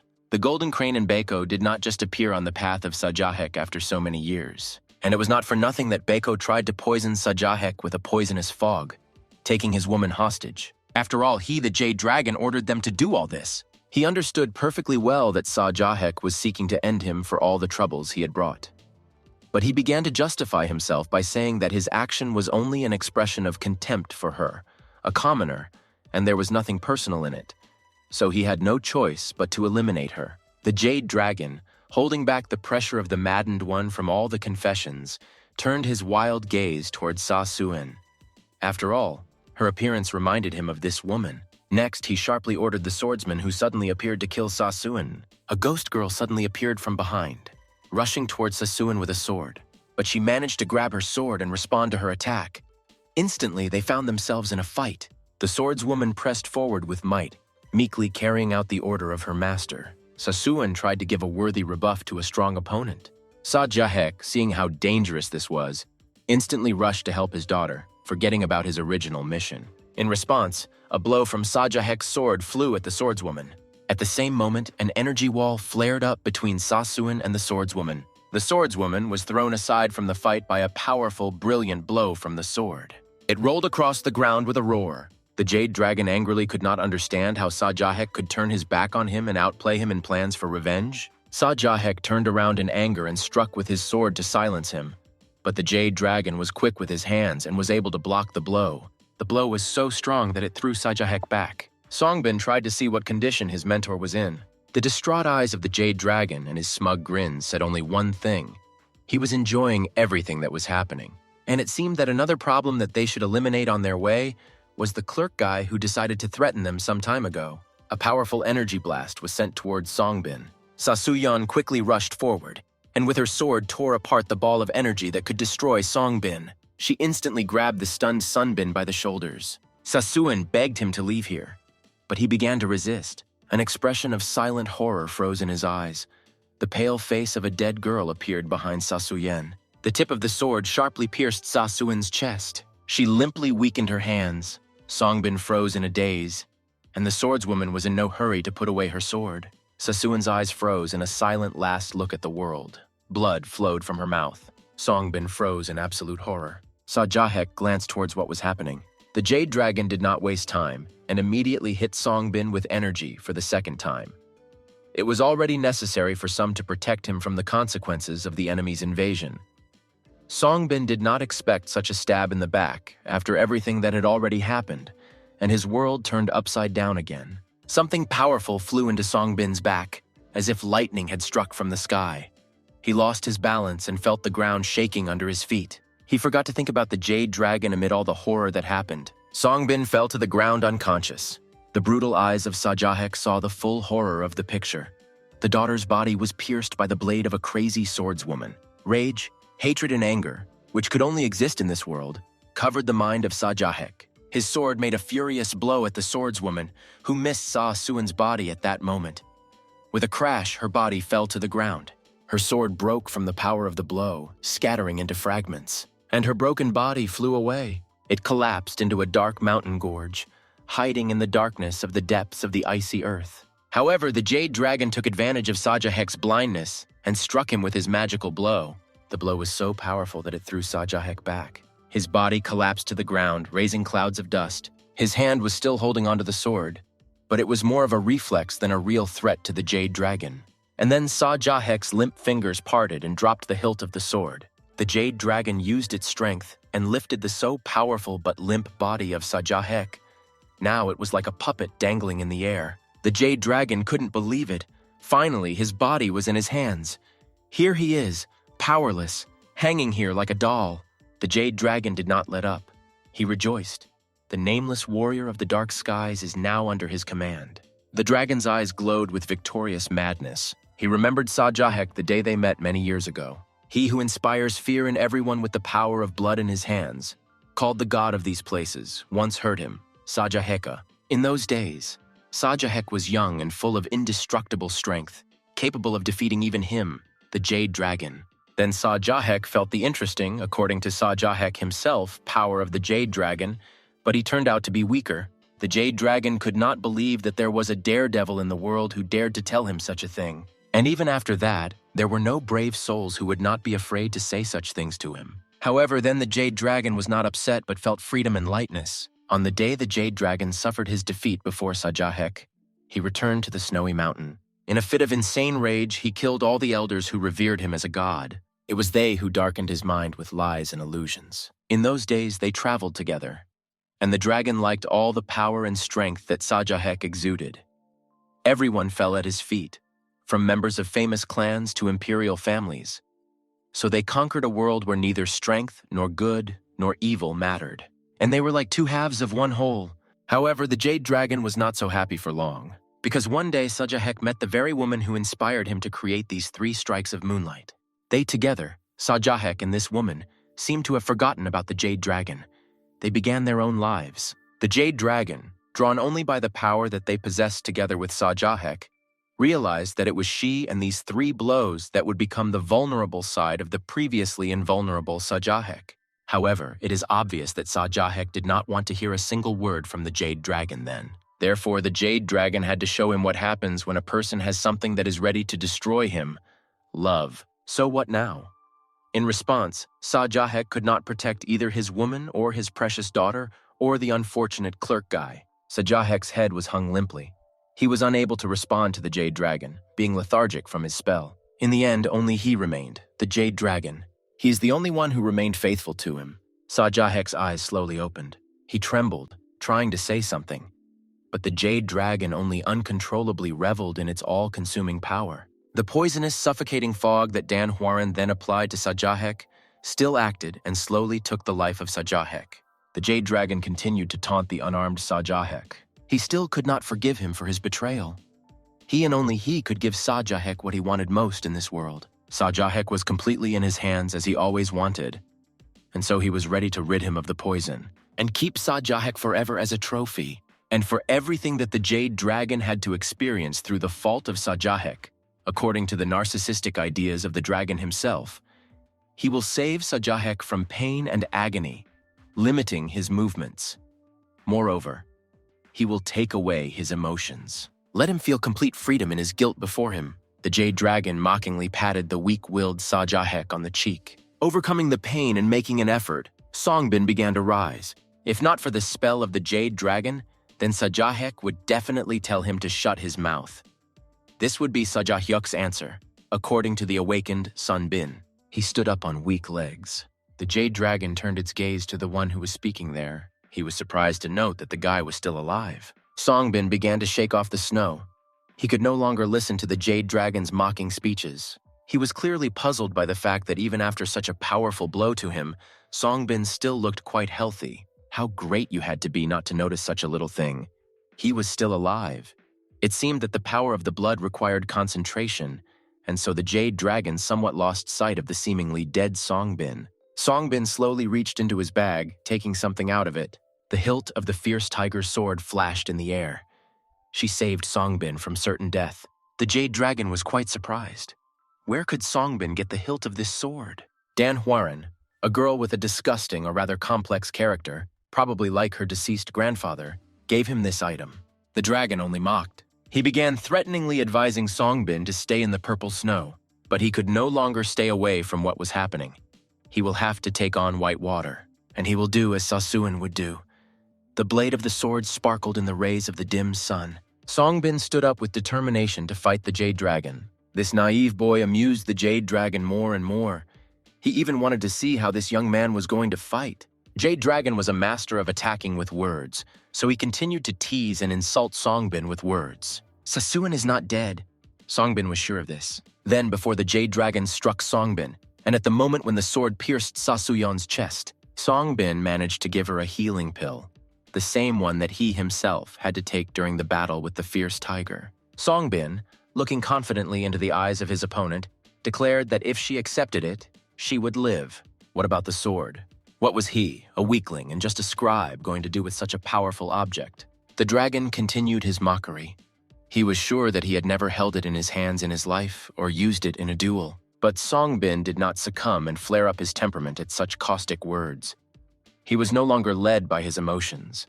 Now he knew that he would not control the sword. The thread will do it for him. And Songbin prepared to surrender to the will of this stream, being its punitive sword. The dragon was very amused by all this, while the Jade Dragon accepted the challenge not without cynicism. I was ready to give the impudent young man a chance, even 2 chances, to strike with his sword. But when attempts are exhausted, Songbin can say goodbye to life. The tone of the Jade Dragon should not have distracted Songbin from the feeling of the flow to which he was preparing to completely surrender. The sword slowly became warmer in the hands of the new owner. White Water was ready to join the battle and follow the stream in the hands of this young man. The Jade Dragon had fun as best he could.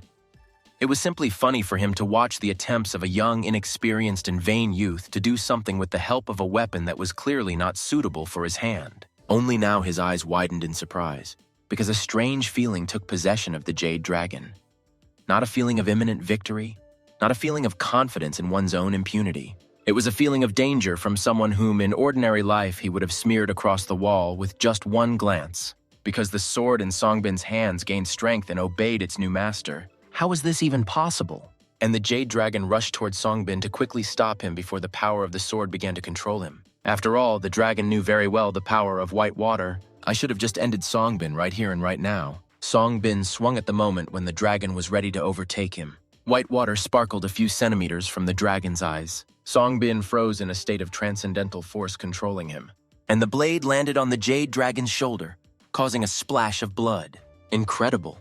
The blade cut through flesh. The dragon's surprised indignation knew no bounds. Songbin's eyes sparkled with determination. They also sparkled with bewilderment. After all, the sword really crashed into the shoulder of the most powerful and invincible warrior, the Jade Dragon.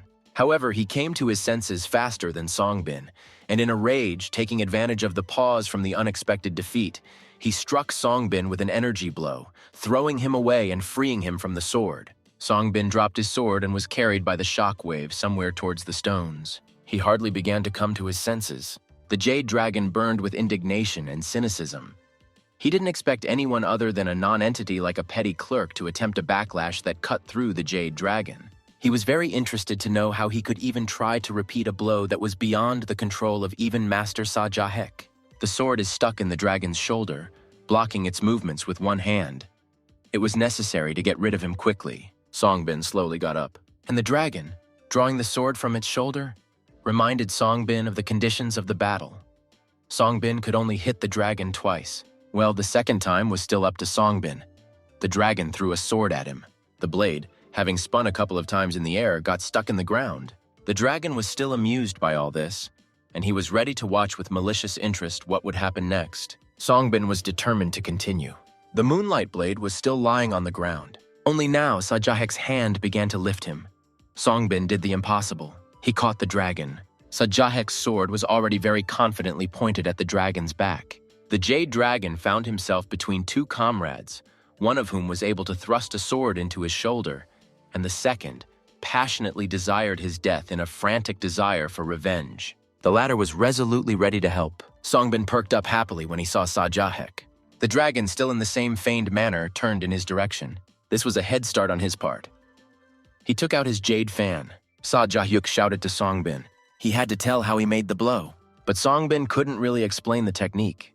The stream controlled him, and he controlled the sword. On the day when Sajah Yuk showed Songbin the first incomplete reverse strike that cut through the Jade Dragon, he advised not to take the art of Dark Heaven lightly. But there are people in the world who simply see the general flow and everything connected with it. And one of these people was Songbin. The Jade Dragon was not preparing. He couldn't believe that Sajah Yuk showed Songbin this blow. But Sajah Yuk explained to the Raging Dragon that Songbin simply did not need it. He already has it, because he is the one who sees the flow. The Jade Dragon assessed Songbin with genuine interest. And then he sarcastically added that in this case, the name Songbin will go down in the annals of Murim's history as a genius. But another so-called genius, according to the dragon, fell at the hands of some swordswoman. Songbin protested furiously because he was sure that Sa Suyan took the pill. But don't let Songbin be deceived, because the pill could not protect Sa Suyan from the ice blade. Didn't he see the blood gushing out of Sa Suen's mouth? Songbin hated the words of the Jade Dragon. He resolutely headed towards the sword stuck in the ground in order to deal with this scoundrel, but his hand trembled when he tried to grasp the hilt of the sword. But Songbin did not have to pick up the sword again. It was Sajah Yuk's turn to finish what he started. Now he knew how to finish the reverse slash that cut through the Jade Dragon, although the strike has not yet been completed. But today was exactly the day when this would happen. The Jade Dragon continued to practice the art of insulting words, trying to piss off Sajah Yuk. They prepared for the decisive battle. The dragon was sure that today he would get rid of him forever. They clashed in a duel, a sword against a jade fan in the hands of the dragon. The Jade Dragon fiercely wanted to defeat Sajah Yuk. He wanted to kill him first and then save him. so that he would remain in his eternal debt and become his slave forever. But Sajah Yuk no longer succumbed to the dragon's manipulations. There was nothing in the world that Sajah Yuk desired. He swung his sword and hit the dragon with all his might. Only the dragon was not going to give up, but resisted Sajah Yuk with all his might. He did not let up and kept hissing his threats towards Sajah Yuk. The Jade Dragon now gave Sajah Yuk a new name, the demonic emperor of the dark heavens. The name spoke for itself. Let future generations know of Sajah Yuk's cruelty, for the Jade Dragon has stained every path Sajah Yuk has trod with blood. In all the hotels, inns, and restaurants where Sajah Yuk appeared, every single one was destroyed by order of the Jade Dragon. The villages and cities where Sajah Yuk visited on the way to him were all drenched in blood. He scolded Sajah Yuk, because it turns out that where he visited, everything was burned out. Sajah Yuk now had such a terrifying title. He predicted the fate of the Jade Dragon. He would die, and it will be here and now. Sajah Yuk finally began to complete the reverse strike that cut through the Jade Dragon. An unprecedented stream of destructive energy burst towards the Jade Dragon, which, from the shockwave, flew away. But this was just the first strike of moonlight. Sajah Yuk raised his sword for the second time, and he directed it towards the dragon, but he managed to erect a protective field in front of him. He found himself as if under a jade-colored dome. Only this did not help. The dome shattered when the energy of the moonlight reached its borders. The explosion from the collision was very strong, from which Songbin had to protect his eyes so as not to go blind. Finally, the smoke and fragments slowly began to settle down. The voice of the dragon was heard. He stood in front of Songbin with a bloody shoulder. With a surprised but mocking tone, he sincerely did not understand why Songbin did not describe such an epic failure of him, the Jade Dragon, in protecting the dragon scales, which were now shattered to pieces. Sajah Yuk appeared nearby. He lowered his sword. The opponents stood opposite each other. However, the Jade Dragon was still alive and, although somewhat battered, was healthy. The lock has been activated. But he accused Sajah Yuk of destroying his dragon scales. What could we be talking about? But the dragon has one last trump card left in his arsenal. His eyes sparkled with a terrible fire. The skin of his clawed hands really looked like the scales of a reptile. This was the rise of the Jade Dragon. Only Sajah Yuk had something to answer to this arrogant madman. Moonlight's second strike was ready. Sajah Yuk swung his sword properly, raising whirlwinds. The radiance from the sword filled everything around. Songbin, who watched the battle in amazement, noted the peculiarity of this upcoming blow. Sajah Yuk did not just swing, but created a real flow. The Jade Dragon was terrifyingly terrifying. The silhouette of a huge dragon, preparing to attack, came to his aid. A jade monster of gigantic size immediately rushed to attack Sajah Yuk. An explosion of colossal proportions shook the nearby mountains. Songbin was hit by a blast wave and began to be knocked off his feet. Everything was covered in smoke and debris. A little later, the smoke began to clear, revealing the silhouette of Sajah Yuk. He looked exhausted from a recent collision. However, both opponents still stood on their own 2 feet, despite the fact that the fight had taken a toll on both of them. The Jade Dragon still didn't give up. But Sajah Yuk, despite his haggard appearance, was not going to give up. His heavy gaze drilled into the Jade Dragon, although he did not flinch. He promised to crush Sajah Yuk here and now and give him a new name. Dark Sky Demon Emperor. Let everyone know who sprinkled their lands with blood. He passionately wished that the whole world would fall at their feet. The Jade Dragon's wildly darting eyes spoke louder than his words. But Sajah Yuk confidently put his sword forward, because he was not going to justify all the sick fantasies of this madman. Everything should have ended here and now. The black blade rose up for the final blow of moonlight, the blow of the Nameless One. Pitch darkness reigned all around. The mountains, the snow, everything around disappeared. The impending third blow of moonlight plunged them and the enemy into darkness, which only they shared. Now here they were alone.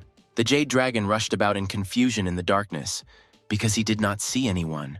But Sajah Yuk's voice caught up with him very close behind him, taking the Jade Dragon by surprise. He furiously threw his clawed hand behind his back in hopes of reaching his opponent. But there was no one there.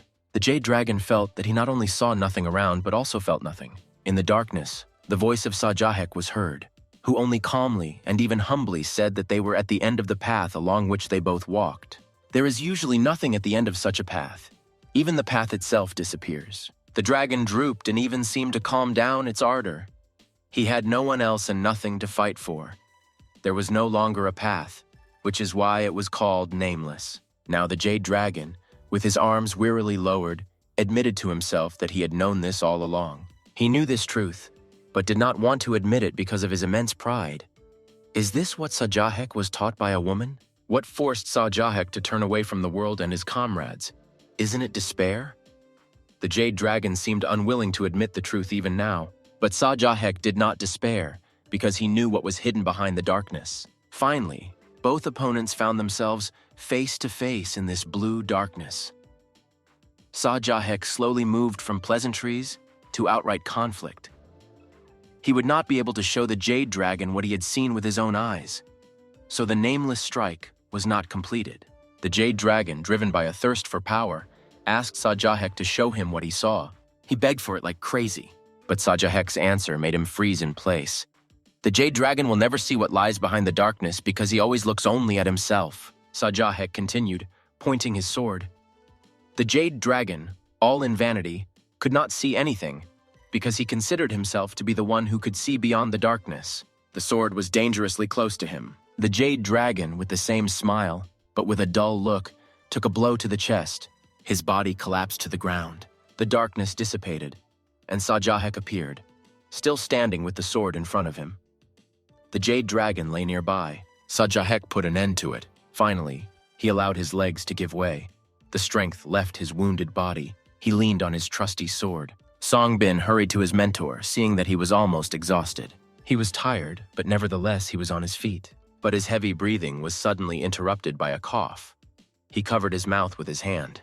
There was blood on my fingers. Sajah Yuk called Songbin closer in a tired voice. And for the first time, from a strong and unbreakable warrior, Songbin heard a request to lean on him. Songbin stood in bewilderment and looked at his role model. But still he came to his senses and suddenly hurried somewhere to the side. He just wanted to hide white water in a case. Sajah Yuk looked in his direction approvingly. Songbin was a good guy. Weapons should not be left unattended.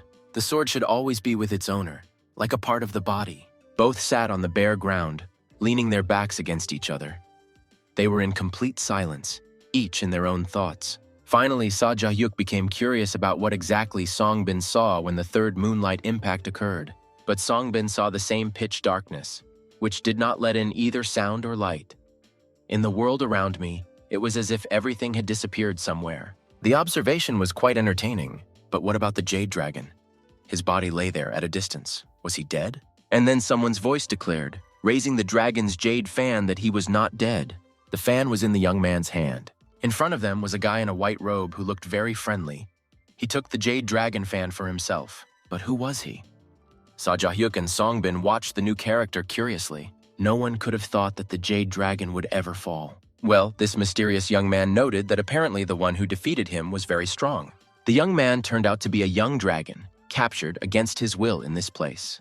And no, there was still life in the Jade Dragon. Songbin and Sajah Yuk rose to their feet. Songbin wondered if he was one of the 3 reigning kings of this place. And so it was. The Jade Dragon captured 3, and this young man was one of the 3 captives. The first king, the King of Bloody Fists, wished to escape from captivity after winning a victory in Pima. The swordswoman did not worry about her imprisonment at all, and he, the young king, chose to wait. His face began to change into an ominous grin. He abruptly opened the jade fan. The neutral tone of his speeches suddenly turned into an attack tone. Songbin grabbed his sword, realizing that he was about to attack. The young dragon decided to attack when both his master and the one who would defeat his master were exhausted, so that he could easily deal with them all at once. Only the Jade Dragon issued its voice from the ground. He shut the young man up. The Jade Dragon got up tiredly and sat down on his knees. He looked at the young dragon, hungry for power, with contemptuous arrogance. He was still a nobody, and everyone knew it. These words of the Jade Dragon in the presence of everyone made the young man terribly angry. He was shaking all over with indignation and anger. But when the Jade Dragon stood up and turned to face him, the young man immediately folded his hands in a respectful gesture and began to apologize for his insolence. The young dragon's eyes lit up with an unkind, evil spark, and he decided that his master should listen to the words of the slave. The Jade Dragon irritably waved it off like an annoying fly that was constantly buzzing. He waved his hand, and the blow flew at this obsessive young man. The young man received a slap in the face for his impudence. He wasn't even a dragon yet. He cleared his throat and hastily began to grovel before the ruler. but his insidious eyes immediately darted towards the dragon, and he angrily wished the Jade Dragon good luck on his final journey. The Jade Dragon irritably ordered him to get out. He could only be surprised at the betrayal of his own subordinate. It's over. Only ended in disaster for the Jade Dragon. He looked completely different now. Although he was battered by the battle, his shoulder was bleeding, there was a hole in his chest from the blow of Sajah Yuk's sword, and his whole appearance was no longer so impressive. But in his eyes there appeared something similar to the relief that comes at the end of a titanic journey. Songbin and Sajah Yuk frowned as they listened to his speech. Songbin stepped forward decisively and unexpectedly thanked the Jade Dragon. He, in his already habitual arrogant manner, despite the imminent end, brushed aside his thanks. Songbin was definitely out of his mind when he decided to thank his opponent. The Jade Dragon nodded his head more favorably. They would never meet again, so the Jade Dragon considered it his duty to give Songbin something of himself. He brought his claws to his neck and with an inappropriate smile asked him to cut off his head. Songbin definitely didn't expect this. Although the Jade Dragon was not in the best condition now, he was still the leader of the Yunnan Dragon blood clan, in which he was revered as a deity. Therefore, his head was priceless. With such a priceless gift, he, Songbin, his grandchildren and great-grandchildren would have the opportunity to be honored in the pages of history. Only Songbin did not intend to cut off his head, even if the wound was fatal and he did not have long to live. The fate of the Jade Dragon has already been decided by the heavens, and he will not interfere. The Jade Dragon listened to Songbin's passionate speeches a little arrogantly. Songbin hurried to go closer to Sajah Yuk. It was too strange a request from this crazy Jade Dragon. They began to move away, gradually merging with the fog. The Jade Dragon was left standing alone. He admitted that Songbin was worthy of becoming Sajah Yuk's companion. He was quietly envious, following them with his eyes. He remained just as lonely. The defeated dragon would not feel so terribly alone, even if all people disappeared from all over the earth. But I felt so abandoned at that moment. The young dragon did not give up his vile attempts to help his dying master go to the next world faster. A light flashed in his hands, which quickly engulfed the fuse of the explosive. The wick quickly began to flicker in the young man's hands. An explosion of colossal power broke the silence of the snowy mountains. The Jade Dragon, still standing alone, was hit by a blast wave. Dynamite tore to pieces the abode of the once great Jade Dragon, awakening an avalanche, which immediately began to descend from the mountains with menacing power. She covered the Jade Dragon in a minute, burying him forever in an ice crypt. An avalanche overtook the wandering Sajah Yuk and Songbin. It rumbled behind them and was about to cover them. Sajah Yuk, hanging on Songbin's shoulders, simply could not walk faster. His strength was leaving him. He involuntarily fell to his knees, not having the strength to go further. Songbin tried to bring him to his senses, but his efforts were in vain. Despite the imminent disaster, Sajah Yuk turned to Songbin. He told him many things as they walked their paths together. Sajah Yuk still had a lot to tell, but time flew inexorably, taking away precious minutes of life. Songbin still tried to lift the heavy Sajah Yuk, as if he was trying not to see that he was at the end of his strength. Did Songbin remember his own words that if no one saw, then it was as if it never happened? However, Sajah Yuk no longer believed in their truthfulness, because pride no longer clouded his eyes. Even if something is forgotten, this does not mean that there was no meaning in it. The grass growing silently underfoot, the inept first steps, everything makes sense. Songbin was amazed to understand what Sajah Yuk was trying to convey to him. Sajah Yuk's huge hands grabbed Songbin's shoulders, and he said that Songbin is free to do whatever he wants with the book. If he considers it necessary, let him write it. If he doesn't want to, let him throw it away. It was enough that now Songbin would be the bearer of Sajah Yuk's knowledge. He leaned towards Songbin and spoke quietly in his ear, making his final request, to take care of his daughter. Songbin could not accept the truth that his master, his mentor, was leaving him forever. But Sajah Yuk did not speak for too long. Protracted farewell speeches were unnecessary here. With a decisive gesture, he pushed Songbin away from him. His hands released an energy blast to propel him away from himself, and away from the oncoming avalanche that was about to engulf them both. Songbin rose sharply into the air, clutching the image of Sajah Yuk with his last strength. But he only with a humble look raised the young man higher and higher. His whole appearance said that he was not afraid of death. Finally, the avalanche began to cover Sajah Yuk, and his figure slowly disappeared in the sudden elements of the mountains. Songbin flew above all this natural chaos and was unable to change anything. He tried to shout over the sounds of the avalanche, but it was no use. Finally, the avalanche began to cover Sajah Yuk, and his figure slowly disappeared in the sudden elements of the mountains. But he only with a humble look raised the young man higher and higher. Finally, the avalanche began to cover Sajah Yuk, and his figure slowly disappeared in the sudden elements of the mountains. Songbin flew above all this natural chaos and was unable to change anything. Songbin was thrown far behind the mountain, where the avalanche had not yet had time to fall with its gigantic power. He flew somewhere down into a shallow gorge. His body flopped onto the snow, and everything around became quiet. Slowly, he began to come to his senses. He discovered that his burden had been torn a little, apparently from the fall. Sheets of his priceless notes began to fly away in the wind. He jumped up and started chasing them. It was important to save everything, but the records, as if by magic, only rose to the top like a whirlwind, carried further and further. Songbin suddenly slipped. He didn't know the area where he was now. Suddenly, he began to lose his balance in front of an insanely deep abyss. The next moment, he slipped into a bottomless, icy abyss, losing the last pages of his notebook. In an attempt to somehow save himself from the deadly flight, he grabbed a small pebble with one hand. So he hung over the gorge on one arm, barely catching his breath. This couldn't go on for long. Sooner or later, the fingers will open, and then Songbin himself will be left behind. He understood this perfectly, and was even ready to accept fate, because then they would soon meet Sajah Yuk again. Well, if this was his fate, then he was ready to come to terms with it. The hand slipped. The stone treacherously broke off, throwing Songbin down. However, for some reason, Songbin did not see either heaven or hell, but only felt that someone had suddenly picked him up and was rushing up with him, away from the bottomless hole. The hands of the fragile but strong Sasuyon carried Songbin up to the saving land. He did not immediately understand what was happening, but soon he saw his savior. Finally, they got to a solid surface. Songbin was exhausted by the events that happened one after another. He hung on the shoulders of Sasuyon, who led him away from that place. Sasuyon pulled him with effort, and he was about to pass out. The horse was waiting ahead. Sasuyon, overcoming herself, threw the body of the limp Songbin onto the back of the horse. Next, Sasuyon mounted the horse herself, and they slowly moved forward. The horse struggled through the mountain slopes, carrying the burden of two people. In the distance, among the snow and bare, lifeless trees, a house lurks. It was surrounded by a white picket fence and some buildings around it. An unconscious Songbin's head was lying on the pillow. He began to slowly open his eyes. He slowly turned around and found himself on a bed in some house. An old man was sitting on a chair nearby, wielding a knife, apparently preparing dinner.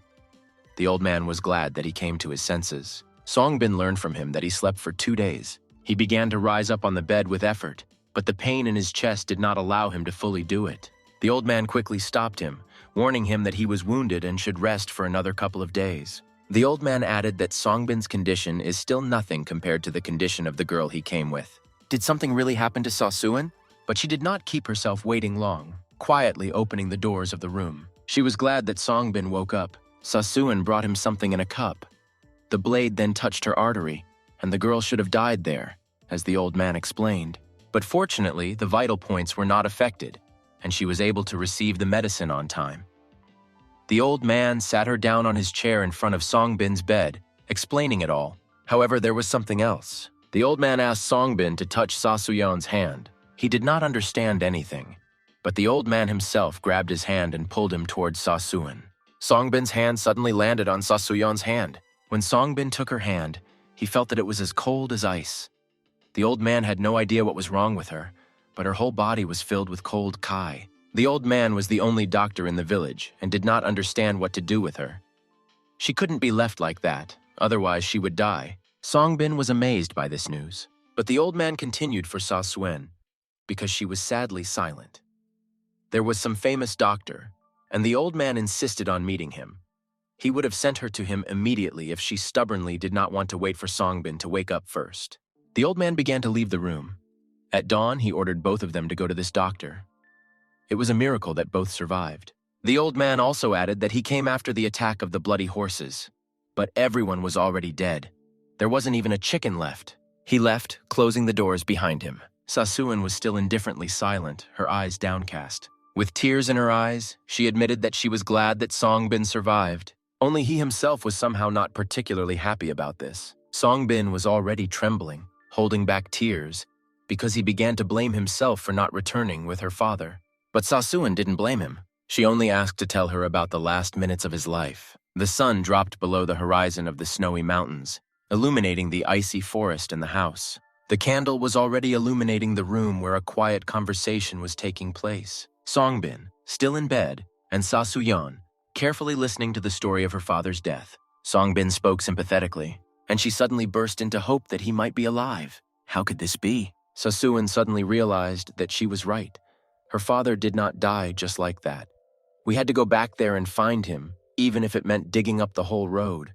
In a fit of hope, she took off from her place. Songbin tried to get up from the bed to stop her. He begged her to think about her health, but she didn't want to listen. It was important for her to immediately rush in search of her father. But suddenly she stopped abruptly. A burst of pain struck her in the chest, knocking her off her feet. She fell to her knees, realizing that she was weak. In desperation, she asked Songbin to help her. After all, there was still hope. For herself, it meant hope. Only Songbin gloomily decided to convey her father's words to her. His last request was to take care of her. Sasuan, crushed, could not get used to such a thought. Tears flowed from her eyes, and she kept whispering that her father might still be alive. Finally, Songbin pulled her closer to him. She burst into tears on his shoulder, desperately calling for her father. It's early morning. Sasuan was already on horseback, ready to set off to the promised doctor. A still weak Songbin came out to see her off. He awkwardly apologized for the fact that he could not go with her, because he would certainly become a burden for her. He carefully insisted that she receive treatment as soon as possible. She only shyly thanked him for his concern. As she was leaving, she asked Songbin if he would write a book about her father. But he was not sure, because his notes were blown away by the wind. Sasuan remained thoughtfully silent. The horse slowly began to carry her away. Songbin could not stand it and shouted out one last time, "Will they meet again?" But Sasuan only smiled meaningfully, not knowing the answer to such a question herself. Songbin stood a little awkwardly and smiled, not wanting to let her go without an answer. So they stood in awkward silence. And yet, were they destined to meet again? Sasuan only smiled meaningfully in response to the question asked. So they stood in awkward silence. What could be the answer? After all, even if she met that doctor, she was not sure whether he would be able to cure her. Songbin didn't want to believe such truth. But what Sasuan knew for sure was that when the water cools and the rays of the sun sparkle from under the horizon, fog falls on the river. Songbin folded his hands in a respectful gesture and wished him a speedy recovery and a good journey. The horse slowly began to move away, disappearing into the haze of the white frosty morning. It was hard to say goodbye for an unknown period of time, but nothing can be done. He walked back to the house, leaning on his stick. The shocking news from the snowy mountains was quickly forgotten in Yunnan. These lands have always been considered a place of immigrants, so the local residents did not show much interest in events taking place outside their province. News of the changes there spread among the warriors of Murim like wildfire. The Helen clan branch of government in Yunnan province was huge and powerful. The villa of the Dan clan is picturesquely located on the rocks of Sichuan province. Dan Huaryong retired to the terrace, immersed in reading documents. Now that she had become the military general of her clan, she was extremely busy. She delved into the study of the scrolls, completely focused on her business. A man from the clan appeared on the threshold. He politely greeted his general and entered. Dan Huaryong was too engrossed in her work to even look at him. Without looking up from her papers, she suggested that the purpose of his visit was related to reporting rumors that were spreading throughout Yunnan province. And so it was. There were a great many rumors within the region, and if you combine them all into an overall picture, they have already begun to turn into legend. The subordinate had 2 facts with him to report. Dan Huaryong began to listen carefully. The first fact was a planned massacre in a peaceful village. The second fact was the news that the head of the Helen clan was suffering from an incurable illness. This could be a good sign for the Dan clan. Dan Huaryong thought about it, analyzing everything the informer said. She slowly took off her glasses, pondering the correctness of his wording about a good sign. He should have known that their clan was actively extending its influence to the Gangnam region. Dan Huaryong began to explain obvious things to him. The Helen clan had long been their closest rival, and to contain it, the Dan clan resorted to the help of Murim warriors. But what happens if these warriors no longer feel the need to hold off their competitors? Dan Huaryong approached her informer with a steely gaze. The truth was simple. The Murim warriors were likely to turn their attention to their clan, the Dan clan. The subordinate cleared his throat, realizing the short-sightedness of his assumptions. He fell to his knees in front of her, making his ridiculous apologies. Dan Hwaryong mocked his inability to assess the situation despite being the head of the intelligence team. If the title was given to him just for show, then let him get out of here. He crawled on the floor like a lizard. Dan Hwaryong sighed tiredly, casually looking away from him. However, she had one more question. What did he manage to find out about those two? The head of intelligence combed through all the archives that were at their disposal, but there was not a single mention of the warrior with the black blade and his companion. She fell silent meaningfully, peering into the horizon. Well, he could be free. And the head of intelligence hastened to disappear from the eyes of the young leader of the Dan clan. Dan Hwaryong was left alone and deep in thought. The news was clearly not the best. However, she was more worried about Sajah Yuk and that scribe, about whom absolutely nothing was known except that her grandfather fell at his hands. But she was still sure that one day their paths would cross. A blizzard howled in the snowy mountains. The icy wind, the eternal companion of these lifeless places, pierced to the bones. But he was not the only inhabitant here. On the edge of the rock sat a figure in a white robe that fluttered from the gusts of wind. The figure sat in oblivion and peaceful peace. The same lifeless eyes adorned the swordswoman's face. The same sword was hidden in the folds of her clothes. A young dragon appeared from behind. He broke the news. Her captor was dead. The young dragon proclaimed himself the new Jade Dragon, inheriting all the power of the blood. The swordswoman stood up and cast an indifferent glance at him. She bowed before the new Jade Dragon, saluting the new lord. He announced his first will, and it consisted in lifting all prohibitions. The Blood Dragon clan will no longer remain silent. He extended his hand to her, ordering her to stand up, and promised to make her the most noble in this world. Her eyes fixed on him but still did not betray emotions. However, she refused his proposal. He couldn't believe his ears. How could she refuse such a generous offer? The swordswoman pushed off the ground with ease and rose headlong into the air, leaving behind a perplexed dragon. He tried to stop her, not understanding where she was going. But he himself did it. He lifted the prohibitions, which means that she was granted the long-awaited freedom. The hand of the new Jade Dragon darted upward, trying to pull the escaped captive back, but she soared too high. Even the power of blood could not hold her back. The dragon rushed powerlessly along the edge of the rock, begging her to return. But the swordswoman hovered above the rocks and did not have the slightest desire to obey anymore. She had her own business and unfinished meetings. In a last attempt to bring her back, the dragon promised to bring the one she was looking for here immediately, even if it was the emperor.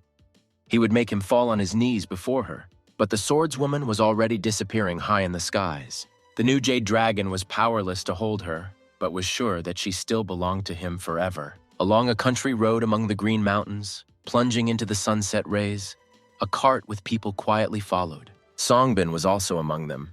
The carriage soon arrived at the inn. The driver urged his passengers not to be late early in the morning when they continued on their journey.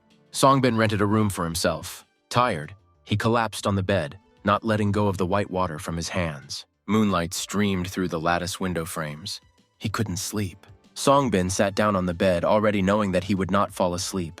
He had to do what he was used to, get up at dawn and go to train. Just like those times, the moon illuminated the clearing for Songbin. He began to slowly draw the sword from the quiver, assuring himself that one day it would return to its owner. However, now only Whitewater could understand what was in Songbin's soul. The sword was in front of him, and he still obediently obeyed Songbin. The blade sparkled mysteriously in the moonlight. He began to practice the art of wielding a combat sword. Along a wide street in a town in Guangdong province, people walked among taverns and shopping arcades. The cab driver and some passersby started talking on the street. There were rumors that that young clerk Songbin had returned to the city, the same one whose relatives sent him to take the national civil exam. But the exams ended a long time ago. Why did the guy return only now? Was it because he failed his exams? Similar rumors circulated among the townspeople. Since the province was tiny and everyone knew each other, everyone also knew that Songbin had no parents, and that his guardians, aunt and uncle, supported him because he turned out to have talent. Everyone was gossiping that if he had passed the exam, he would have turned out to be a good groom for some family. However, apparently, since he returned without a diploma, then, most likely, dark times await his family. A neat house was located on one of the streets of a town in Guangdong province. Humble Songbin stood on the threshold of his uncle's house, looking down in shame. The uncle did not reproach him, although the aunt was clearly upset by her nephew's failures. The uncle seemed to be sincerely interested in the fate of Songbin. Auntie wanted him to start with more important things in his conversation with Songbin. The next exam will be in 3 years. For now, he should have focused on finding a worthy wife. He started from afar and said that on the outskirts there was a small, empty house. It would be a good place for a future school. The uncle and aunt hoped that since Songbin had some knowledge, there would be people in the area who would be willing to send their children to study at this school. Well, it looks like Songbin's option wasn't that bad. He was definitely not an agrarian or businessman. He understood that the relatives were right. Songbin obediently agreed to succumb to their will. However, the uncle now had to find funds to buy the house, although their family itself now needed finances. Only Songbin relieved his relatives of this task because, as he admitted, on the way home he worked where he could and saved up enough money to buy the school himself. He stood up and knelt down in a respectful gesture towards them, thanking them for taking care of him all these years. He humbly left the house, leaving his relatives in confusion. When Songbin walked out the door, they immediately began to speculate about how a young man who didn't know life could have such funds that he was even ready to buy out the school. Songbin walked along a sunlit street, meeting his fellow villagers. He decided to see the place he was going to buy in person. When he found this place on the outskirts, he was pleasantly surprised. The house was indeed very old. There was a lot that needed to be repaired here. However, this had its undeniable advantages. The place was far from the main road, which means it would be quiet here. This place was like a quiet temple away from the bustle where you can come and pray. He decided to lay the canvas on the floor of the unfinished gazebo. Then he lay down on the floor to rest and dream. The place was wonderful, and at night you could practice with a sword to your heart's content. His blissful thoughts were interrupted by the hasty tramp of someone's feet. Small children rushed towards this place as fast as they could. Songbin caught on. Has school already started? The impatient children surrounded Songbin and immediately began loudly asking him to teach them to write, read, and much more. He tried to calm down their naive, childish impatience, pointing out that nothing was ready yet to begin learning. But why then did the impatient kid come running to school? It's simple, because his mother threatened him with spankings if he didn't go to school. After this little guy, another child immediately admitted that his mother promised to leave him without dinner if he didn't go to school. The smallest chubby girl began to whine at Songbin for food. Well, he should have fed her. He promised to make rice balls. The girl whined that she didn't like rice balls, and Sun answered in confusion that he didn't know how to cook anything else. But then he was already distracted by the boys. They deftly climbed a tall tree and shouted triumphantly from there. Songbin jumped up to them because it was terribly dangerous. Meanwhile, the children did not pay any attention to this and only argued which of them could climb trees better. Songbin desperately tried to call them so that they would come down immediately, but the voice of a girl was heard behind her, asking permission to play with something. Songbin was horrified to see his sword in the hands of a girl with 2 ponytails. Meanwhile, she was ready to pull it out of the quiver. The sword flashed with a steel blade before her eyes, emerging from its sheath. Songbin froze in horror at what could happen now. This madhouse simply knocked Songbin out of his usual rut. Chaos shook up the hitherto quiet, forgotten place. The children stood in a group, shouted, cried, demanded something, and did not let up. Songbin cleared his throat, hoping that now they would listen to him. He played a trick and quoted them the words of the sage. They sounded like this: if a person didn't know something, then he should start with what he knows. So if they don't want to study, they can't attend school. The kids started whining even more, and the girl with ponytails turned to Songbin and apologized for their behavior. Well, it was possible to start learning with some simple things, for example, with the right heart. The right heart came from the right body. The boy immediately interrupted him, because he was interested in what a proper body was. Songbin sat the children down in front of him and told them to repeat everything after him. First of all, they all had to start by sitting in the correct position on their feet. The children resisted, because their legs began to go numb. Some humbly endured, and others tried to be like their teacher. Songbin only watched with emotion as the kids tried to learn something. He stopped the lesson and allowed everyone to stand up, because it was enough for the first time. Songbin promised everyone a reward in the form of candy that could be bought at the market. At the same time, they should have bought paper and ink there. The guys rushed to the race, arguing about who would be the first to eat all the candy. The kids ran forward, while Songbin walked behind, leading a small, plump girl by the hand. Songbin let go of her little hand, asking her to wait for him. She broke free and ran into the crowd of her friends. Songbin could only laugh, because these noisy kids really touched him with their spontaneity. Someone's elegant shoes crept up to the bushes near the school. A sweet face of a girl appeared from behind the bushes, clearly intending to observe what was happening here. She began to watch this place with curiosity, because according to rumors, a school had opened here. The building of the old house, which has now turned into a school, shone in the morning rays of the sun. Songbin was surrounded by children. There was his table in front of him, and today he intended to teach the children to write. He had an inkstone in his hands, and the first thing he had to do was teach them how to use it. Only the children did not really listen to their teacher, but still fooled around. But Songbin threatened to leave them without candy if they did not listen and study. It had a flawless effect on them. The kids immediately turned their gaze to the teacher. Songbin took the ink bar in one hand. With the other hand, he took his brush and began to teach the children to move the bar over the stone slowly, like a sick person. The children did not understand this comparison and began to object that they were not sick. The girl with ponytails besieged those two. Because the teacher did not ask if they were sick, he told them to imagine that the person was sick. The boy immediately got mad at the impudent girl. The children fought in a quarrel, calling each other names and pointing fingers at each other. But Songbin continued the lesson, urging the children to continue to observe his movements. You had to breathe evenly as your hand moved the ink bar. The kids fell silent and all as one stared at Songbin. Then they rushed to repeat his movements, grabbing their ink stones. Everyone tried to move their hand as the teacher punished. Everyone tried hard. A group of diligent children sat on their knees in the middle of the schoolyard and tried to study. The smallest chubby girl tried to write something with an inkstone with her tiny hand, but suddenly her hand fell limply onto her knee, and she began to doze. The bully boy sat frowning in front of his inkstone. Nothing has worked out for the children so far. They tried to teach each other, but nothing good has come of it yet.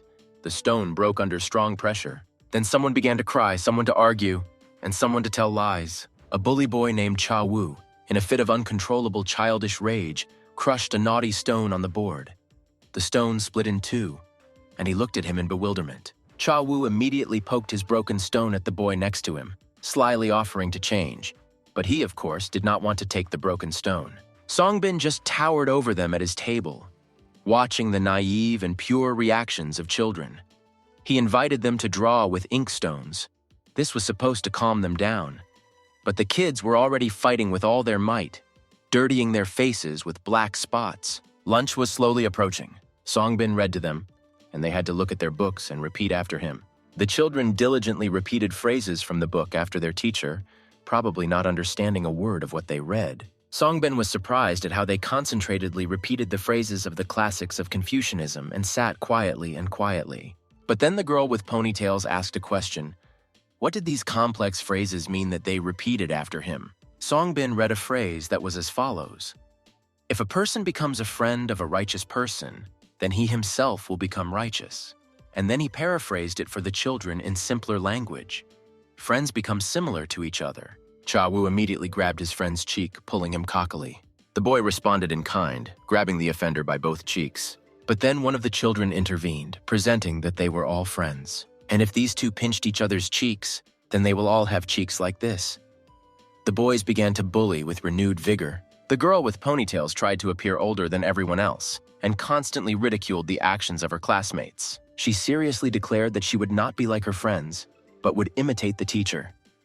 But the plump little girl objected, because the teacher was not their friend.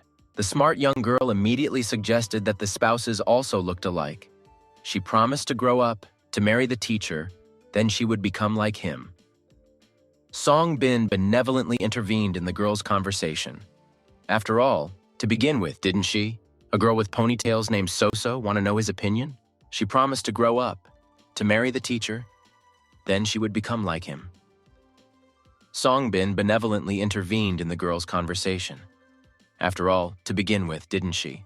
A girl with ponytails named Soso want to know his opinion? Here another little boy intervened with a question. So it turned out that if a person makes friends with a bad person, then he himself will become the same? Songbin noticed the correctness of the little smart guy's assumptions. Therefore, you need to behave appropriately around your friends. The children suddenly stopped all their arguing, sat down and thought about the teacher's words. It was strange, because just a minute ago they were ready to destroy everything here. But Songbin felt that the children were thinking about more than just his words. Cha Woo blurted out that those other boys are not their friends anyway. But what kind of bullies were we talking about? So immediately laid all her cards on the table. There were two boys, Chuno and Kyogu, who were students of a martial arts school and constantly bullied them all. Were small children trained in martial arts? The next day, on the way to school, a fight broke out between the children. The same Chuno and Kegu attacked the boys on the way to school. Junho punched Chawu in the face. The baby fell to the ground from such a blow. Chuno, an older boy, stood over him victoriously. Kegu, a well-fed child, squeezed the throat of the second baby in his strong little hands, who burst into tears from pain and humiliation. But he only mocked the poor child. Chuno picked up the fallen jewelry in the form of a ring with a red thread. He fingered it in his hand with contempt. The girl, all in tears from resentment, immediately rushed to the offender, ordering him not to touch her thing because it was a gift from her mother. However, Chuno deliberately took and threw the toy into the distant bushes with full force, causing the girl to burst into tears from grief and resentment. The warlike Soso rushed at the hooligans almost bare-handed, being half the size and weaker, and holding some kind of branch in her hands as protection. She ordered the villains to leave them all alone. She tried to hit Junho's hand, but he blocked it very quickly. Chuno indignantly easily took the branch away from the baby. Next, he grabbed a branch and threatened everyone not to argue with the student of the martial arts school. The stick was broken in two. Soso did not let up and came forward, threatening that she would tell everything to their teacher at school. But Chuno and Kyogu didn't even bat an eyelid. They certainly weren't afraid of the teacher, considering him less dangerous than the executioners from their martial arts school. Sobbing children came to school, where they were met by an alarmed Songbin. Their faces were smeared with dirt and tears. Everyone was upset, and the boys showed signs of abrasions. Sobbing children came to school, where they were met by an alarmed Sunbin. Their faces were smeared with dirt and tears. Everyone was upset, and the boys showed signs of abrasions. Soso, with bitterness and despair, shouted out the names of those same Chuno and Kegu, because they were their offenders. The boys complained annoyedly that Junho was stronger than them, because he studies at a martial arts school and watches and learns from the local executioners every day. It wouldn't do that way. Did the parents of these young pests know that they were beating their younger ones? Chawu burst into tears because he could not give a worthy rebuff to his offenders. He did not understand the meaning of being able to write and read if he could not even defend himself. However, the kids needed to learn to write. Songbin came to the image of Sajah Yuk standing in the rays of the moon, because once upon a time, Sajah Yuk also instructed Songbin that he still needed to learn writing style. The letter was very important. Songbin explained to the upset children that literacy is important, but it is also important to protect your home and your belongings if someone attacks them. Therefore, Songbin promised the guys to show them a couple of techniques. Chawu, with tear-stained eyes full of hope, looked at his teacher. Could he really teach them martial art? Here, Soso stepped in and told them clearly that their teacher knew martial arts. The guys couldn't believe how she knew this. She pointed to his room where she saw Songbin sharpening his sword.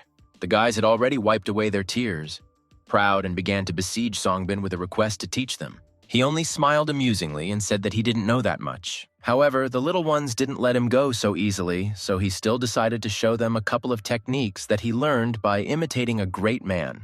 The children listened to him with their mouths open. Songbin asked Chawu exactly how he defends himself when someone pesters him. The kid became thoughtful. He closed his eyes tightly and began to show his usual gesture when he defends himself from opponents. Songbin jokingly made fun of the child, who should have opened his eyes during the contraction. However, the kid explained that he was very scared to look at the enemy. But in a fight, it was worth seeing what was happening in order to fight against someone, even if the enemy inspires fear. Just like that time in the duel with the Jade Dragon in the snowy mountains, when Songbin was left alone with a strong opponent. Songbin understood that children should not learn to fight, but no one forbade pushing. The children looked at their teacher in amazement. Songbin began to teach them. The first step was to stand up and take a deep breath. Songbin then put his leg forward, indicating to the children that they should lean on it, and Songbin showed in his imagination how to push with his hands. Only Chawu wasn't sure that it would work against a boy who could even fight with his feet. But Songbin continued to explain the technique, because this technique had its own power. Songbin sharply put his hands forward, showing a strong push forward. The children listened in amazement and rejoiced. They immediately perked up and began asking what this technique was called, and they now believed that their teacher was very strong. Songbin came up with a funny name for this technique on the fly. He called it the palm strike I don't want. The children listened in surprise. Songbin claimed that he would not teach them how to fight in the full sense of the word. However, he taught that if someone takes something valuable from them, forces them to do something they don't want, or starts fighting, then it's time to use don't want. And Songbin shouted the phrase I don't want almost at the top of his lungs. The children picked up his enthusiasm. Evening has come, and it is time for them all to go home. On the way home from school, they discussed their teacher and came to the conclusion that they really liked him. It was great because it taught them how to write and how to fight back. Chawu stopped abruptly, noticing the approaching Chuno and Kyogu in the distance, who were ready to block their path. His friends noticed this too. In the distance on the road stood Chuno and Kegu, who brazenly blocked their path. They persistently began to demand candy from the kids, which the teacher could give them. Chawu came forward and told them that they had no candy, and even if they did, it was unlikely that they would get it. The impudent Chuno approached little Chawu and arrogantly began to threaten. It seems that the previous sign did not teach the little one anything. Kyogu began waving his arms towards Chawu's friend. Soso, as always, was not afraid to speak out and immediately began yelling at the hooligans to stop and go away, because clearly their father did not teach them to behave this way. Junho immediately let go of Chawu and started yelling at Soso to stay out of the way. And he grabbed the little girl by her dress and began to threaten her so that she would not think that since she was a girl, they would not touch her. Soso supported her, calling on the rude people to just try to offend her. Movement was heard behind Junho. Chawu began to approach menacingly, and the next moment he put out his palms as Songbin taught and pushed the offender with force, uttering the word, I don't want. The offender fell nose first into the ground. Kegu was also stunned, frozen by what he saw. Jonyo glared at Chawu, and he rushed towards the boy. The children listened in amazement and rejoiced. But Chawu sharply put out his palms and again resorted to the don't want strike. And Chuno flew away, tumbling on the ground. The friend, encouraged by seeing Chawu's blows, also decided to act and pushed Kyogu away from him. Brave Soso also decided to act and tried to forcefully push the wretch Kegu. He fell to the ground like a sack of potatoes, not expecting such a rebuff from the younger guys. He whined that they were small and couldn't do what they did. But suddenly, Kegu saw his comrade on the ground, bleeding from his nose. The boy looked at his hand in amazement and then screamed, frightened by the sight of his own blood. Chuno, a bully and a bully, burst into tears on the ground, like a small child who was offended by bad guys. With a stupid look, he called Mommy. Chawu stood tense, ready to defend himself further if necessary. But apparently this picture of his whining enemy took him by surprise. Soso, Comrade Chawu, and part-time brother Soso were in the same bewilderment. A funny picture now stood on the evening road near the school. The seemingly strong students were now lying helplessly on the ground in front of a group of young children. The building of the Hoenn School of Martial Arts smoothly descended into the evening rays of the sun. In the school building, Chok Chul-gwan was sitting in his office behind some scrolls.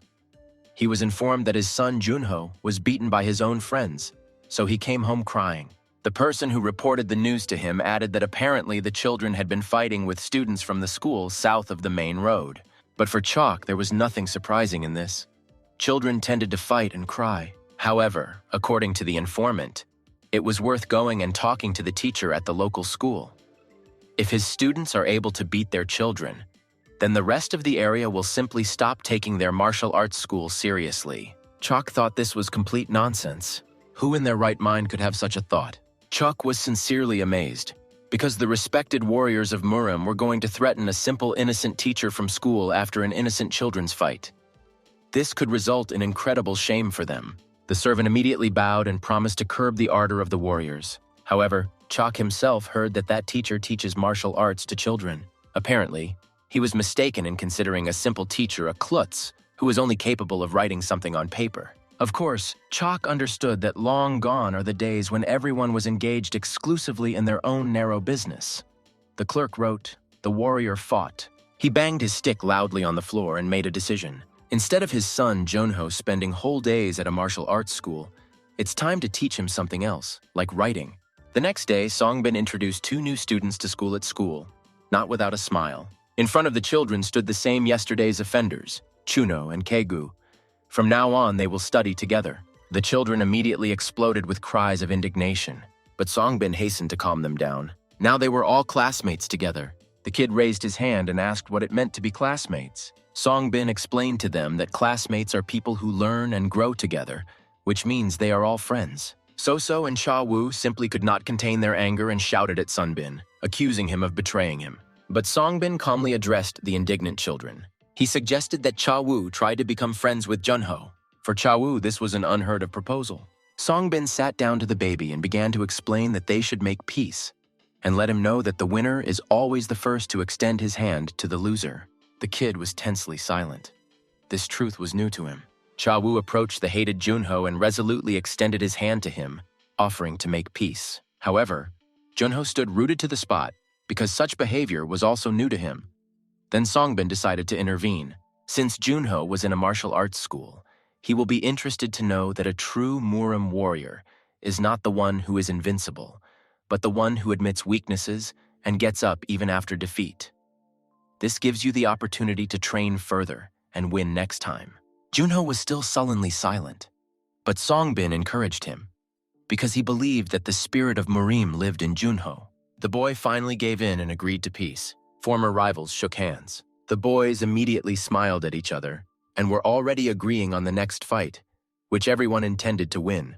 The rest of the guys watched such an incredible picture of the reconciliation of sworn enemies. The younger girl approached Keg with sweets. She friendly invited this sweet tooth to eat her sweets. Everyone heard about the candies and immediately rushed to Songbin to beg for more, because he went to the market yesterday, and he probably had plenty of them. A gentle day illuminated the walls of the school. Songbin sat down to have lunch and rest, but the children asked him to show them martial arts. Bosom friends Junho and Cha Wu were already standing nearby. Cha Wu betrayed his friend, revealing that he considered Songbin a weakling. Junho immediately blushed and began to deny the lies. The naive child hesitated and admitted that he had come to this conclusion because the executioners in their martial arts school had large and strong bodies. And also that Cha Wu was chatting that Songbin's art is better, although he doesn't look like the Murim warrior. So immediately chimed in and reminded me that you don't have to be big to be strong. After the recent skirmish with him, she wouldn't know. The children immediately began to ask because it turned out that Songbin even had a sword, but the martial science school apparently also has swords. So slyly asked Songbin, since these two non-believers were here, why don't they show off their martial arts? The children immediately began to beg from Songbin. He had no choice but to agree because apparently they would not leave him alone. Songbin took on white water. He addressed the children carefully, strictly warning them not to approach while he demonstrated his skills. The children froze in impatient anticipation. Songbin noted to himself that this was probably his first time swinging a sword in front of the general public. However, there was no need to worry that something might not work out or look ridiculous, because he was always sure that the flow was with him. Songbin raised the sword above his head, and it immediately shone with a mysterious white light. This light illuminated everything around, forcing the children to fall silent and watch in fascination what would happen next. Songbin took a fighting stance and began to fight with an invisible enemy. The sword kept leaving behind a trembling glow. White water rushed over Songbin's head in a sparkling stream. He triumphantly swung the tip of his blade into the sky, creating radiant vibrations. The children watched in amazement at their teacher's skills, and even the skeptical Junho gaped in surprise. Songbin hid his sword, deciding that was enough for today. The children were already completely delighted with the magic that happened. They immediately jumped up from their seats, surrounded Songbin, and began chanting in one voice that their teacher was the best and coolest. They began to pull him by the lapels of his jacket and sleeves, begging him to show them these tricks again.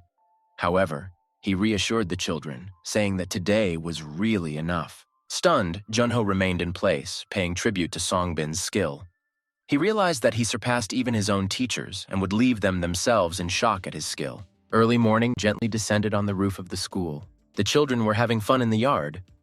Cha Wu rode Junho, and now they competed in races with their classmates, shouting and teasing each other. Songbin just peacefully watched the children play and took comfort in the fact that they seemed to get along well over the past few days. At this time, a cute girl appeared on the playground and was noticed by a girl from the class. Songbin and the children turned their attention to her. Junho immediately forgot about the games and rushed to her, calling her his little sister. He jumped up to her, wondering what she was doing here. She just carefully patted him on the head, saying that she just wanted to see how hard her little brother was studying at school. Songbin quickly put together a puzzle in his head. If this girl is Junho's sister, then it seems that she is the daughter of the head of the martial arts school. The girl drew attention to him. She was unusually cute. She timidly introduced herself. Her name was Jok Saewa, and she was Junho's older sister. Her gaze lowered. Apparently, she was very shy. Songbin folded his hand in a respectful gesture and hurried to introduce himself. He invited her to sit on the terrace at his table. The children looked with curiosity at the stranger at their teacher's table. Chawu immediately noted that the girl turned out to be a cutie. So-So snorted disdainfully, calling her not so cute. Meanwhile, a conversation was going on between the adults. Chok Saiwa wondered if her brother was behaving well. Songbin hospitably poured tea into cups. According to him, Chuno behaved well, although there were concerns because the children did not become friends right away. However, Songbin was pleased that Junho was an active boy and was accepted into the company. This made things easier. Songbin jokingly advised her to help him a little with his homework. Chok Saewa admitted that Junho often remembers her teacher at home. According to Chuno, their teacher is fair, helps resolve conflicts, reconciles both sides, calms and encourages all children. Songbin was a little embarrassed by the child's confessions, but he was pleased. The girl fell silent and put the cup on the edge of the table. She seemed to want to say something to Songbin. He waited, and she finally began. She had a request for him, although she understood that the request might seem inappropriate since they were meeting for the first time. The request was to help her friend. Songbin looked at her incomprehensibly. What did she mean? He assumed that she wanted him to accompany the Seo Yun Transport Company group on their journey? Saewa continued the conversation gently, so as not to scare Songbin even more. She understood that the situation required a delicate approach. So, she had a close friend named Yoon Chobin, the eldest daughter of a respected family. Their family has been going through some hard times lately. Several of their most important deliveries failed, which greatly affected their financial situation. Therefore, they were forced to take on riskier, but potentially profitable deliveries. The edge of the moon hovered mysteriously over the roof of Hoenn School, creating an ominous atmosphere. Loud conversations and screams were heard behind the walls of the building. It was Saewa once again arguing with her father. Her friend Yoon Chobin told her everything, and Saewa couldn't believe that her father, Jok, refused to help Yoon's family in such a difficult situation. They knew each other since childhood and always supported each other, so Saewa did not understand how she could abandon her friends during such a difficult period. Escorting cargo without the protection of Murim warriors was an extremely dangerous and risky undertaking. Saewa desperately tried to reach out to her father, but he stubbornly remained silent. Finally, he could not stand it and exploded with anger because his daughter did not back down. He lifted the veil of secrecy, explaining why he did not want to help their friends. It turned out that the Dan clan was involved with this cargo. Saewa couldn't believe her ears. Realizing that the cargo was intended for the Dan family, Saewa realized that they were looking for any opportunity to expand their influence over their province. Her father was right in his fears, because the Dan clan always sought to strengthen its position, even if it meant dragging others into its intrigues. The consequences could be so dire if they decide to help the Suan family in their move. The other clans with whom they interacted will not remain aloof. They will not tolerate living next to the enemy. Saewa was shocked by this news. Now Songbin understood what was happening. He had no idea before. But Saewa decided to share what she heard from her younger brother. He claimed that their teacher Songbin was proficient in martial arts. Songbin was speechless. He began to desperately object. He was just training and did not have sufficient skills to fight with someone else. But Junho claimed that he had never seen anyone better than Songbin in sword exercises. Saewa felt empowered hearing that it was the first time Junho spoke so highly of someone outside of their martial arts school. She continued to persuade Songbin. From her bag, she took out an old book, which had been passed down in their family from generation to generation and was strictly guarded in the house. But she decided to make an exception and give this book to Songbin for study. In addition, Saewa had reliable medical pills for diseases that could protect him during the trip. Songbin began to resist, believing that if he agreed to go, he would have to close his school. What will happen to the children? Saewa understood perfectly well that this was not what he was truly worried about. She perked up in an attempt to persuade Songbin, reminding him of the summer holidays, when the school would close anyway.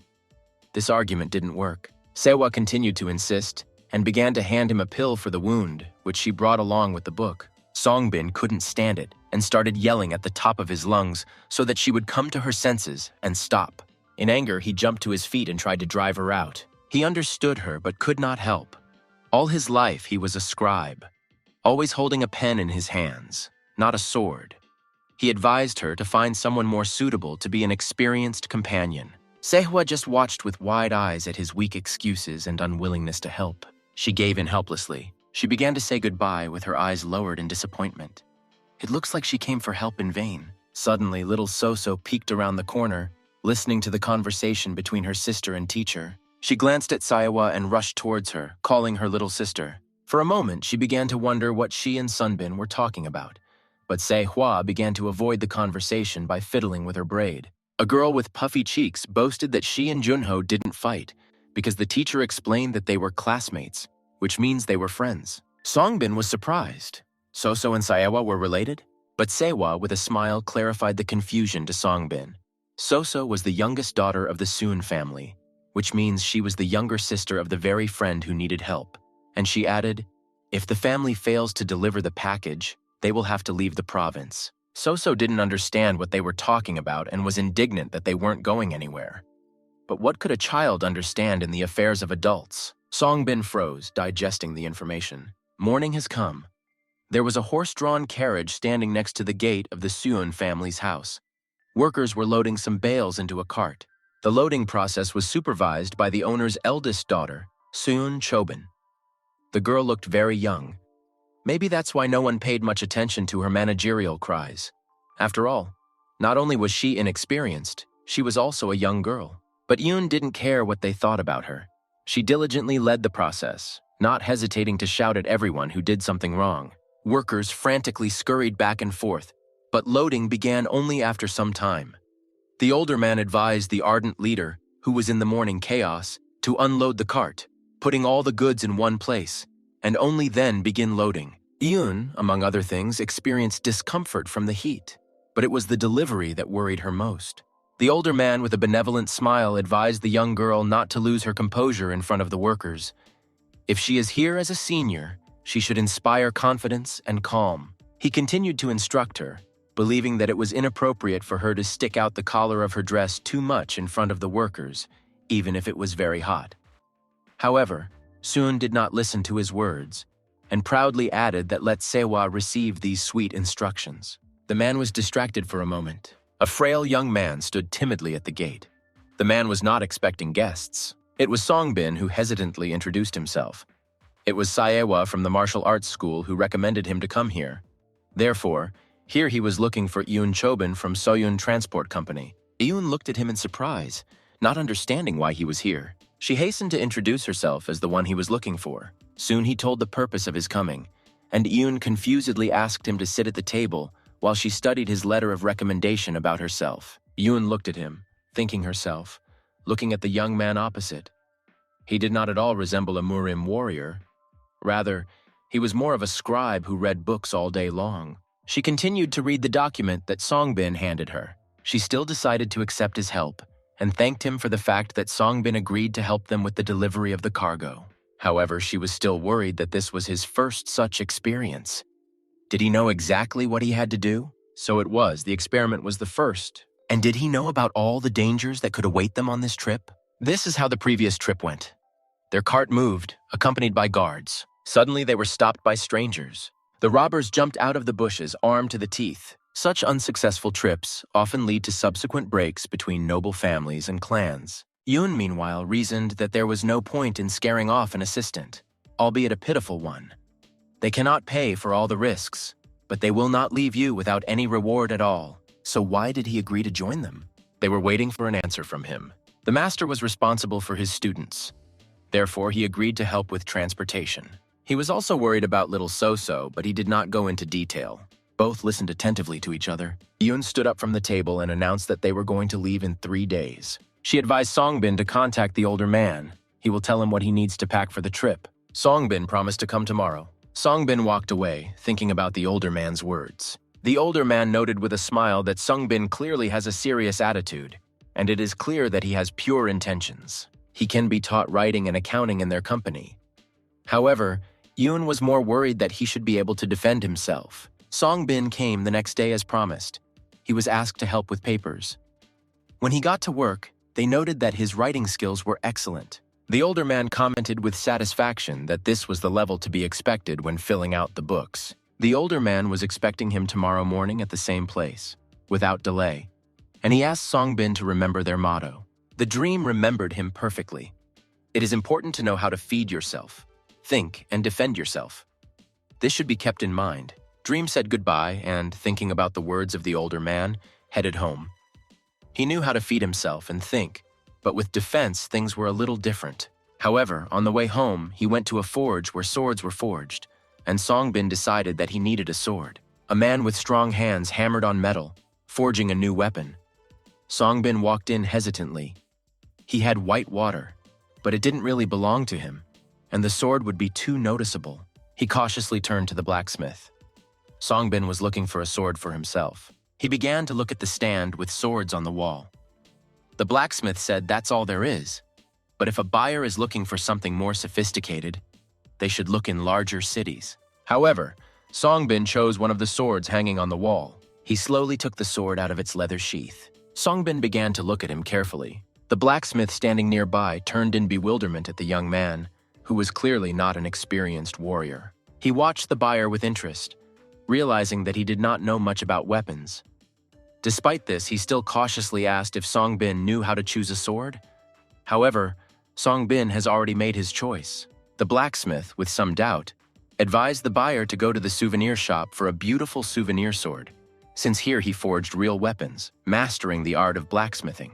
Songbin quickly assured him that he wanted this particular sword and appreciated its quality. Did the sword have a name? The blacksmith scratched the back of his head in bewilderment. Why did the iron sword have a name? Songbin confidently hung his sword in his belt and headed towards the exit. He walked away, his brand new sword sparkling in the sun. Late evening enveloped the city.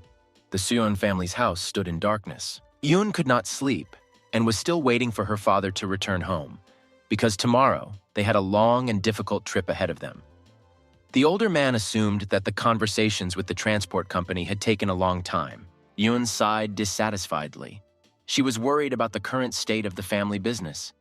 They were forced to negotiate an advance payment despite the lack of staff. The trip was not organized in the best way. Yoon peered into the darkness beyond the gate, trying to make out at least some outlines in the darkness. The older man, noticing her anxiety, tried to calm her down. Even though now everything did not go as smoothly as we would like, the result in the end will be worthy. Finally, a familiar hand appeared at the gate. The gates opened, creaking, and Father Yoon burst into the yard, clearly tipsy. Her father could barely stand on his feet, and this caused her anxiety.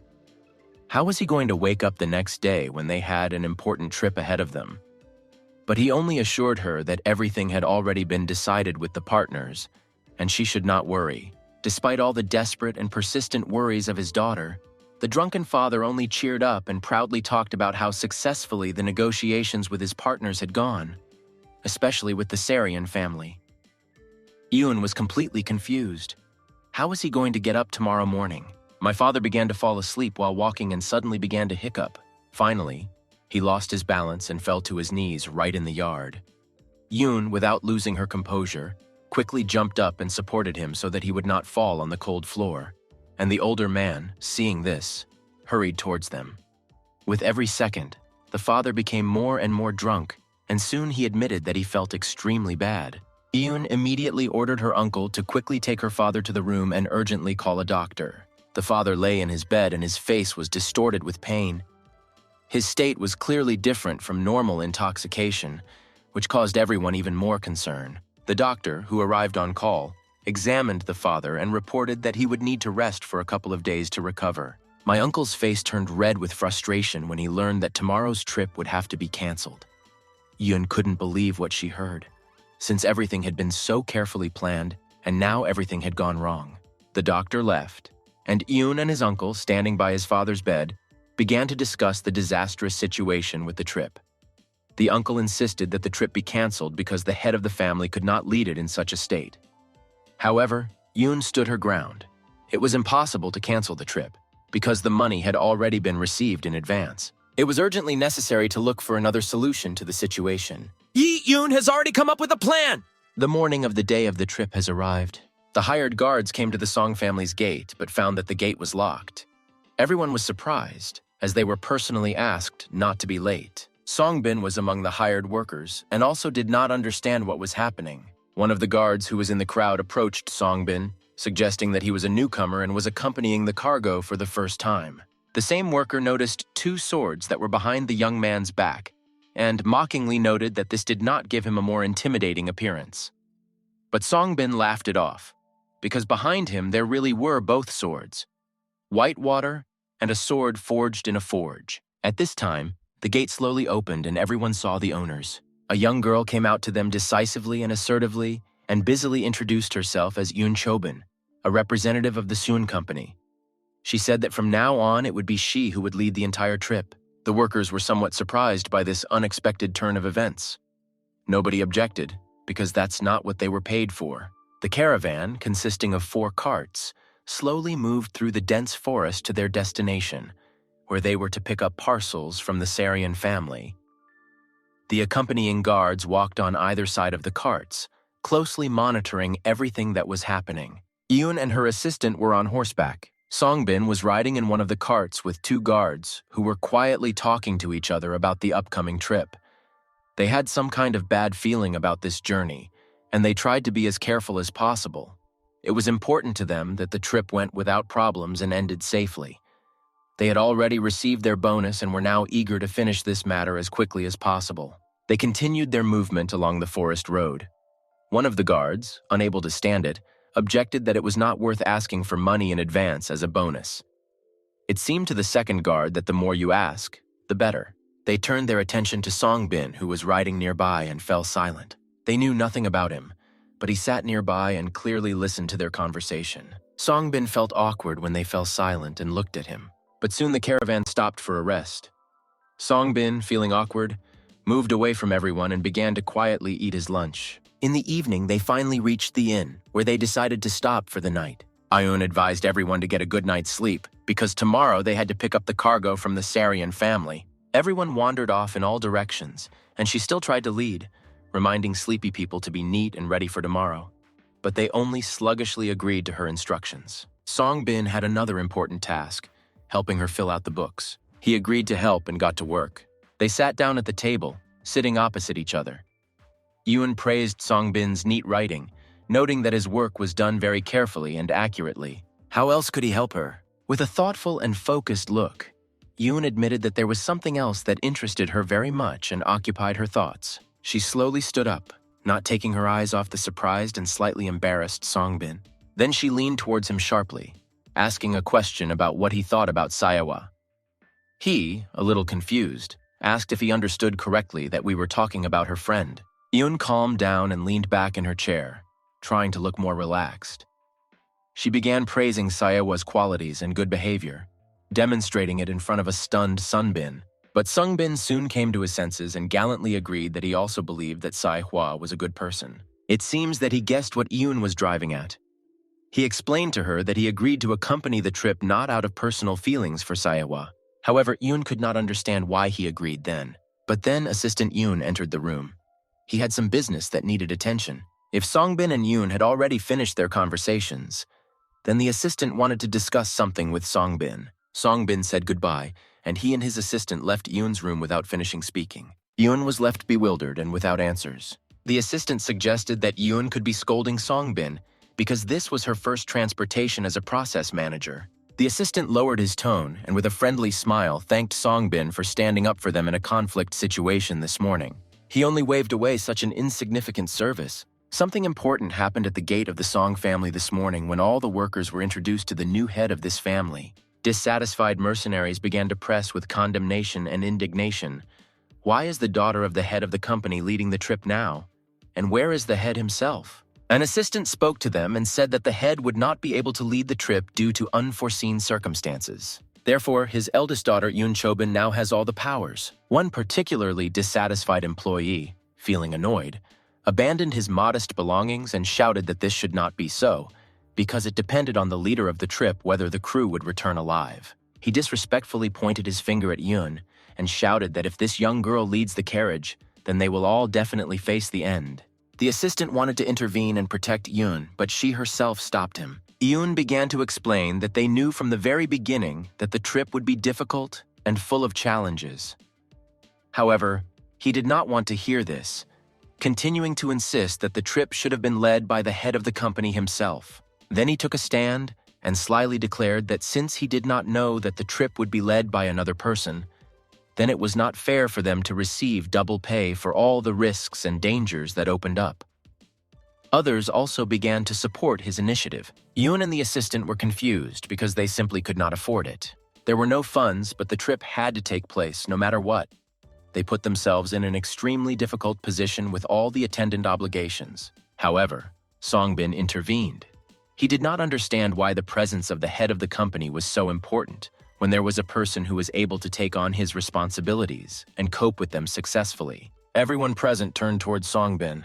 The most quarrelsome and irritable worker from the whole group glared at him especially angrily. This employee immediately replied to Songbin that it was because of the head that he agreed to this job. But Songbin, without being embarrassed, retorted, noting that then he undoubtedly should at least know the name of the head of the company with whom he would work. The bully seemed to stop short, not understanding where the young man was going and what he wanted to say by this. Songbin continued, expressing his inability to understand how a bully could ask for more money from someone whose name he doesn't even know. Even more loudly, he declared for all those around him to hear that he, too, was aware of the risks associated with the trip, and that, from the point of view of fairness, payment should be appropriate. However, he added that he would not take advantage of the company's difficult situation to satisfy his own personal needs. The bully even sat down slightly at such a daring answer from the young man. He immediately grabbed Songbin by the collar of his clothes, intending to start a fight. However, Yoon came forward and decisively replied that everyone had been warned in advance about the risks of the trip. The contract provided did not include the name of the trip leader, and therefore the decision as to who will lead the group rests solely with the transportation company. The bully became indignant and became even more bitter because he did not believe that the young girl could successfully complete the trip without their help. However, she added that the payment for services will not be changed and no one will raise it. If this does not suit someone, then they can leave the group, but at the same time return the money that was paid to them in advance. She immediately pointed her finger at all those who were dissatisfied and said that if something doesn't suit them, then let them leave right away, because with their actions, they only increase risks and create additional problems. The bully almost crushed his teeth from anger. However, he growled with rage, let go of Songbin with a jerk, and also abruptly began to leave, throwing offensive cries. No one else moved or tried to stop him. The assistant praised Yoon for her grit and determination. He only commanded that it was time to hit the road. A cavalcade of carts, led by horses, led by Yoon and an assistant, began to move along the dusty road, chanting the name of the transport company, carrying its banner in front. The assistant and Songbin were already standing at the threshold of their rooms. The first of them warned that starting tomorrow, they will introduce night watches to ensure safety. The assistant asked Songbin what hours he would prefer for duty. He knew from experience that guards usually chose the earliest and late hours of the night for their work. However, Songbin stated that he would prefer the middle of the night. The assistant was surprised by this choice, because this time is considered one of the most inconvenient for awakening. But Songbin only confirmed that this is the time that suits him the most, and he is ready to work at such hours. In the dark room where the guards were resting, everyone who was on duty was snoring peacefully. However, Songbin was not sleeping. He quietly left the room and began to carefully make his way through the dark thicket of the forest, holding white water with him. It was the perfect time to start my morning workout.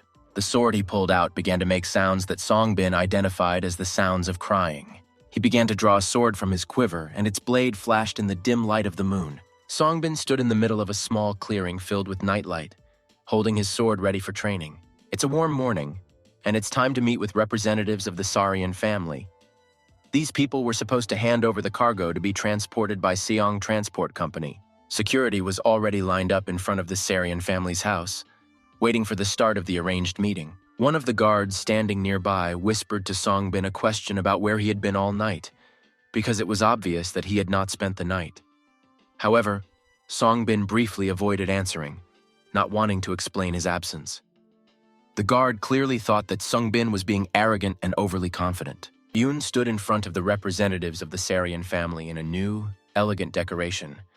She looked much more mature and therefore even more attractive. She confidently approached them, respectfully introduced herself, demonstrating the appropriate gesture. People from the Sarian family also responded to her with the same respectful bow. Soon the wagons began to fill with parcels and bales ready for departure. The workers diligently tied the load so that it would not fall along the road and cause additional inconvenience. Security, meanwhile, stood aside and only observed the process, without participating in the loading. Only Songbin stood aside and carefully recorded all the data about the goods in the ledger. He carefully took notes, but asked to open the chest and make a complete inventory of the goods.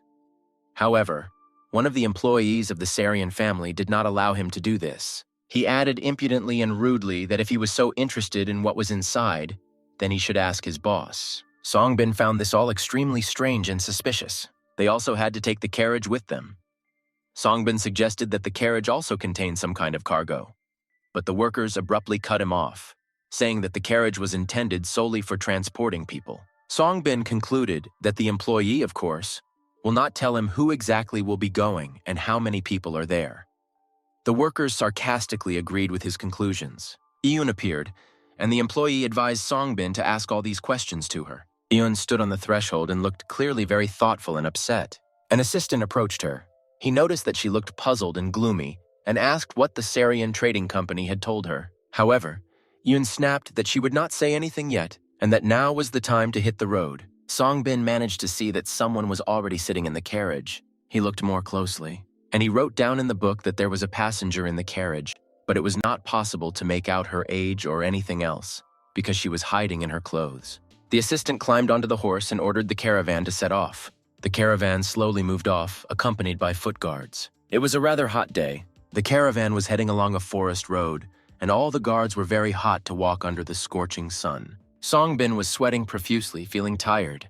The day finally began to come to an end, and the scorching sun began to hide behind the horizon.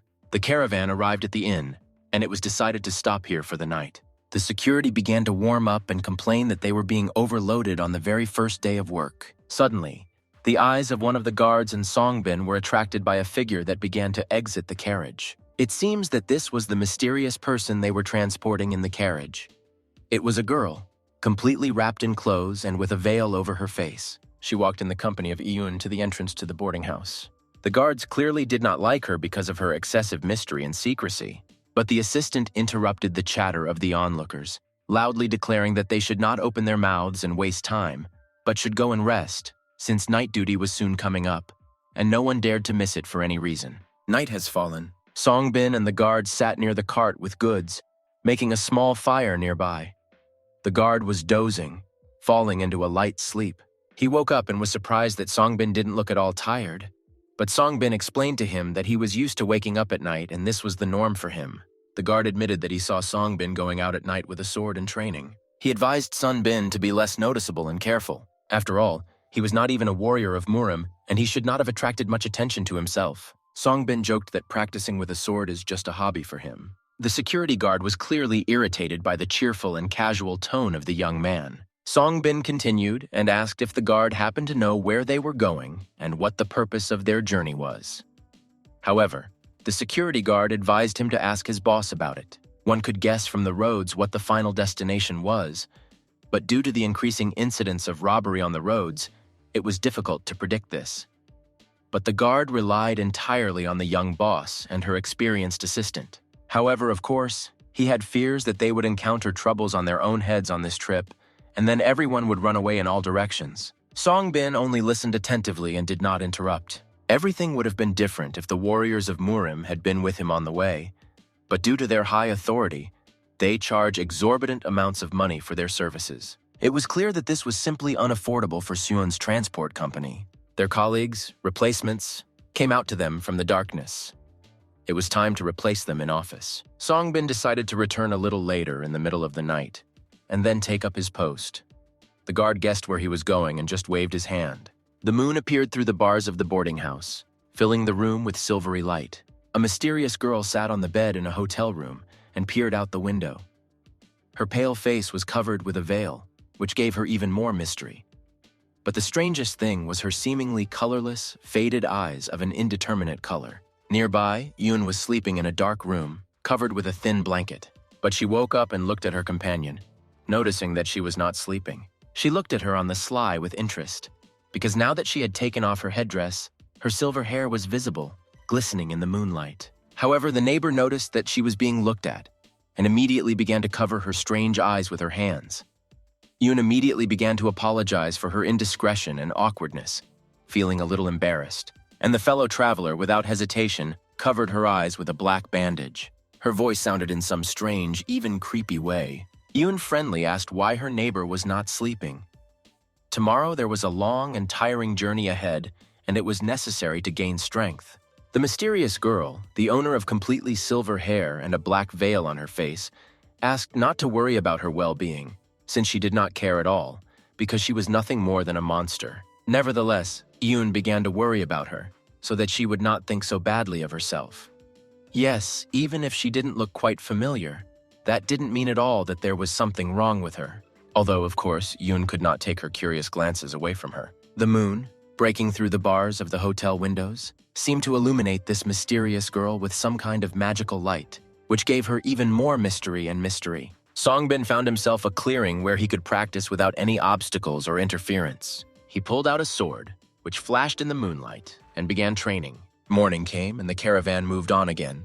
It was time to take a break, so the assistant ordered everyone to stop. They began to make a fire to cook something in the pot. After some time, the guards sat around the fire and began to eat noodles from bowls. The food, I must say, was much tastier in nature.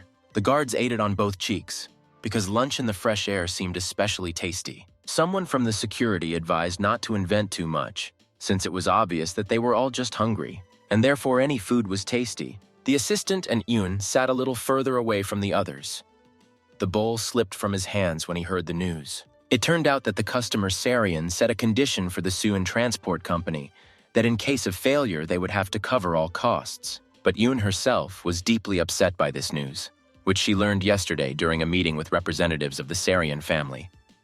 They told her about this after everything was decided, and it was too late to refuse. At that time, the contract had already been signed, and most importantly, it bore the signature of her own father, which made the situation even more complicated.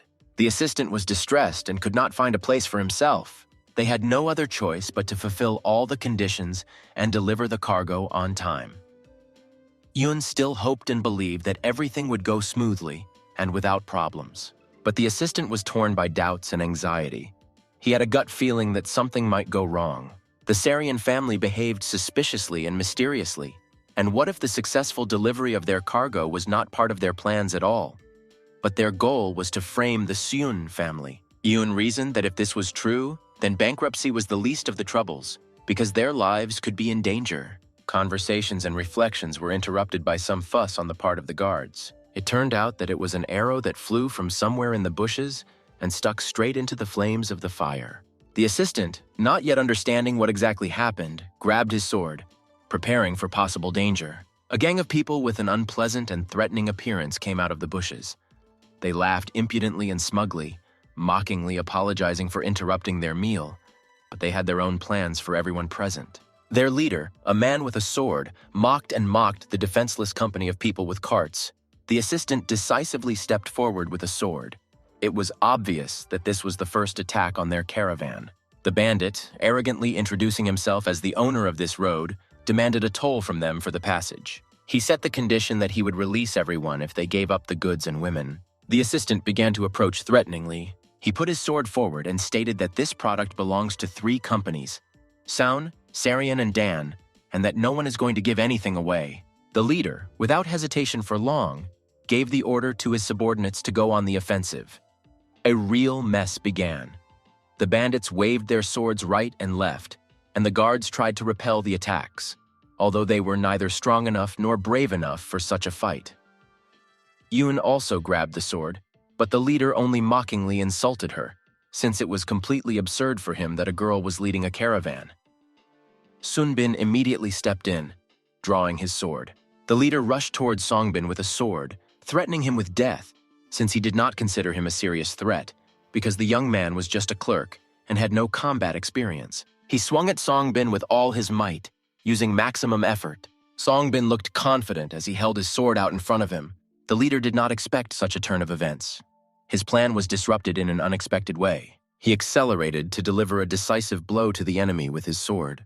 But Songbin deftly parried his blow with his sword, repelling the attack. The bandit flew away, thrown back by the powerful blow of white water. The hands of the stunned attacker trembled, and it seemed that they no longer yielded to him and lost their strength. Songbin stood in front of a gang of bandits, confidently waving his sword and driving them away. The guards, Yoon and the assistant, froze in amazement at how quickly and dramatically the situation changed. The leader was furious at his defeat and did not understand what exactly had happened. He could not so easily allow some clerk to defeat him, and again rushed into battle, shouting insults and curses. Songbin noticed that although the attacker looked intimidating and swung his sword quite impressively, he did not even know the basic principles of combat. All his ardor was nothing more than an attempt to frighten everyone present. If this person saw his own shallow and inept sword style, he would probably be angry with himself. Songbin raised his sword without showing much fear. Whitewater was ready to act. The shockwave emanating from his weapon immediately blocked the leader's attack. The leader was thrown back, flying to the side, veiled by clouds of dust on the ground. The leader's companions were in complete shock that their boss was so easily defeated by a young man with a sword.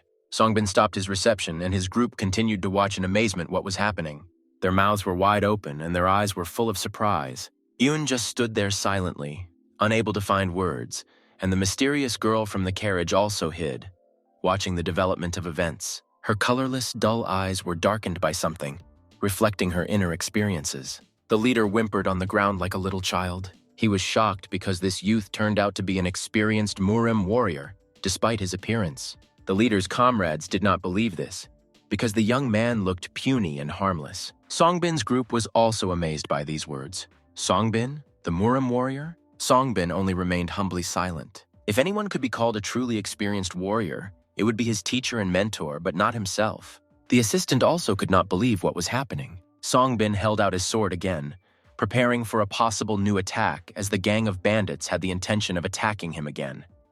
However, they could not decide to do this with confidence. Their hands were full of weapons, and rage burned in their eyes. Although the enemy was young and slender, he turned out to be a powerful and formidable opponent. Songbin never tired of keeping them at a distance with his sword. Holding Whitewater in his hand, Songbin seemed to be illuminated with a mysterious glow. This disoriented the bandits, causing them doubts. Should they fight against magic? He did not let them go, continuing to await their further actions. They also remained waiting, not daring to attack. Songbin's eyes seemed to be filled with some kind of unearthly light, emitting an incredible radiance. The boss was overcome by a new wave of pain. Screams and exclamations were heard from the bandits who surrounded the group. They began to shake with some kind of fever.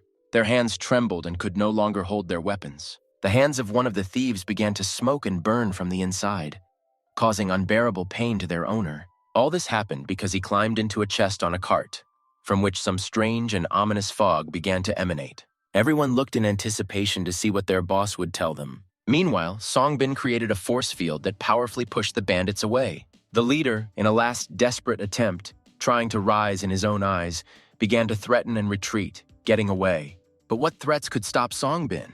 He did not engage in insults and threats. The thieves humiliated themselves by taking too slippery a path. They disappeared into the thicket of the forest, running away, being completely defeated and retreating. A serious problem has arisen in Yoon's group besides the attack. Everyone turned their attention to the box, which was touched by one of the guards, and the smoke from which burned his hands. No one dared to come up and close the lid, since it was obvious that there was poison in the box. This was the only thing they lacked for all the troubles from above. However, the mysterious passenger of the carriage entered. She walked resolutely towards the box, despite the dangerous smoke. She seemed not to care about these strange and frightening fumes. She began to move her bare hands over the smoke. People were completely confused by what they saw. The girl simply covered the box with a lid. Everything was ready. The assistant and Yoon were no less confused. He was the first to wake up from his surprise and immediately took control of the situation, ordering them to leave the place and putting the wounded in carts. But for some reason, Yoon stopped them. She walked over and addressed Songbin with special respect, calling him Master Song. Yoon, as a sign of gratitude, dropped to one knee, bowing his head. Yoon was followed by an assistant, which was no small surprise for Songbin. He also knelt in respect, like the other guards. Songbin, looking confused at what was happening, asked them to stand up and stop thanking him. Night has come. The caravan reached the nearest boarding house for the night. Yoon and the assistant were sitting at a table in the room. Yoon was even more worried about the trip after what happened. There were wounded among the guards and guides. It seems that word has already spread around the area about the cargo they are accompanying, about elixirs and a mysterious girl in a veil. Only Yoon corrected her assistant, because instead of elixirs there was poison in the chest, and there was no beauty in the girl's place. She remembered how she and her assistant had fun joking about female beauty. On the map deployed by the assistant, it was clear that soon the wide, comfortable road would disappear and be replaced by a narrow path. If the bandits attack again, it will be easier to defend on the narrow road. Yoon dreamily remembered Songbin with his unsurpassed ability to defend himself. Who would have thought that such a warrior was hiding behind this man? But why did he hide his skills from them? There are too many different people in the world of Murim warriors, so it should not be surprising that a seemingly simple scribe could have such powerful skills. White water cut through the air, cutting out bright flashes of light and painting the space in a silvery hue. Songbin, as usual, was training in the forest in a spacious clearing, immersed in the morning silence. The boarding house where the travelers spent the night seemed completely immersed in sleep. Songbin was already lying on his bed, preparing for a new day. The next morning, first thing, as was his habit, Songbin asked if his teammates slept well. One of the guards, who flinched when he was addressed in a deliberately polite tone, replied that, of course, he slept well, and asked the Song warrior not to worry about his well-being. Songbin began to protest against his new title and asked to be called by his previous name, but he stubbornly insisted that he must address the warrior with due respect. Songbin took the conversation in a different direction as he wondered why the guard got up before dawn. It turned out that not only he woke up, but also the others. Everyone suddenly became quiet, and Songbin was finally able to see that these people were already dressed, and their things were already behind them. It looks like they got up early for a reason. One of the guards also began to make excuses to Songbin for their strange behavior. Songbin wondered if they were really going to abandon the caravan and give up their work. But the workers asked Songbin not to shout so that no one would hear them, and he could not believe that they just decided to leave without warning. The guards understood that their actions were shameful. The people explained that their job was to escort the cargo, but this trip was too dangerous for their lives, and no amount of money could force them to stay where they were. Where were they going to go? Back to work in the mines where they would have to carry heavy loads? Could Songbin somehow prevent their escape? If they left because of danger, then Songbin could teach them something useful. However, people understood that his skills were deadly, and they themselves were just ordinary hard workers. Could Songbin pass on his art and his skills to all the guards? But Songbin was full of enthusiasm and desire to teach them at least some kind of martial art. This sounded incredible to ordinary guards. Yoon was sleeping, but some screams woke her up. Yoon slowly began to wake up, not understanding what the rush was and why she was woken up so early. The assistant stood at the window and stared at something. She needed to see it with her own eyes. So what? There was no dream when she saw what was happening in the yard. In the courtyard, under the early morning sun, Songbin walked among his new students, who held swords in front of them, and taught them how to properly wield weapons. Shallow, unsteady breathing did not contribute to smooth movements, so the first lesson in martial arts was focused on deep, even breathing. Yoon and the assistant sat in complete silence and bewilderment at what they saw. It was amazing to see Songbin teaching martial arts to mere mortals so openly. Could the warrior Murim do this? Yoon suggested that her deputy try to learn from Songbin. However, he awkwardly cleared his throat, saying that he would do it later. The caravan continued its movement along forest roads. For a rest, they stopped in a forest clearing, where they lit a fire to cook food. Songbin was the center of attention, and was telling something to the guards, who were listening to the young man with attention. Songbin taught them to keep their backs, and also be careful with chests that contained something unknown and possibly dangerous. The caravan arrived at its next stop at the guest house in the evening of that day. The moon hung over the mountains and forests, illuminating the night sky. Patterned doors led to the chambers of travelers. The mysterious girl was lying on the bed. She did not sleep, and it seemed that something was disturbing her. She silently put on her headdress and veil, and then she also silently left the room, trying not to wake up the sleeping Yoon. She walked lightly among the bushes in the dark forest. For the first time since the trip began, she was able to be alone. At first, she did not understand the reason for her anxiety, but for some time she began to realize what was the matter. All these nights she could not sleep, but it seemed that now she understood why.